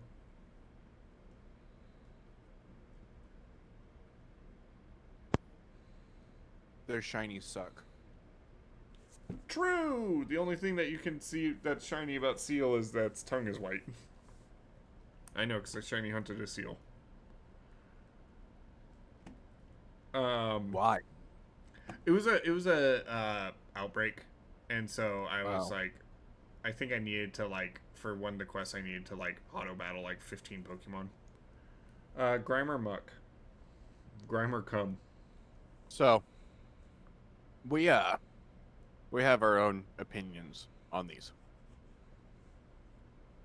I like Grimer because of its Pokédex entry.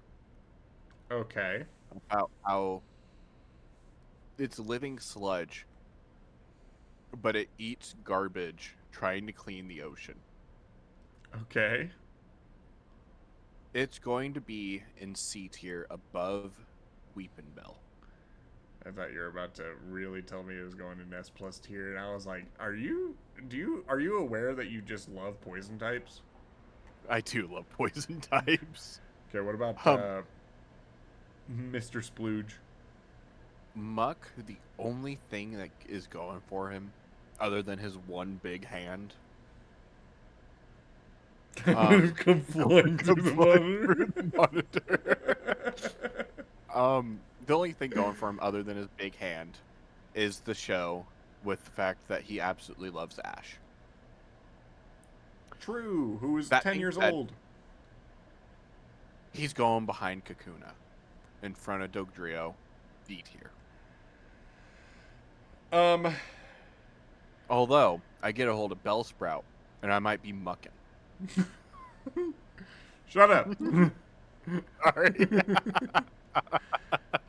Grimer. I think Grimer's okay. I think he's just he's just a guy. He's just a guy being a dude. I think he belongs down here with the stupid guys. Yeah, I think like Grimer through Palworld are all just stupid guys. I think like probably Slowpoke needs to move up a little bit. Weepinbell needs to move down. Yeah, I think that's fine. Muck is just big Grimer. You can't convince me otherwise. There might be With big some, hand. yeah, there might be some lore stuff, but I think that Alolan one just makes Muck actually cool. But yeah, he's kind of uninspired, and thus I'm actually kind of considering putting him in D tier. Oh yeah, he's definitely worse than Nidorino. Yeah, I think right there is good. Shelter and the Clitoris. So, Shelter and what? I couldn't find it. Oh, Sorry. It's supposed to be a joke. Sheldon. All caps. At least Austin followed through with it. Yeah. I almost Shelter. if we actually planned this out, we would have like maybe put like Cloister at the back, at the bottom, so that we could be like Shelter and where is it? That would have been great. Shelter. Before 3D and mostly Scarlet and Violet, it was okay. But watching it move in Scarlet and Violet and literally watching it go backwards, Right. really did it for me. It's going above Tentacruel in B tier. Okay. What about Cloister? Cloister. Where is he?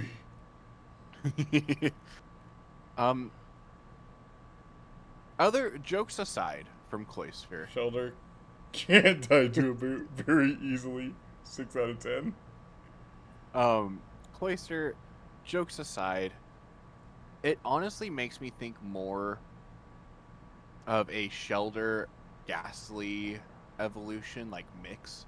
I think it's kind of interesting that Ghastly's right next to it. I know. It's like they made it and it was like, wait a second. Let's take the middle of Cloister and add gas. What if they unshelled Cloister? Well. Yeah, I'm not really a big fan of Cloister. It moves like Shelter does, though. It does, but it also takes a Water Stone. Which meant you couldn't know what? get... The other water type Pokemon, Poliwrath, also conveniently in D tier. Okay. Well, what I was gonna say is, in the older games, I believe you can only get one evolution stone of the 3. What? No, you just Which go to the fucking either... You just go to the department store. You can buy tons of Okay, them. but I didn't know this. Okay. So until now, I didn't realize. I thought you could only get the one You can that only was meant get for each. Poliwrath or Cloyster. Well, I thought it was you could only get like Arcanine, Volp, or Ninetales, or like Cloyster. I Oh, thought it like was like you. you can only Yeah, get one stone. Period. yeah. They're like you can Um. have Nidoking, you could have Ninetales, or you could have Poliwrath. Pick one. Well, I knew you could get a Moonstone, so it was yeah. I would put it above Poliwhirl in D tier. But below Poliwag. Yes, Okay. Poliwag is at least kind of cute. Shelter's high A tier for me. I think I that it's. I mean, I think it's just like pretty much like the perfect. Not perfect, but I think it's very adorable, and it just has so much going on for it that just makes it so likable. The way it moves, the way it licks. Um, yeah, I think it's just a cool looking dude. You back? I'm here. Yeah. Oh, okay. It just showed I on don't Discord think. that you disconnected. Oh. I was gonna say, but I didn't want to interrupt you. Um, I think Poliwhirl would be higher on my list, or Poliwag, sorry, would be higher on my list if it went Poliwag, more of a, um, if it went more frog-like and then Politoad, you know? Like, I don't like Poliwhirl and Poliwrath to the point that it affects Poliwag. We'll get into Johto Pokemon, but um, I mean the same could be said from Gloom to Blossom. You know, that split evolution thing. It's like the only one that kind of makes sense with is Slowking. Yeah. So, um, Austin in chat says, "Why do you say the way it licks like that?" Dog, we put Bellsprout in S tier because it gives the best head. Why do you think that we're drawing the line at Shelter? Um, Cloyster, I don't really it's I think Cloyster's a really interesting example because it's so uninteresting. Like you look at it and it has so much going on with it, but I don't really have an opinion about it. And it's not like the Geodude line where I just think that it's like uninteresting. I think there's a lot of interesting things to it. I just don't really have an opinion about it. I do think that the face is kind of lazy. Um,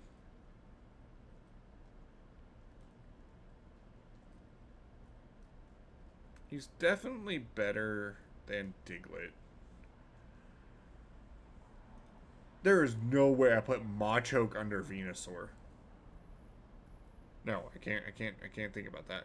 I think he's better than Dugong. I'm locking the Machoke line, the whole Machamp line. I'm locking them in place. I can't move them anymore. But you can move Venusaur. I can move Venusaur, but then that means that there's no way Zubat's better than Machoke. Okay. The Ghastly line. I am going to be very hated for this. The entire line is ruined, but to me, because you ask pretty much 90% of the people what their favorite ghost type is, and it's Gengar. I hate Gengar.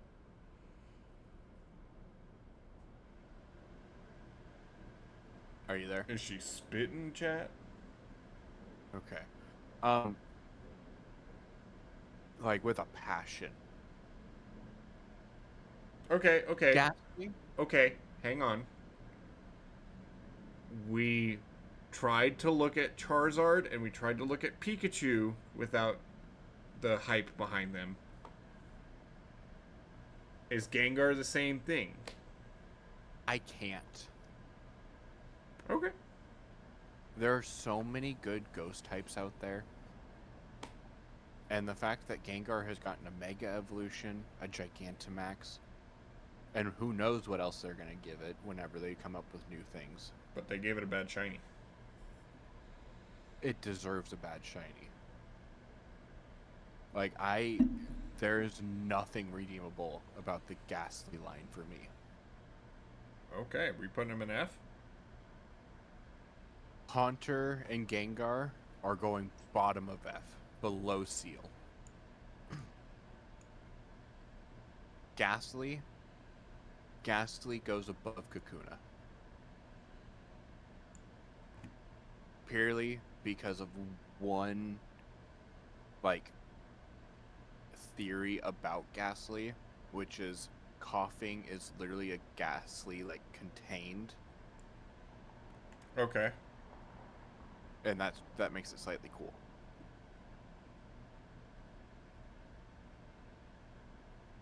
I think Ghastly and Macho could hang out.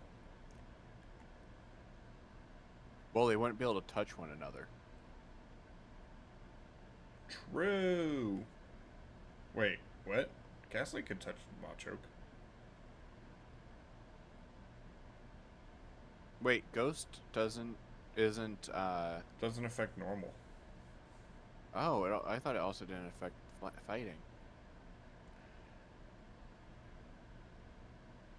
Wow, am I about to put Haunter in S tier? Are you?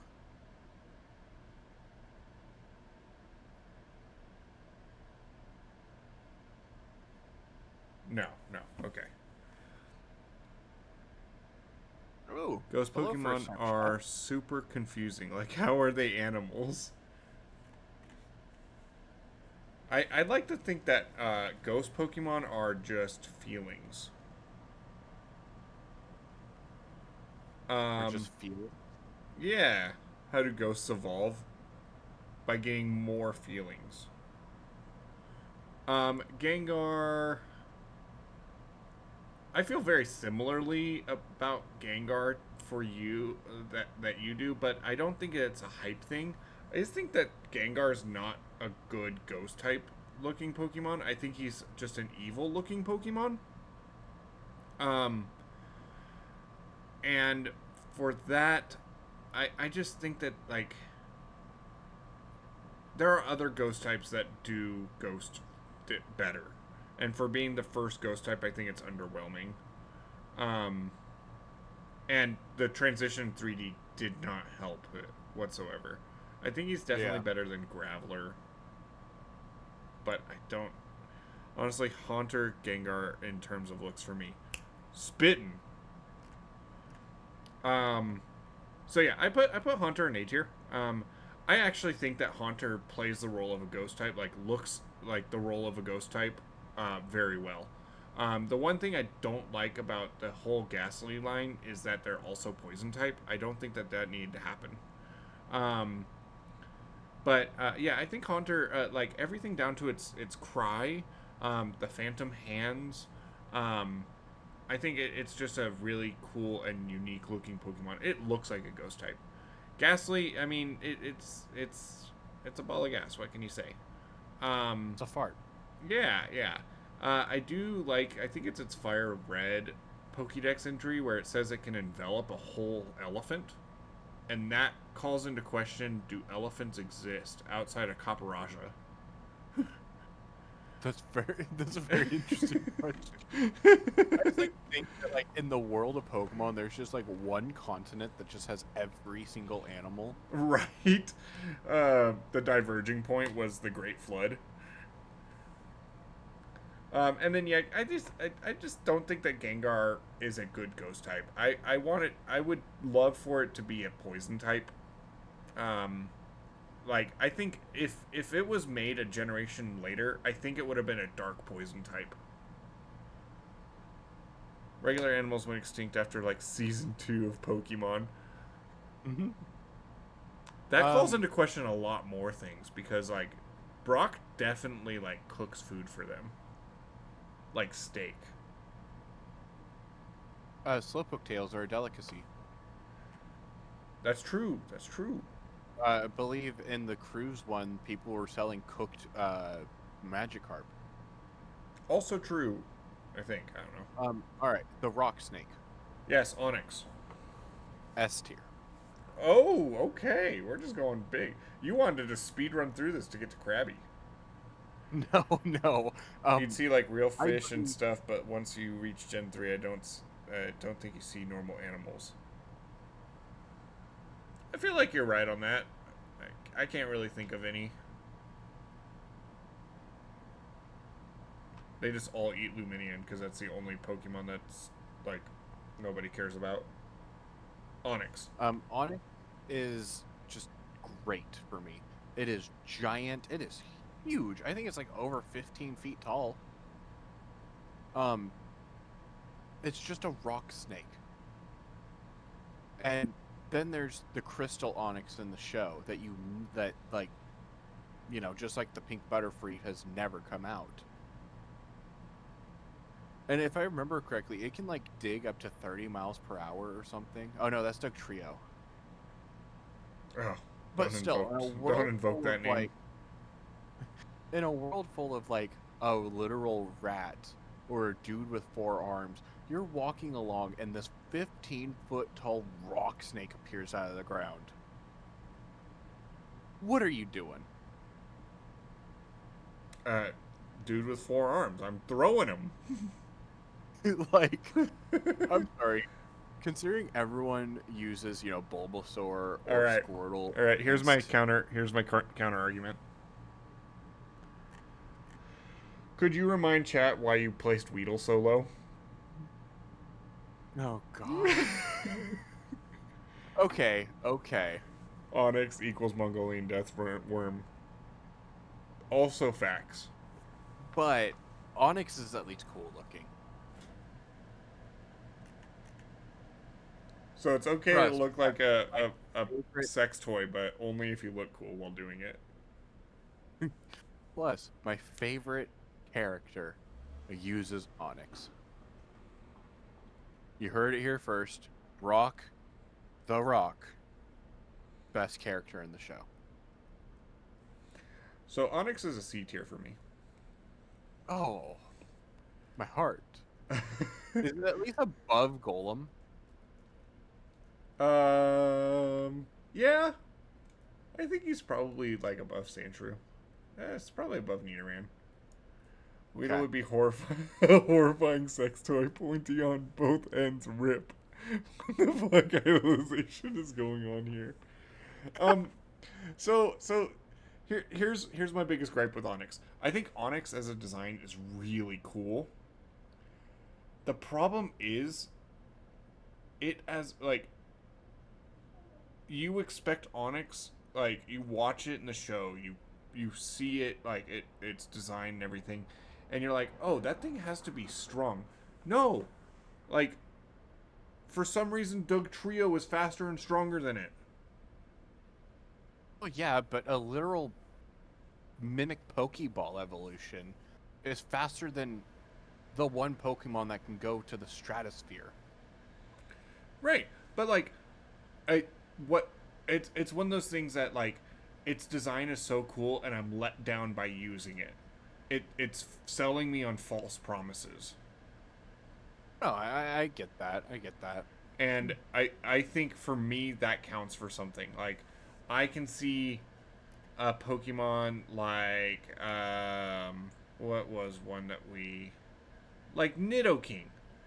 Nidoking shows power, and you can look at that Pokemon and you're like he's squaring up on someone, and the gameplay reflects that. Onyx not so much. He's still high C tier. His design is Okay. definitely carries him. But yeah. Can we agree that the next two Pokemon are F tier? No.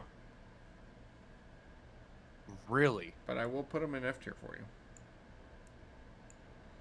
I think for a Pokemon to be F tier, they have to be super lazy or super uninspired. Drowsy, I'll put Drowsy in D. I think Drowsy because is of the actually I think Drowsy is actually like a really well thought Pokemon. You said D for you. Yeah, I put it above Kadabra, but below Abra. But Hypno literally kidnaps children. Yeah, but like, they're undoubtedly F tier. Like, if we had an E tier, I'd call it the one name we're not allowed to say on the internet tier. And Hypno would go in that. I don't know what. Oh. Okay. Hypno is on multiple watch lists. So here's the thing. Here's the thing. Are Hypno and Drowsy good Pokemon, quote unquote? No, they're specifically evil. But like they're unsettling. Like looking at them is unsettling, which is what their design is going for. I actually think they're decently designed, all things considered. They portray what they are. This man is defending the Pokemolester. No, they don't. Drowsy. They're not Pokemolesters. They're just regular molesters. Drowsy has the wiggle fingers. He does. But no. What them things do? They cannot go above D for me. I think Hypno is a little uninspired. I think Drowsy is all right, but I think Drowsy probably has to. I really put Diglett that high. I think it has to go probably in bottom of C tier. How is Diglett this high? Nah, Diglett got to go down. Same with Magnemite. No, Magnemite was at least a little inspired. Is the next one going to be the goats? Surprising, and we both say... I wonder where the Kamikaze Pokeballs will land on the tier list. They're coming. Do we really have to talk anything about Krabby? It's S+. Oh, we have a new S+. It's not a poison type. And it's not a poison type. Yeah, it's Krabby. I think it's going S for me. Your co-host is 100% correct. It's Krabby, and it only gets better when you think about the fact that it sits there and says, like, yeah. Does it deserve to be among the champ? Yes. Although I could see Krabby being this little Krabby shit still dies to a boot. 4 out of 10. Okay, but once it evolves, it's got that big meaty claw. Okay. So Krabby definitely S+. Great design. It blows bubbles. It does. Krabby the bubble throwing at the mouth, Chad. Okay, Kingler or Queenler, you know. Kingler is gonna be S tier for me. S tier, not okay. Quite S+, but it's got the meaty claw. He does have meaty claws. I'm gonna put him below Machamp, above Psyduck. Nice. I think Kingler. If we were taking into account variants, I think its Gigantamax form is actually really cool. The snow crab. Yeah. Or not the snow crab. Whatever the Japanese crab is. The spider crab. Yeah. But yeah. I think it's at the end of the day, minus the big claw, it's just kind of bigger Krabby, and it doesn't have as much personality as Krabby. I think it definitely goes down to B, maybe A. It has a big claw, and it has a punk haircut. It's definitely better than Pidgeotto. Yeah. Well, it's a crown, because he's the Kingler. Yeah. It's better than Venusaur. That's all that matters. Alright. Mimics. Alright. Not taking into account Hisuian. I think Voltorb is actually kind of cool. I get it's a very simple design. It's just a Pokeball with eyes and eyebrows. Not even eyebrows, just an eyebrow ridge. Ain't no way I put Diglett above fucking Gengar.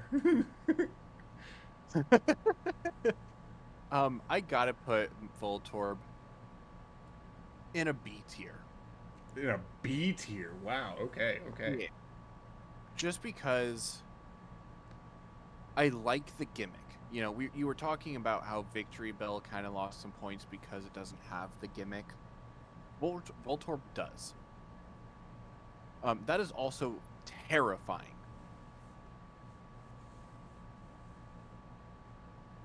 They were trying to attack anybody that went near them. Did I DC? Oh, you were reading chat. Yeah. I thought you were still talking about Voltorbs. I was like, when was that part of the lore? No, like those things are huge. The Japanese crabs. Yeah. They do be big. Oh. Ugh.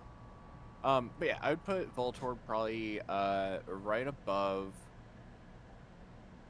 I feeling like I put Charizard too low now. That's 'Cause what I'm I'm like, do I telling like you. Voltorb? Do I like Voltorb more than Charizard? And I'm like, no. But do I like it more than Dodrio and Raticate? Yeah. The Let's fact put that Voltorb. Doduo is higher than Charizard is crazy. Let's put Voltorb right below Shellder. And let's move Charizard above Bulbasaur and A. Wow. He got What? promoted. Heavily. Charizard got promoted. What are you feeling about Electrode? Uh, D tier. It's an upside down Voltorb. No. His face is on the other side, too.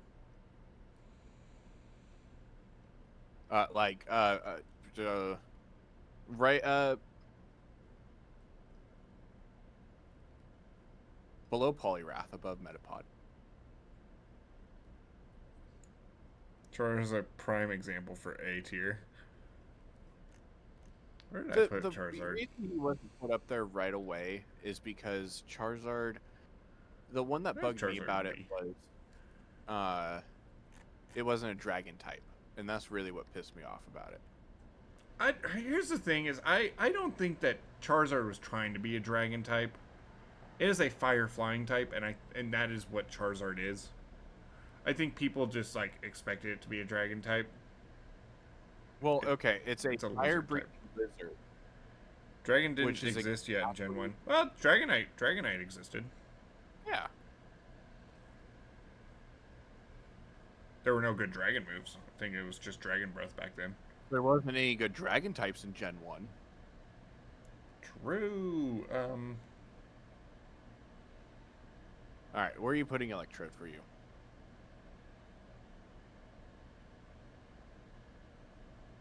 I think it probably has to go.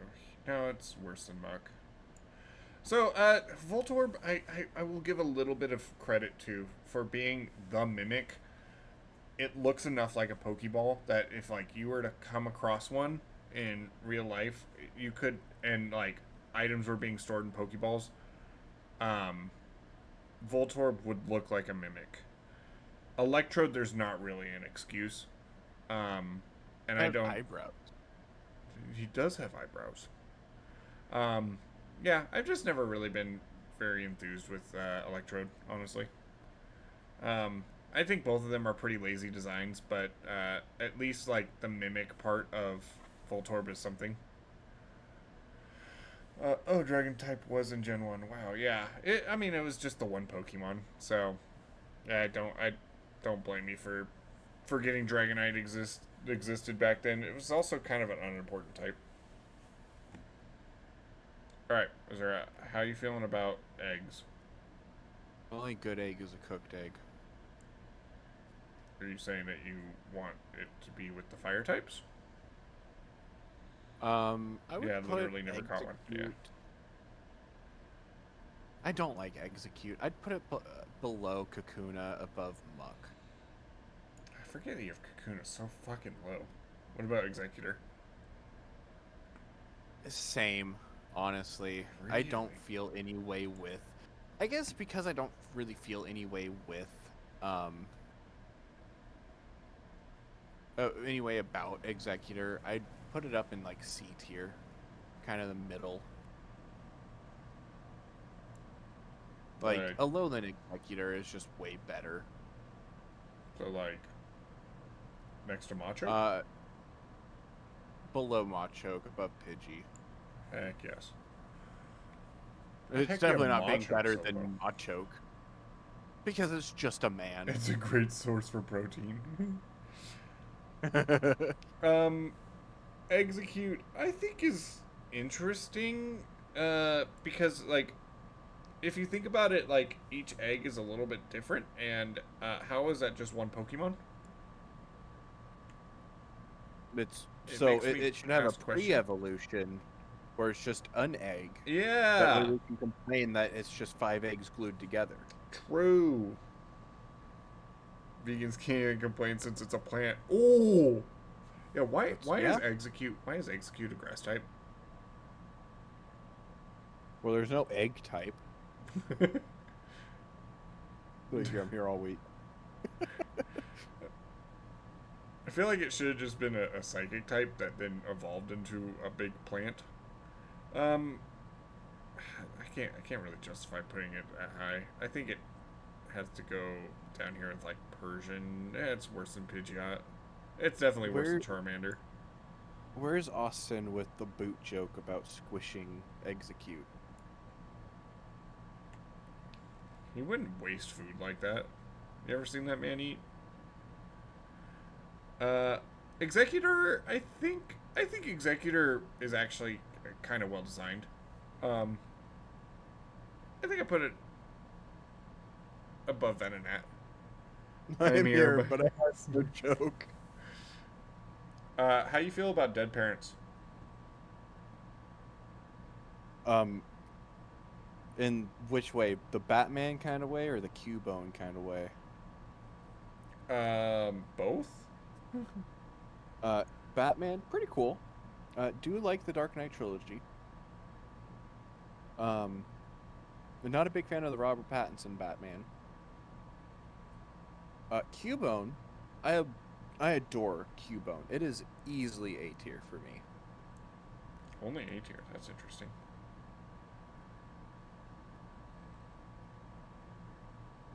It might even be S. I just looking at stream, I'm trying to Cubone figure it is out. such an awesome design.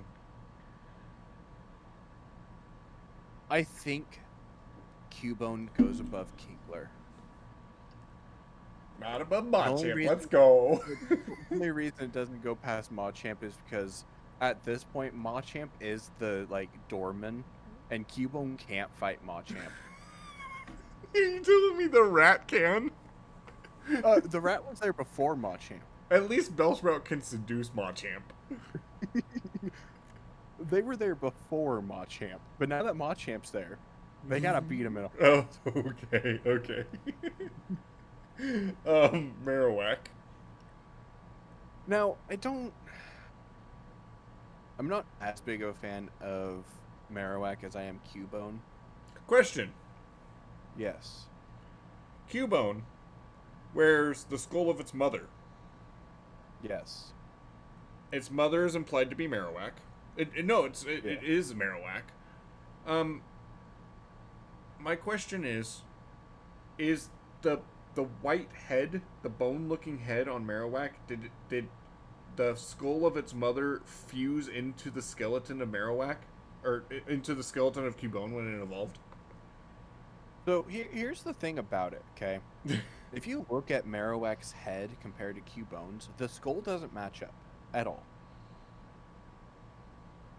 It was kind of a theory for a while there that Cubone was supposed to be the pre-evolution for Kangaskhan. Right, right. And I truly believe it should have been. Because Kangaskhan at least kind of has a similar skull to what the skull Cubone is wearing. But even without it, Marowak evolving, or Cubone evolving into Marowak, makes a lot of sense. It wouldn't evolve into a Kangaskhan while it's wearing its skull. it would become kind of a That's what happens. I um think it's like how Slowpoke evolves into Slowbro. Yeah, that's. I've always wondered because, like, Marowak does have that bonehead still, and like all yeah. the bone motif, and I'm like, Yeah, I think of it kind of like a change in evolution because of the skull. I would put so. Marowak above War Turtle and B. So following up on that, you said right above War Turtle. Yeah. So following up on that, what came first, the Cubone or the Marowak? I would say the Cubone. If the whole thing about Kangaskhan being supposed to be the parent is like to be correct, then it would be Cubone evolving into Marowak, like Okay, Cubone okay. being the split. Cubone's easily probably S tier for me. I think, yeah. I hesitate to think. No, Arceus is a dick, so he made both simultaneously. Probably. Um, yeah, I think it's a really good example of good Just to storytelling. make the first Cubone watch its mother die. It's a divergent evolution of Kangaskhan, but also making the first Cubone watch its mother die. Marowak, I'm not. I don't really have any sort of feelings about. I think it's an okay design. I don't hate it. Thank you for following. Um, I was wondering if I would ever hear if those notifications and stuff I could hear those. Um, thank your mod for that follow. I appreciate that, Austin. You're the real streamer here, I guess. Um, yeah, Marowak, I don't really have any strong feelings about. I feel like it's probably in the Persian tier of just like it's there. Um, I think the Cubone ness of it kind of goes away. Yep, another loud ass car outside. I didn't hear that one. Yeah, but Discord hasn't. But now Yeah. everyone is getting timed out. Um, but my microphone doesn't have a noise gate like for the stream, so stream can hear all the cars and shit. Cubone, Marowak, Bellsprout, timed out. Okay, so these next three are going to be very similar. Oh, Bellsprout, report to my private quarters. Bring um, your pocket weeping bell. the Fudge Sickle is going above Muck in D tier. Okay. The literal just boxing man is going in F I tier. don't know how many men you've seen in your life, but that is not a man. Not a whole lot. I'm antisocial. Where'd you say in D tier? The F. Oh, F. Is this I in any hate. specific particular order, or just all Fs, just all considered equal? They're pretty much all considered equal. Lickitung terrifies me if it was real. It's going above Slowbro in D. Slow bro. Oh, okay. Okay. I think Hitmonlee's pretty cool. I think he's a pretty unique design. I think he probably goes. He's cooler than Machop. I will give him that. You know, if you were to eat him, the best tasting part would be his legs, because those look like the little sticks of ice cream bars. The sticks of ice cream bars. Do you Or eat the like popsicle sticks? it was I saw a TikTok of someone being like, "Oh, I made mead using popsicles." and then someone complained that he took the sticks out, and he was like, "Don't worry, they're getting added back in. Let's be honest. Once you finish a popsicle, you just become a beaver." Just chew on it. Yeah. So Anyway, Hitmon. Hitmonlee, I think is actually pretty unique. In the fact that it's kind of Mike Wazowski-esque. But also, like, there's not a lot of humanoids. So that's why I'm kind of giving Hitmonchan also the benefit of the doubt, is like, he's a dude-looking dude, but, like, that's pretty unique when it comes to Pokemon. Okay, but Machoke can body him. 100%. That's why Machoke is so much higher than him. He's not that much higher. In my heart, he is. Okay. I just want to say, he's only a couple I Pokemon away. told you I can't move Machoke. I can't move them. He's standing so proud in C tier. He's holding down the home. He knows that his big brother's fighting all the S tiers over there. Like, man, I want him when I grow up. Okay, here's the thing. I think Lickitung is actually kind of a cool design. I think he's kind of unique and everything. He's just so goddamn forgettable. And I don't know if that's on the design or just like that you just like never find them in the games. Brought down because its evolution is named Licky Licky.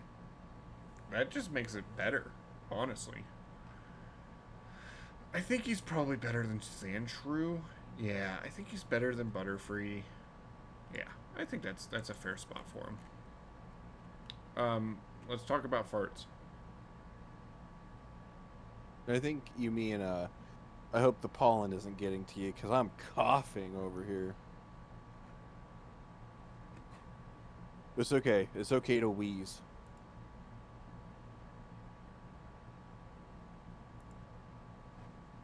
Are you sorry? I am sorry.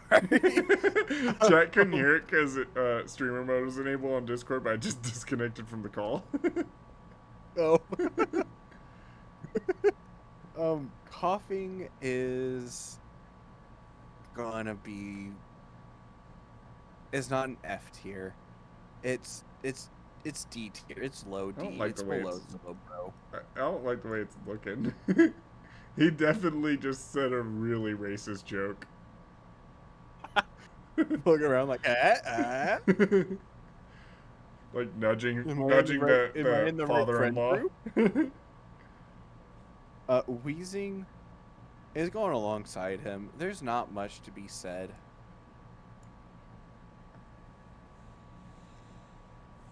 Like, I always forget that they're just poison type. I always try to use a fighting move against them. Because I think they're rock.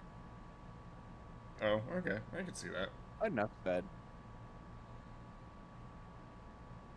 Yeah, I think these are definitely Pokemon I really don't have any strong feelings for. Like, if you took Geodude's arms away and stuffed a Ghastly inside him, you got a Coughing. There's a lot of just round Pokemon in this gen. There is.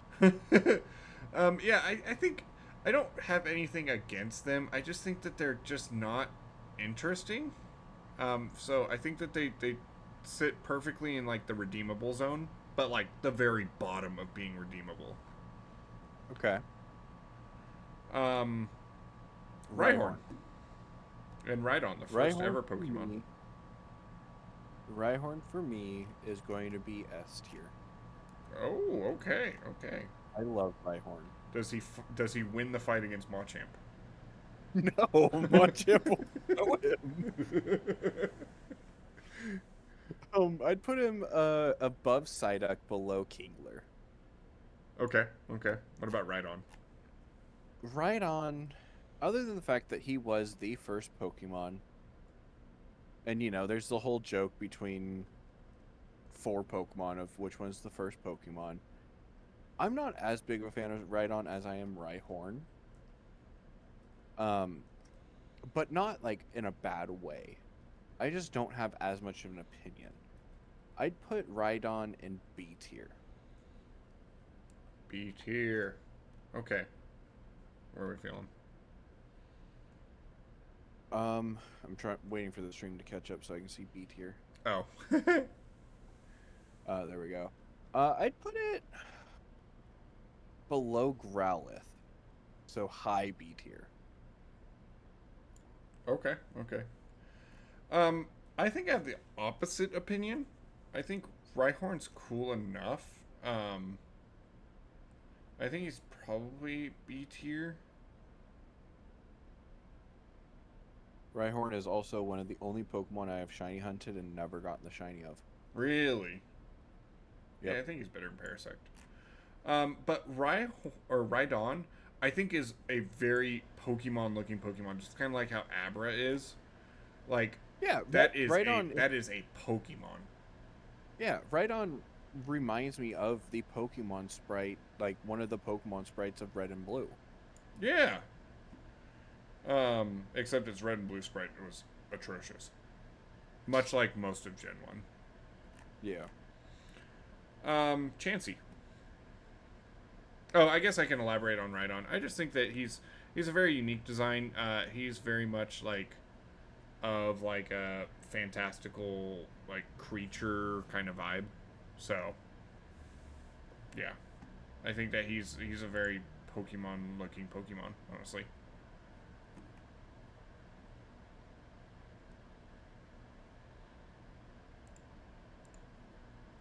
What about Chansey?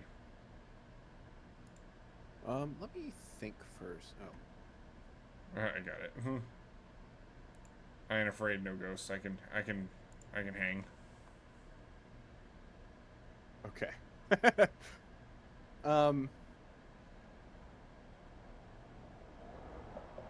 Chansey. The only thing really going for it is the fact that it is kind of a good XP grind. Okay. And I don't know if that plays in the design. And it accompanied Nurse Joy in the show. Okay. I'd put it C tier above Grimer, below Charmander. I also don't like its little fucking teat ears. I think Chansey is a really cool like white mage looking Pokemon. Like if you were to put it into a standard RPG, I think Chansey plays the role of the white mage, the cleric, Okay. the healer, and I think that it has this harmless look to it that that your traditional healer does, and yeah, it's going in D tier. Okay. So here's why. It's an axolotl. Puddles. No. There's nothing wrong with axolotls. Okay. But once you see that's an axolotl, it becomes horrifying. It is kind of ruined for me now. Thanks. That being said, I'm not gonna move it. Literally, like, I kind of forgot about it, and then I was talking about it, and then I saw its face, and I was like, "Oh, brother, ugh." Spaghetti monster. Wait, holy shit, it is. Tangela. Now, I have a question before I even tell you where to put it. If you killed a Tangela and cooked it up, would it taste like pasta? Or would it kill it with so many boots? Or would it taste like meat? And neither. It tastes like plants. Okay. That being said, it's going below Poliwrath and D tier. I will say, if you were to use the meat cleaver from Palworld, which, by the way, I have not checked in a hot second. Oh yeah, I've been sitting at base. Should I just close it? No, no, I'm hatching Okay. eggs. Okay. Um, if you were to take the meat cleaver from Palworld and butcher the Tangela, it would drop a cup of noodle. Yep. Okay. Okay. So, um, it doesn't taste like noodles, but it does drop it as loot. Um, I think Tangela is really unique. I don't think that there's a lot of. I don't think there's other Pokemon that do I'm Tangela, terrified of what it looks like under the vines. and that's what's so fun about it. It's definitely better than Venusaur, but it's better than Machoke. I think he's better than Hitmonlee. Could it fight Machoke? It couldn't fight Machoke. Not for the love in my heart. But no, I think the mystery behind Tangela actually adds to the design. What's underneath everything? How does it have eyes? Why is it wearing boots? These are all questions I don't want answered, but I will ask them anyway. All right, Kangaskhan. Kangaskhan.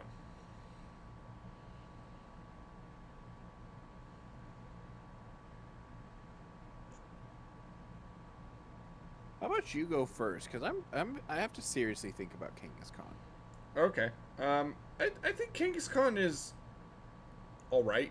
I think he's definitely it's definitely a she, but I think it's definitely like low B, high C. The high seas Uh, are. yeah, I think definitely better than Venusaur, but is it the same? I think it's probably better than Raticate. I think it's a Pokemon that like I've said before, there's not much to really like ponder about it. It is a very Pokemon looking Pokemon, kind of like Rhydon. Um, but I hesitate to really like think about Kangaskhan very often outside of its Mega Evolution, and that's just because I spent years being scarred by how broken it was. Yeah. Yeah. Um, outside of that, I mean, it's a normal type. Uh, it doesn't really have anything special going on with it. Um, it's honestly kind of forgettable. You know, I think it's forgettable in the right way. Because it's forgettable, but for me, it's forgettable in the way a normal type Pokemon should be. Okay. I think I'm gonna have to put it in B tier. Okay. I mean, I put it in B tier as well. So you're not fucking special. I know. Where are you putting it? I'm waiting for Stream to catch up. Oh, that's right. I forget. Maybe I should just stream this to you in the Discord call. Um, I'm gonna put it above Machop. Machop. So below Machop. Sure. It's very on par with Machop for me. Horsey Seadra. Horsey A tier. It's cute. It's a little horse. It's a little seahorse. I was like, that is not a horse. This is not what horses look like. Yeah, it's gonna be A tier. Probably. I'd put it above Diglett. How the fuck do you have Diglett so high? Because it's just a little guy with a nose. What about Seadra? Seadra, I'm not a big fan of. It looks cool. It's definitely redeemable. I always forget that the next evolution is a dragon type, and I always use electric moves against it. And so everything other than Horsey has been ruined for me from that line. I definitely put it in B, above Shelder, below Wartortle. Okay. I don't know if I just am not very like a Pokemon has to be like unconventionally cute for me to like find it cute enough for me to It has enjoy a it. dude. Huh? It has a dude. It does have a dude. Um yeah, I just like Poliwag is cute. Poliwag's adorable. Um but I don't think I fall into like things being if something's conventionally cute, I don't find it being super cute. I think that for that reason, it's going to go right here next to Nidoran female. I think Nidoran female is also conventionally cute, especially this photo of it, and I think Horsey plays in that same kind of feeling. Okay. What about Seadra,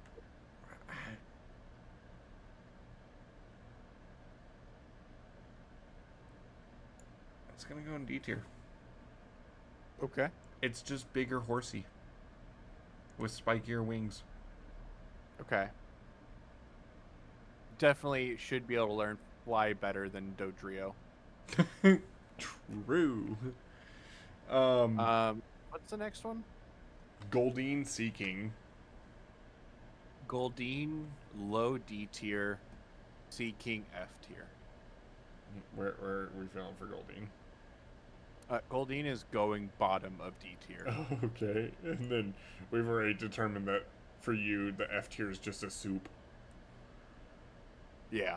I hesitate to put Goldeen in F tier. Yeah. I think they're not uninspired. I think that somebody tried to make a cool Pokemon and unfortunately came up with Goldeen Seeking. Unfortunately, I don't think that they are good designs. Definitely better than the horror that is Chansey. Mm-hmm. But Seeking isn't. Seeking is not better than Axolotl Chansey. Okay, well, huh. Huh! Hoya! Yeah, some jackoff looked at their goldfish and thought, yeah, this could work. They put a horn on it. Feel inspired. Hoya! Okay. Yeah. Staryu. I actually really like Staryu and Starmie. I think it has partially to do with it's a starfish, but it's not a starfish at the same time, you know? Like it's obviously a starfish, but it's not like certain Pokemon where it's just a starfish. I'm moving Goldeen up to C tier. Oh, really? Yeah, I think Seeking is very uninspired. Or not uninspired, but just very basic. I think Goldeen kinda has a little bit of flavor going into it.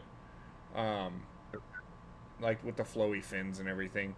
I mean, when we get into later gens and we start looking at some like really uninspired fish Pokemon like Finian, then we'll be like we can start getting really harsh. But I think for like what Goldeen is, that could be a lot worse. Okay.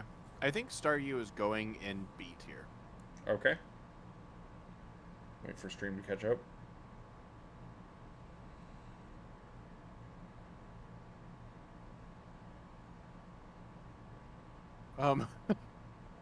And I think it's gonna go above Shelter. Damn, Shelter's just getting shafted. Shelter used to be like over here, like right after Pikachu, and then you're just like above Shelter, above Shelter, above Shelter, above Shelter. Because for me, like you were saying, you know, Venusaur is like is it better than, for me, it's Shelter. He's kind of middle of B tier for me. Okay. Starmie, even though I really like Staryu and Starmie's gonna go, I think, below Oddish in B tier. Okay. Purely just because, again, in Gen 1, I thought you could only get one evolutionary stone.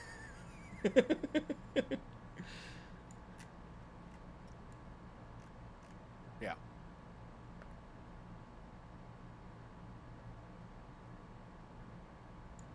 uh, I have Staryu in high B tier. I have Okay. Starmie in middle of A tier.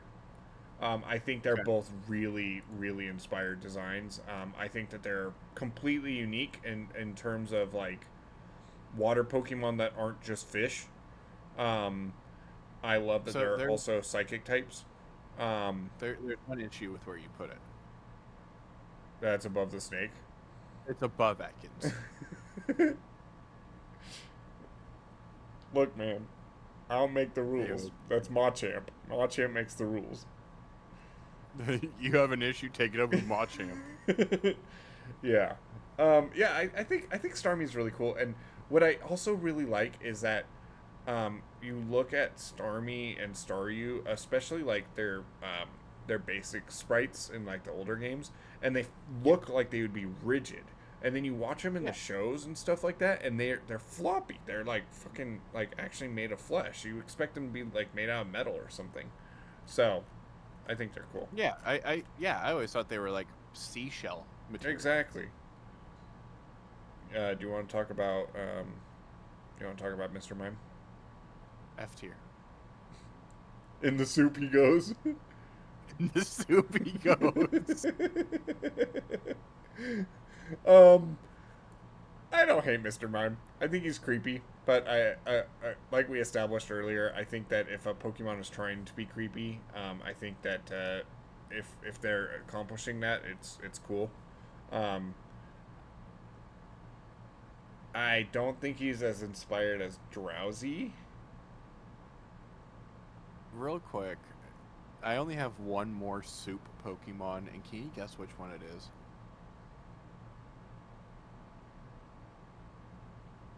Can I guess which Pokemon is Goes in in the the soup. soup? Is it Jinx? It's Jinx.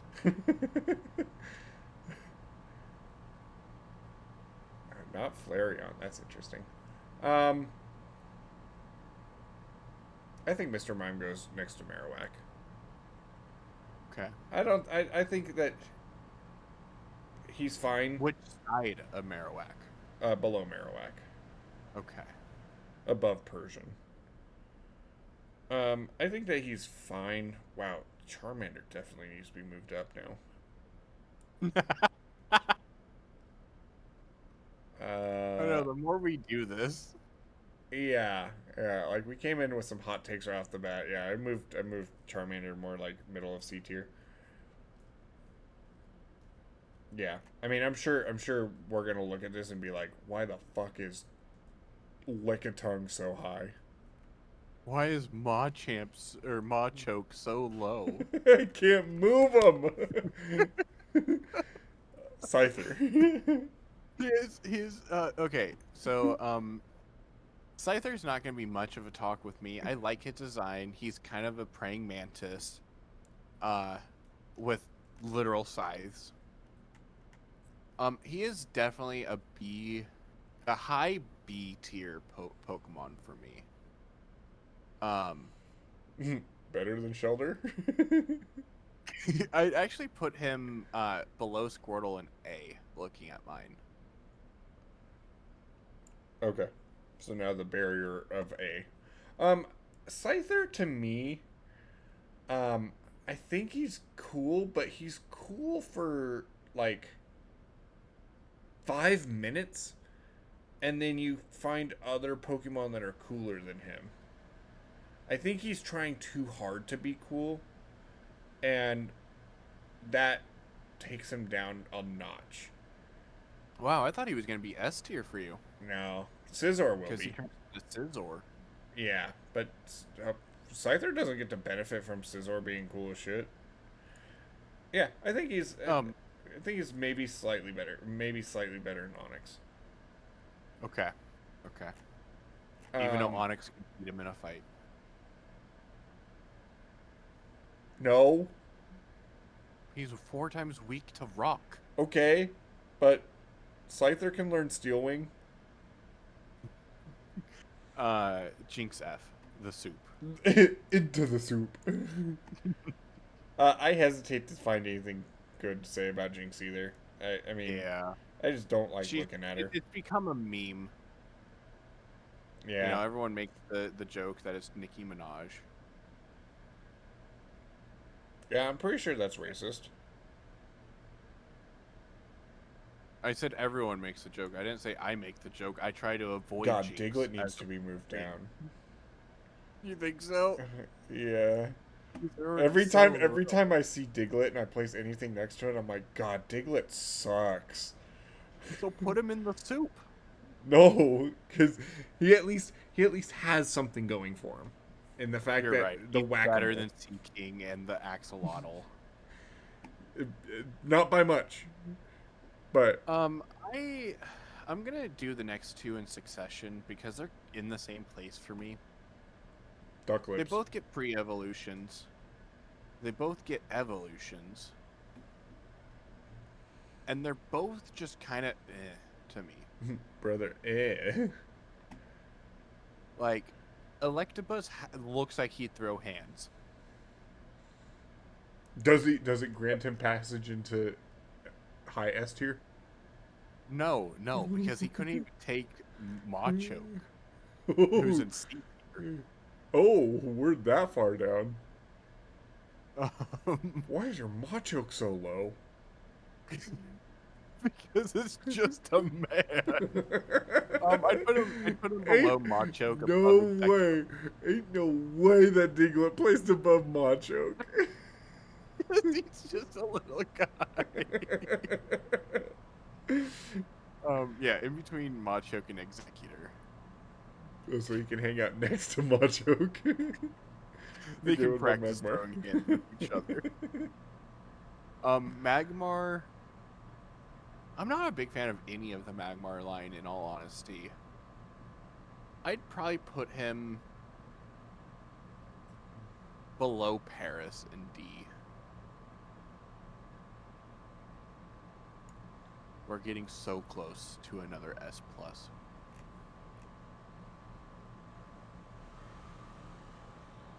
But what about you? Electabuzz and Magmar. I think Electabuzz is really cool. I think it's really inspired. Okay. I think it exudes the energy. The cry He looks is like he really has cool. arm hair. What? He looks like he has arm hair. He also has Shrek ears. It's all ogre now. Yeah, when I think of like good Kanto, good Gen 1 Pokemon designs, I think things like Electabuzz. Yeah, I think he deserves to be up here in A tier. I like how on he's- yours it looked like Krabby beat Nidoking and then went before Machamp and went, "No, I'm good." I just love the fucking gatekeep. Machamp on yours. Oh. He just beats the Nidoking. Nidoking's like taking a breath. Getting ready to fight Beedrill. Magmar, yeah, Magmar just like is an enigma because I just feel like there's not anything that like what is he supposed to be? Well, and like part of his design feels stolen from the Charmander line with the fire tail. Yeah. Like, I used to have nightmares as a kid of our father being a fire-breathing duck. yep. And that's Magmar. It is Magmar. And for that, it goes next to Jinx. Better than Jinx, though. Oh, not in the soup. Nope. The soup is going to be very difficult for me to put Pokemon into. Oh, yeah, same. Okay, Pinsir. S tier. Below Machamp. Could not take Machamp. Cannot take Machamp. Could take Cubone. And Kingler. Yes. I actually do like him more than Kingler. Okay. I do think that it should have been Pinsir and Heracross and not Pinsir and Scyther. Just Okay. because they're both kind of Beetle-ish. But other than that, yeah, I just really like it. It's a really cool design. I remember playing Pokemon Stadium, that wood chopping mini game, and always wanting to be a Pinsir. Yeah, yeah. I put Pinsir in high B tier. Okay. Um, yeah, I mean, I think he's a muscular looking bug, and He is a muscular I bug with I some mean, really thin arms. yeah, I mean, like, there's not really like a fucking masculine looking bug that like I aspire to be up until like Buzzwole. Like this was Okay. the pinnacle of man bug things for I don't know. seven I would have put generations. Heracross above. Heracross is a lover, not a fighter. You see the way that he be sucking on the sap? Well, and he has a gender difference that makes the horn a heart. True, true. Pinsir would never be caught dead with Anyways, that. Tauros. Tauros. Buffalance, pre-evolution. I mean, it's just a bull. No, it has 3 tails. But I love it. I thought Miltank was Gen 1. Nope. Miltank's Gen Oh. 2. Anyways, can learn Earthquake. Tauros can learn Earthquake. I know, that's what I'm saying. Oh. A tier. A tier. That's what sold you. Well, just like the mouse that can control the weather, this thing can just make the earthquake. I'm gonna put it. It took me a second. I was like, oh yeah, Rattata. I'm gonna put it above Pidgeotto, below Blastoise. Okay. I also think it's time to move Diglett above Machamp. No. I'm going to cry. I'm gonna put Diglett down below. Oh man, he's moving down quite a bit. I'm gonna put him above Nidoqueen, below Ivysaur and B. You actually moved him above Machamp. Get Wins the tiny mole molded guy. asshole. Tiny mole guy or giant Machamp? Yeah, as I was looking around the Pokemon next to him, I was like, he's in the wrong place. Yeah, yeah. I figure when we get done, we'll like look at the tier list and be like, does Brother, ew. does Nidoqueen deserve to be over Poliwrath? Like I'm looking at this and I'm like, Raticate's definitely not a B tier.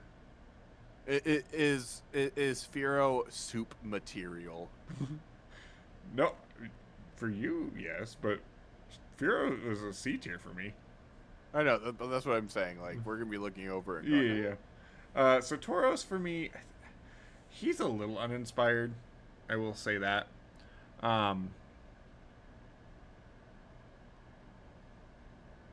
Ash has like 100 of them. I think he's better than Muck. Okay. I think he's better than the Wow, mid-range Nidorans. I just hesitate to really think of, like, if I was playing through a game and I came across a Tauros, not Scarlet and Violet, would I want a Tauros on my team? And nothing about its design reaches out to me and says, you should have me on my team, on your team, because I'm cool. Okay. Magikarp. Magikarp is S+. Really? Has very little to do with it as a Pokemon. Has everything to do with one of my best friends. Okay, fair enough. Right before he moved away, we were playing Pokemon. He went on this whole tangent about why Magikarp is so good as a Pokemon. and it will forever be one of my favorite Pokemon because of it. God, how's Raichu so high? On mine or yours? On mine. Because you felt bad for him. True. Alrighty. Going on I gotta to put my fucking Norgman Magikarp. Tide. Is he really better Oh. than Machop? Could he take Machop in a fight? No. Could he take Machoke in a fight? Like, what? You have him above Machoke. Machoke really was wrongfully placed on yours. I, like, look up and I'm like, really? A big rat's better than him? Arbok, Zubat, the one that I was going on and on about how much I was just like, eh. Venusaur with its warty ass fucking Meowth. You know, like, Machoke was wronged. And you refuse to move him? Yeah, Magikarp can be in tier. Gyarados. I think you mean Norgman Tide. Yeah. You know, every game I think I've used Gyarados in. It's He's banned usually one of the in most Pokemon hardcore Nuzlocks. That people ban him. That being said, I definitely think he's an A tier for me. Okay. Not as good as your I'm own type. less interested in talking about Gyarados and more interested in talking about Lapras for you. But that being said, I'm gonna put Gyarados above Bulbasaur. Also, I do think I need to move Magikarp down to S. Oh, Obviously, before Machamp. above Pinsir? Did Magikarp take Pinsir in a fight? Yes. Pinsir felt sorry for it. Oh, really? S plus for you? Yeah, I actually think Gyarados is literally the perfect design for a Pokemon. Okay. I can see it. I hesitate to think of Pokemon that are actually more well designed than Gyarados. Wait, you're putting it above Machamp? Yeah. Wow. It's not my favorite Pokemon, but I think for the sheer awesomeness that is Gyarados, yeah, I think it's better designed than Machamp. Okay. I still stand by the fact that Game Freak giving the back sprite of Machamp 4 shoulder blades is really cool, and something people don't think about. But yeah, no, Gyarados is easily S+. Okay. Now, Lapras for me is really easy to put, so I want to hear yours. Does he fight Machamp successfully? No. Oh, okay. Lapras is an A tier Pokemon for me. Is A? Yeah.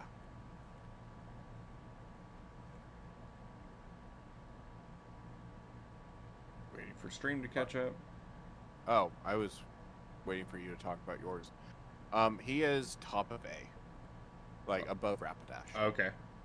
He's perfectly the barrier between A and S. Yeah. Yeah, I mean, now, I I think tiny, it would definitely be an S tier. I think Lapras is high S. I think it's just again, it's a very Pokemon feeling Pokemon. It portrays what it's trying to get across very well. Yeah, I mean, I think it's just like it's very iconic.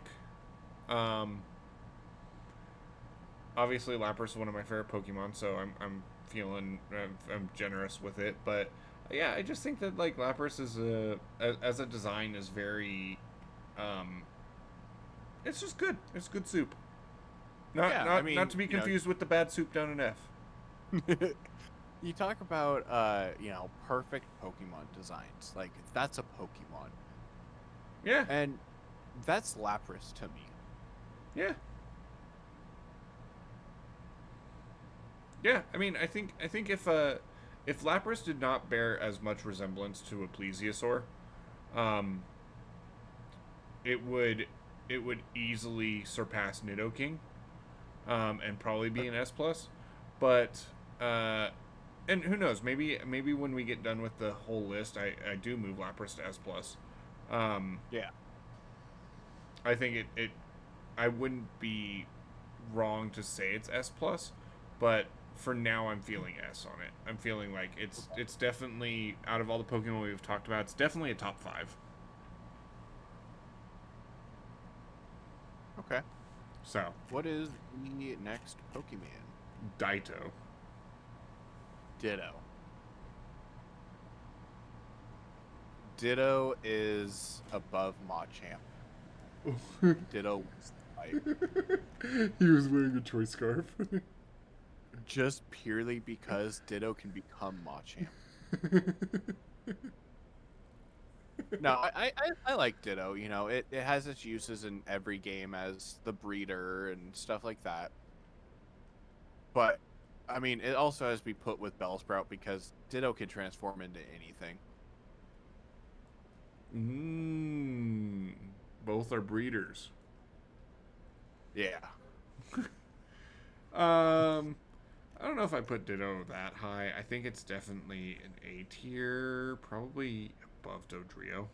It is one of the only Pokemon that in the same game I have shiny hunted multiple times. Nice. I did that with Uh, in Duraludon. Pokemon in Pokemon Sun and Moon, there was the Ditto 5, which had competitive Ivies. no, what is it called? Natures? Natures, competitive natures. And I was shiny hunting all 5 of them. Nice. Like, yeah, I enjoy Ditto as a Pokemon. I think Ditto's cool. I think its design definitely plays more into its anime appearances, where it becomes the Ditto version of them. Yeah. And I think also, like, I think of like Pokemon Crystal when you start that game up and the Ditto drops down and becomes the Game Freak symbol. Um, Yeah. Outside of that, I kind of hesitate to think of like Ditto as being more than just a means to an end, which is the breeding. Yeah. Um, Yeah. and it's almost too simple. Um, in I mean, terms it's of like, literally it's just a blob. a thing of genetic goo. Yeah. So Eevee. I also do like how Ditto has the same shiny as Mew, that blue. Right. Yep. Eevee. Going past the hype, you know, everybody loves Eevee. Moving on past that, I think it's a solid B Pokemon. Okay. It opens up so many different evolution lines, you know, with all the different evolutions. And some of those evolutions I do really enjoy. So I'm going to put it right with Pikachu, right before Pikachu. Before. Yeah. Okay. Hi. I'm everybody. I love Eevee. I think it's an S tier Pokemon. Okay.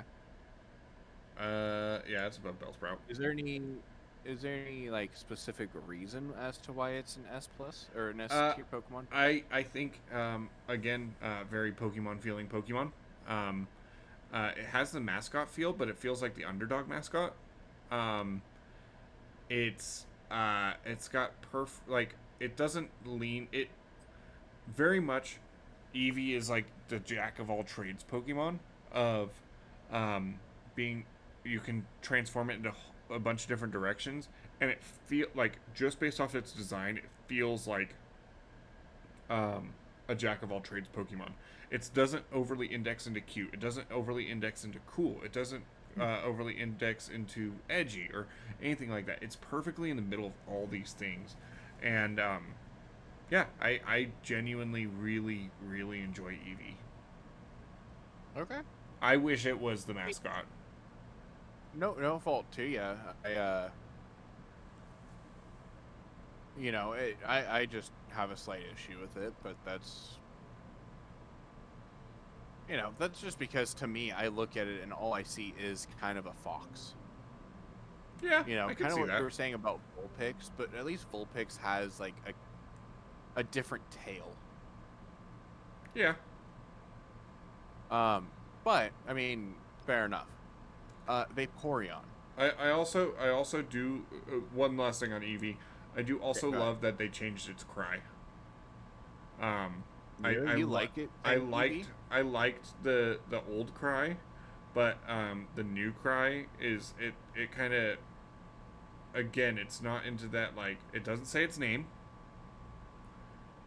And it just has a kind of cutish cry to it. And then say its name. Does it? I thought it says Pretty like sure its new Gooby. cry is- I'm pretty sure its new cry is Oivey, something like that. Oh, It's like a weird pronunciation of Eevee. I've always heard like bok choy. But I mean, it's bok choy. It's better than Pikachu's though. Yeah, Where it's literally just I think, yeah, I correct think I pizza. think I think Pikachu was thrust to be the poster child of Pokemon. I think Eevee has been able to grow into being the poster child of Pokemon. Yeah, I can see that. I mean, with the show and stuff, Pikachu was very thrust in Yeah, everyone's yeah, face. All right, are we ready to move on to the evolutions? yeah. We're not mentioning the copy pasta. Nope. Vaporeon, I actually do like as a design. It does make me think like aquatic doggo, Yeah. but not like river otter. That being said, it is probably one of my least favorite evolutions. Okay. I'm gonna put it in high C tier. High C tier. It's definitely redeemable, but I don't think Does it it's pass a. the Machoke check? Oh, how high is Machoke in C tier? Middle of C tier. Oh, I don't think it does. Does it beat I think Electabuzz? yes. I think in terms of design for me, Machoke is better than Vaporeon. In terms of Pokemon, Vaporeon would, never mind. Or are you gonna mention the copy pasta? Nope, I wasn't gonna say anything about the copy pasta. What are you talking about? Talking about fucking a Pokemon right now? No. I think Vaporeon is probably a B tier for me. I think it's probably better than Rhyhorn. Oh, I sad. genuinely like Vaporeon. I think it transforms enough. The the like mermaid esque look to it. Um, I think it's just a really good looking Pokemon, especially Okay. coming from Eevee to being the water version of Eevee. I think that's what Yeah. a water Eevee would look like. Well, and we've already talked about the ghost version of Eevee, Have we? Ghastly. It's a joke. I've seen multiple memes of like the ghost type evolution, and it's literally the evolution stone is a brick. Okay. Anyways, Jolteon.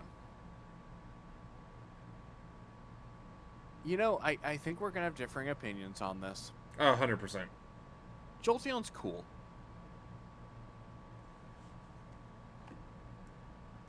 Okay. How cool? I'm gonna put it in B tier. Like soup cool? It's not going in the soup. Um, Does he pass the Machop check? I'm trying to see my B tier. Um, I'm actually gonna put him after Kangaskong, but before Arbok. He does pass the Machop check. He does. I do think out of the Gen 1 electric types, I do think Jolteon's my favorite. I do also really like how Raichu looks. But where are you putting Jolteon?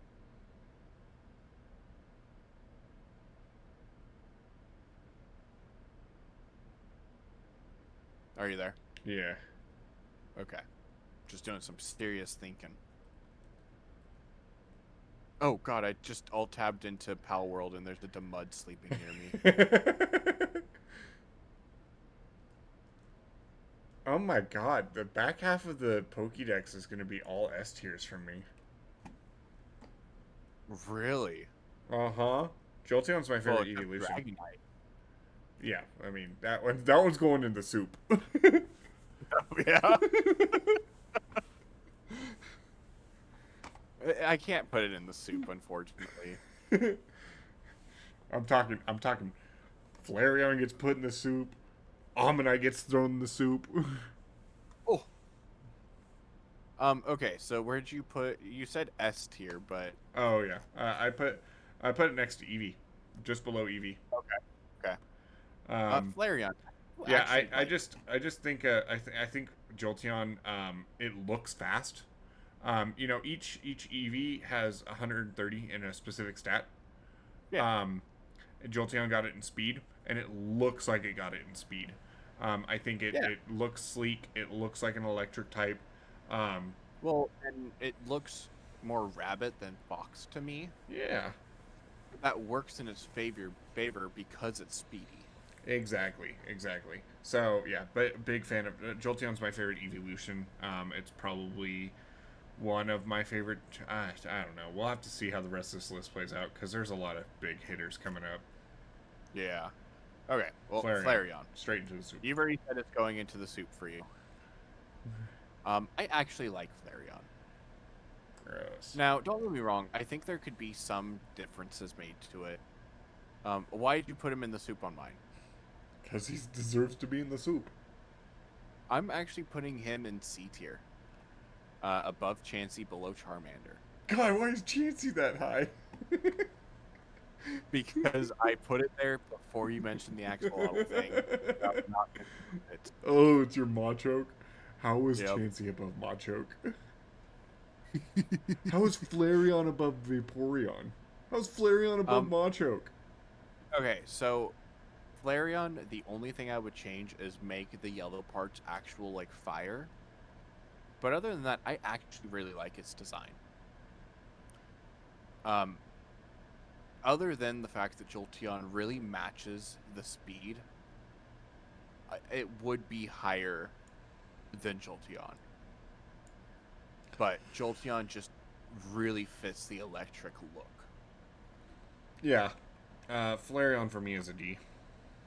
Really, not soup. No. It has to. I have to feel really strongly about something for it to go in the soup. Flareon just is kind of like, it's forgettable for me. It's just red Eevee. Like even down to its mane. It's just kind of red Eevee, and I don't think it does enough with the creativity of it. Vaporeon, has the mermaid aesthetic. Jolteon looks like a lightning bolt, and then Flareon's just red. Okay. So, okay. Porygon. The most wronged Pokemon on the face of the planet. I'm kind of neither here nor there with Porygon. I definitely think it's going before Electabuzz, after Execute. Or Executor. Did not pass the Machoke vibe check. No. I was thinking about it, and I saw Machoke there, and I was like, he's definitely below Machoke. Even though he's just a guy. I think Porygon is a high C tier for me. What does he pass the Machoke test? No, absolutely not. What did the difference for me is Porygon. When you think about Porygon, you don't think about like what he looks like too much, and then you see him in game, and he doesn't look like he belongs in Pokemon whatsoever. And I think that's really cool because he's like this digital creation kind of thing. Yeah. And he's so angular and everything. He looks out of place, and I think that's really cool. You could say he's a Digimon. Sorry. Straight to the soup. My joke straight to the soup. I put you in the Omanyte, soup. Omanyte is S+ to me. It should be noted that Azura's Discord thing is literally an Ammonite, and that's why I put her in the soup. Does it pass the Ekans vibe check? It is, yeah, it is S++. It is the Pokemon.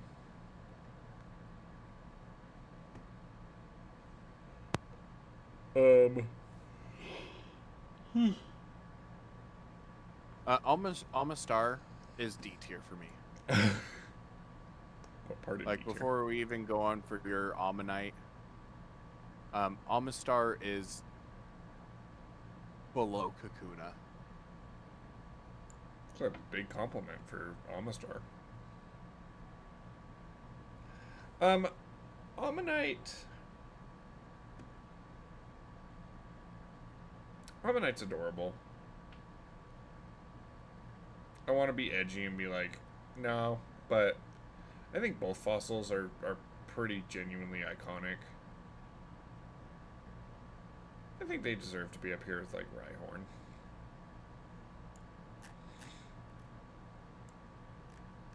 I don't really have a favorite between the two. I think both of them are equally as good. I think Almastar sucks. I think he's okay, but I think he's probably, like, Wiggly tough tier. Kabutops is fucking amazing, though. Kabutops goes up here. Yeah, Kabutops is right before Machamp. Does not pass the Machamp test. He did not pass the Machamp vibe check. He's definitely cooler than Nidoqueen. I think he's probably right there. High B tier. What about your Kabuto? Kabuto is right before Machamp. Same with Kabutops. They're both very similar. I really like Kabutops. More so than Magikarp. Yes. Okay. Because other than just my best friend, like, I actually really like them. I definitely feel like Kabutops is a prehistoric version of Scythor. Scythor, why did I say it like that? Yeah, I mean, maybe if Cleavor didn't exist. Well, yeah, I'm just, like, they both have the Scythe arms. Aerodactyl is also with Kabuto and Kabutops. I really like fossil Pokemon. Yeah, apparently. Did not pass the fucking Machamp. Did not even fly over the Machamp vibe check. Nope. No, because even though I really like them, like, I could put them all in S+, because they're fossil Pokemon and I love fossil Pokemon, but really thinking about it, I don't think they're cooler than Machamp.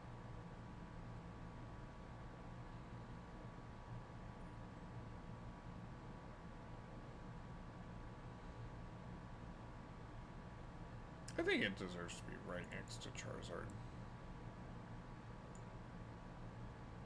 So I put Aerodactyl middle B tier, just above Charizard. My biggest gripe with Aerodactyl is that he's kind of pudgy. He has a big head. He has a big head. He's a little pudgy, and he's supposed to be the fastest Pokemon in Gen 1, outside of Electrode. All right, well, speaking of pudgy. Me after Chipotle. Straight to the soup. Snorlax. No. No. Snorlax is probably a C tier for me. Really? Okay, okay. We doing hot takes. Does he pass the Machoke vibe check? No. The Electabuzz No, vibe check? I think he's right before Porygon. Okay. I think it's cool. You know, I think he loses some points for when I found out what he was modeled after. Totoro? No, he was modeled after just one of the Game Freak employees that slept a lot. Oh, that's kind of fun. Um, yeah, you know, it gets some bonus points because our father likes Snorlax. I think Snorlax is easily like high A tier. I think he's gonna be the barrier to S tier. You can surf on it. He can surf. Um, when he hyper beams, he opens his eyes. Yep, which is Um, terrifying. when you ride him in Let's Go, you ride him like Totoro. Yeah, you Um, stick to his stomach. yep. Um, I think the Z Giga Impact that he does is pretty great too. I like how much fun they have with Snorlax. Gigantamax Snorlax literally feeds itself with a tree that grows out of it. Yes. So, yeah, no, I like Snorlax. I think he's very basic, but he can his basicness is exemplified by how much fun they have with him. Yeah. All right, Articuno. Now we're gonna have differing opinions because your favorite is Moltres. I like Articuno. Moltres used to be my favorite. Articuno is easily A tier. I want to say top of A tier. More so than Lapras. More so than Lapras. Okay. But Onyx still clears it. Yes. Okay. I'm just gonna do all three at once. Yeah. Zapdos. Don't really like Zapdos. Okay. Zapdos is gonna be a C tier for me. Does it pass And the it's gonna Machoke? be below Machoke. Okay. It's gonna be above Porygon, below Electabuzz. Okay. Moltres. And then Moltres. I do like Moltres. I hate that the shiny is pink, but we're not counting shinies. Moltres is gonna be probably a B tier. Does it pass the Machop vibe check? It does pass Machop, but it does not pass Arcanine. Arcanine's an A tier. Oh, okay. Growlithe? Yeah, I'm gonna say it's right behind Rhydon. Right behind Rhydon. Okay. So I think Zapdos is the best. Really? Yeah. Let me place them all, and then we'll go from there. I think it goes above Abra. I don't think that any of them are genuinely like great designs. I think Articuno and Zapdos are both B tier. And then Moltres, I actually am probably putting towards the bottom of C. Really? Yeah. Neat.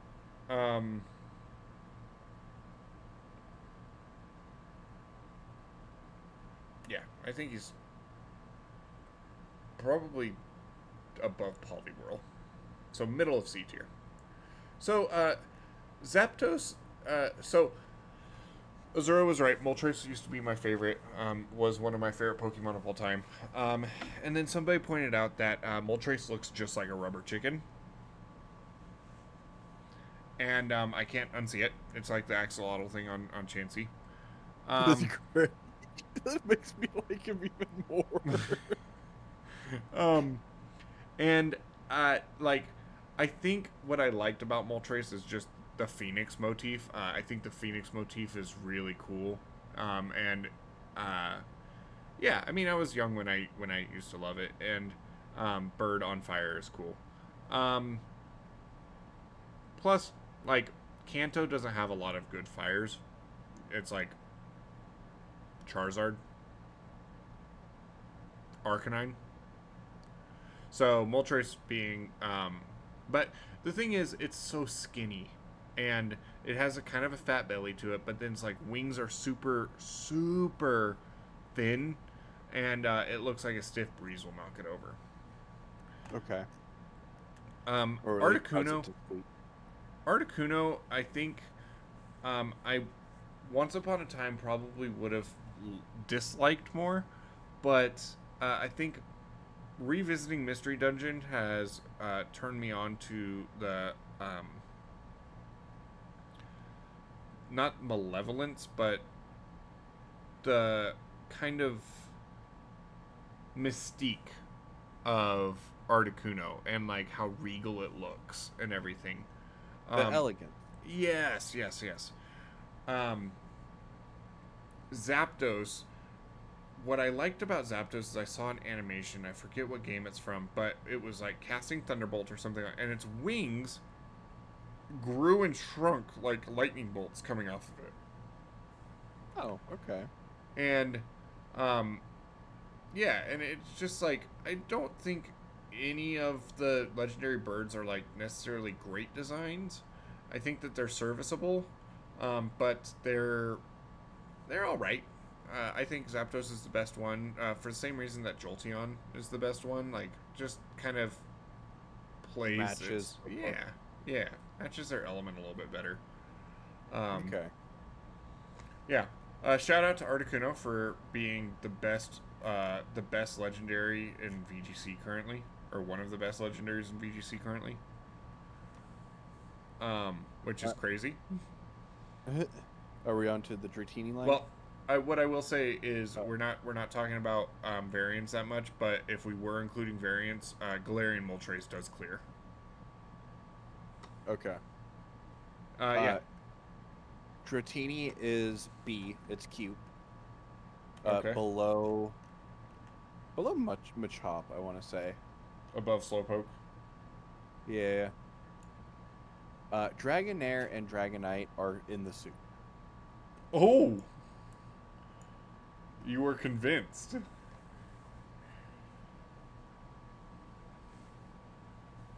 What? They were gonna be very low D, but then I saw them again, and they're trash.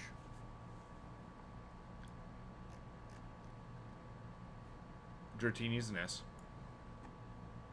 Yeah, okay, it's cute. Yeah. I think it's just an awesome little Pokemon. It's adorable. Unconventionally adorable. I love its little nose. I love yeah. I love Dratini.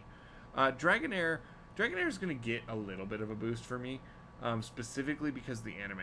Um, Okay. and I will talk about that in a second. It's gonna go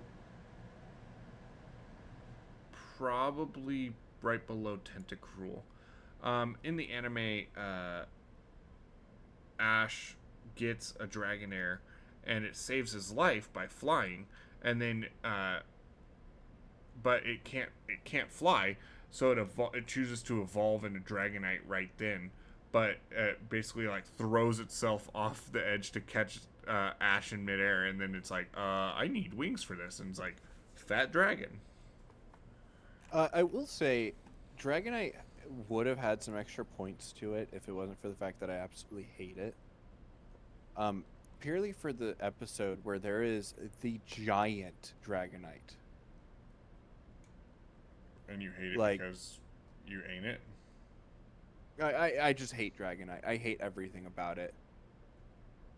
I hate the fact that it has an ability that cancels out its quad effective, or, you know, its quad weakness to ice. Like, I hate everything about Dragonite. God, Diglett every time I put anything next to Diglett, I just have to start putting it lower. Um, yeah. How So much you putting in below chance you thinking? It's almost soup. um, so I think Dragonite is some people that might be tuning in might find it surprising that Dragonite is so low. I think Dragonite is a very divisive Pokemon. Either Dragonite is your favorite Pokemon, or it is one of your least favorites. For It's this me, cilantro of Pokemon. yes. For me, I really dislike Dragonite because it, to me, a pseudo legendary should be something that's awesome, that's cool. I mean, pseudo legendary is just like a cool name, and then you have fucking a dragon that looks like he's gonna read you books. And I'm not a fan. I think he's a fat dragon. I hate his shiny. I hate how little his wings are. I hate how jolly he looks. I hate the way that you walk. I hate the way that you talk.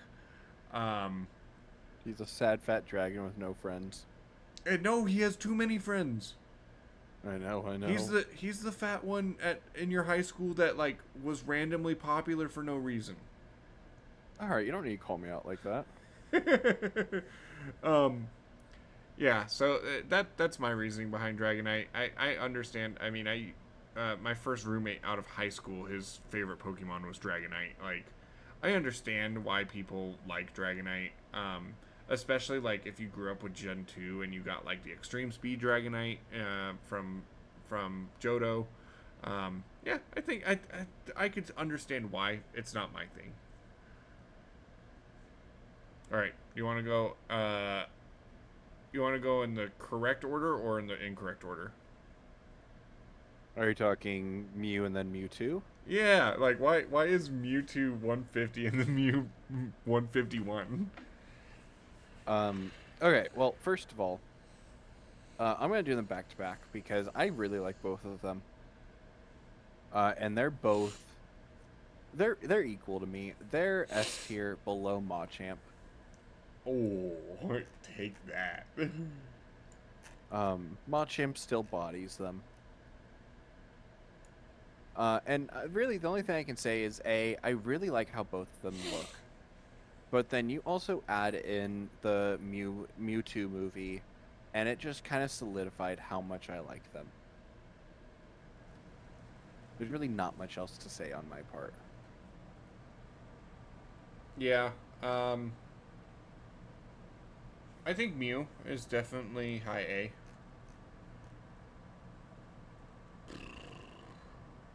Probably right after Rhydon, or right between Rhydon and Staryu.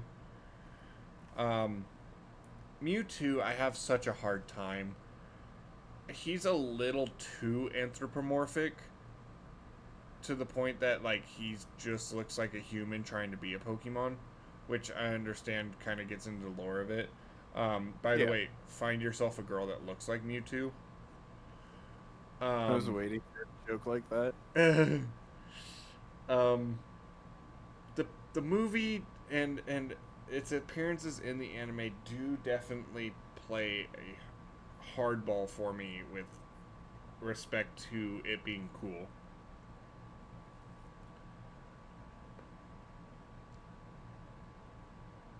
So where are you gonna put it?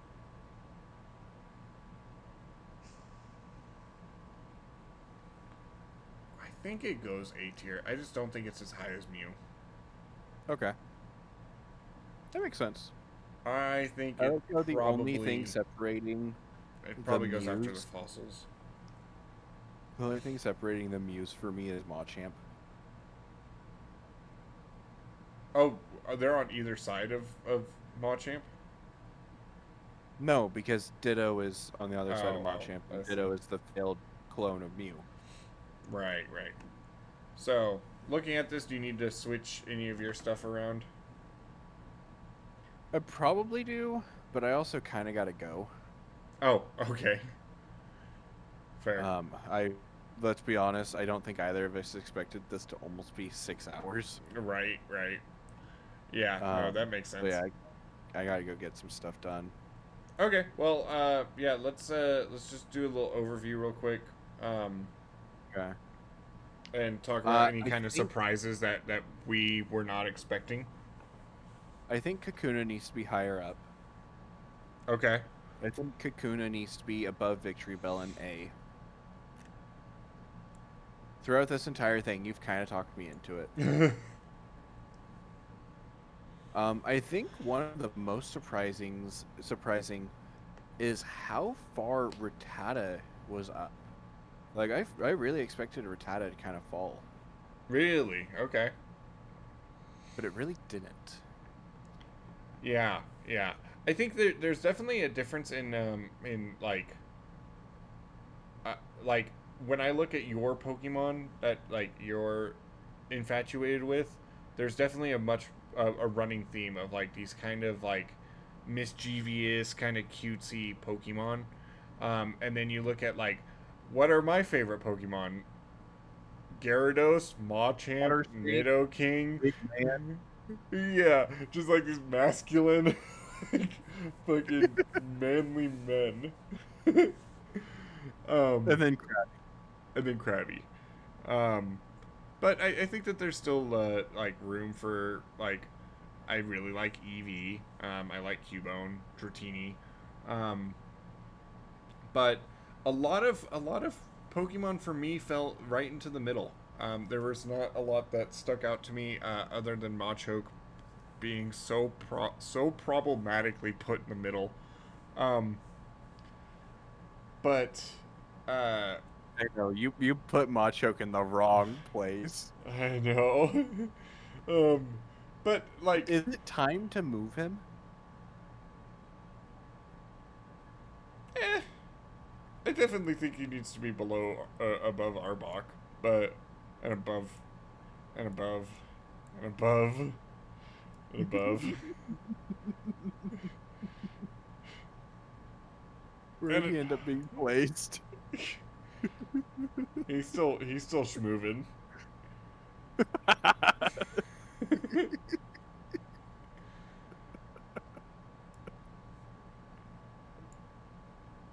But is he better than Machop? Oh, you reached Machop.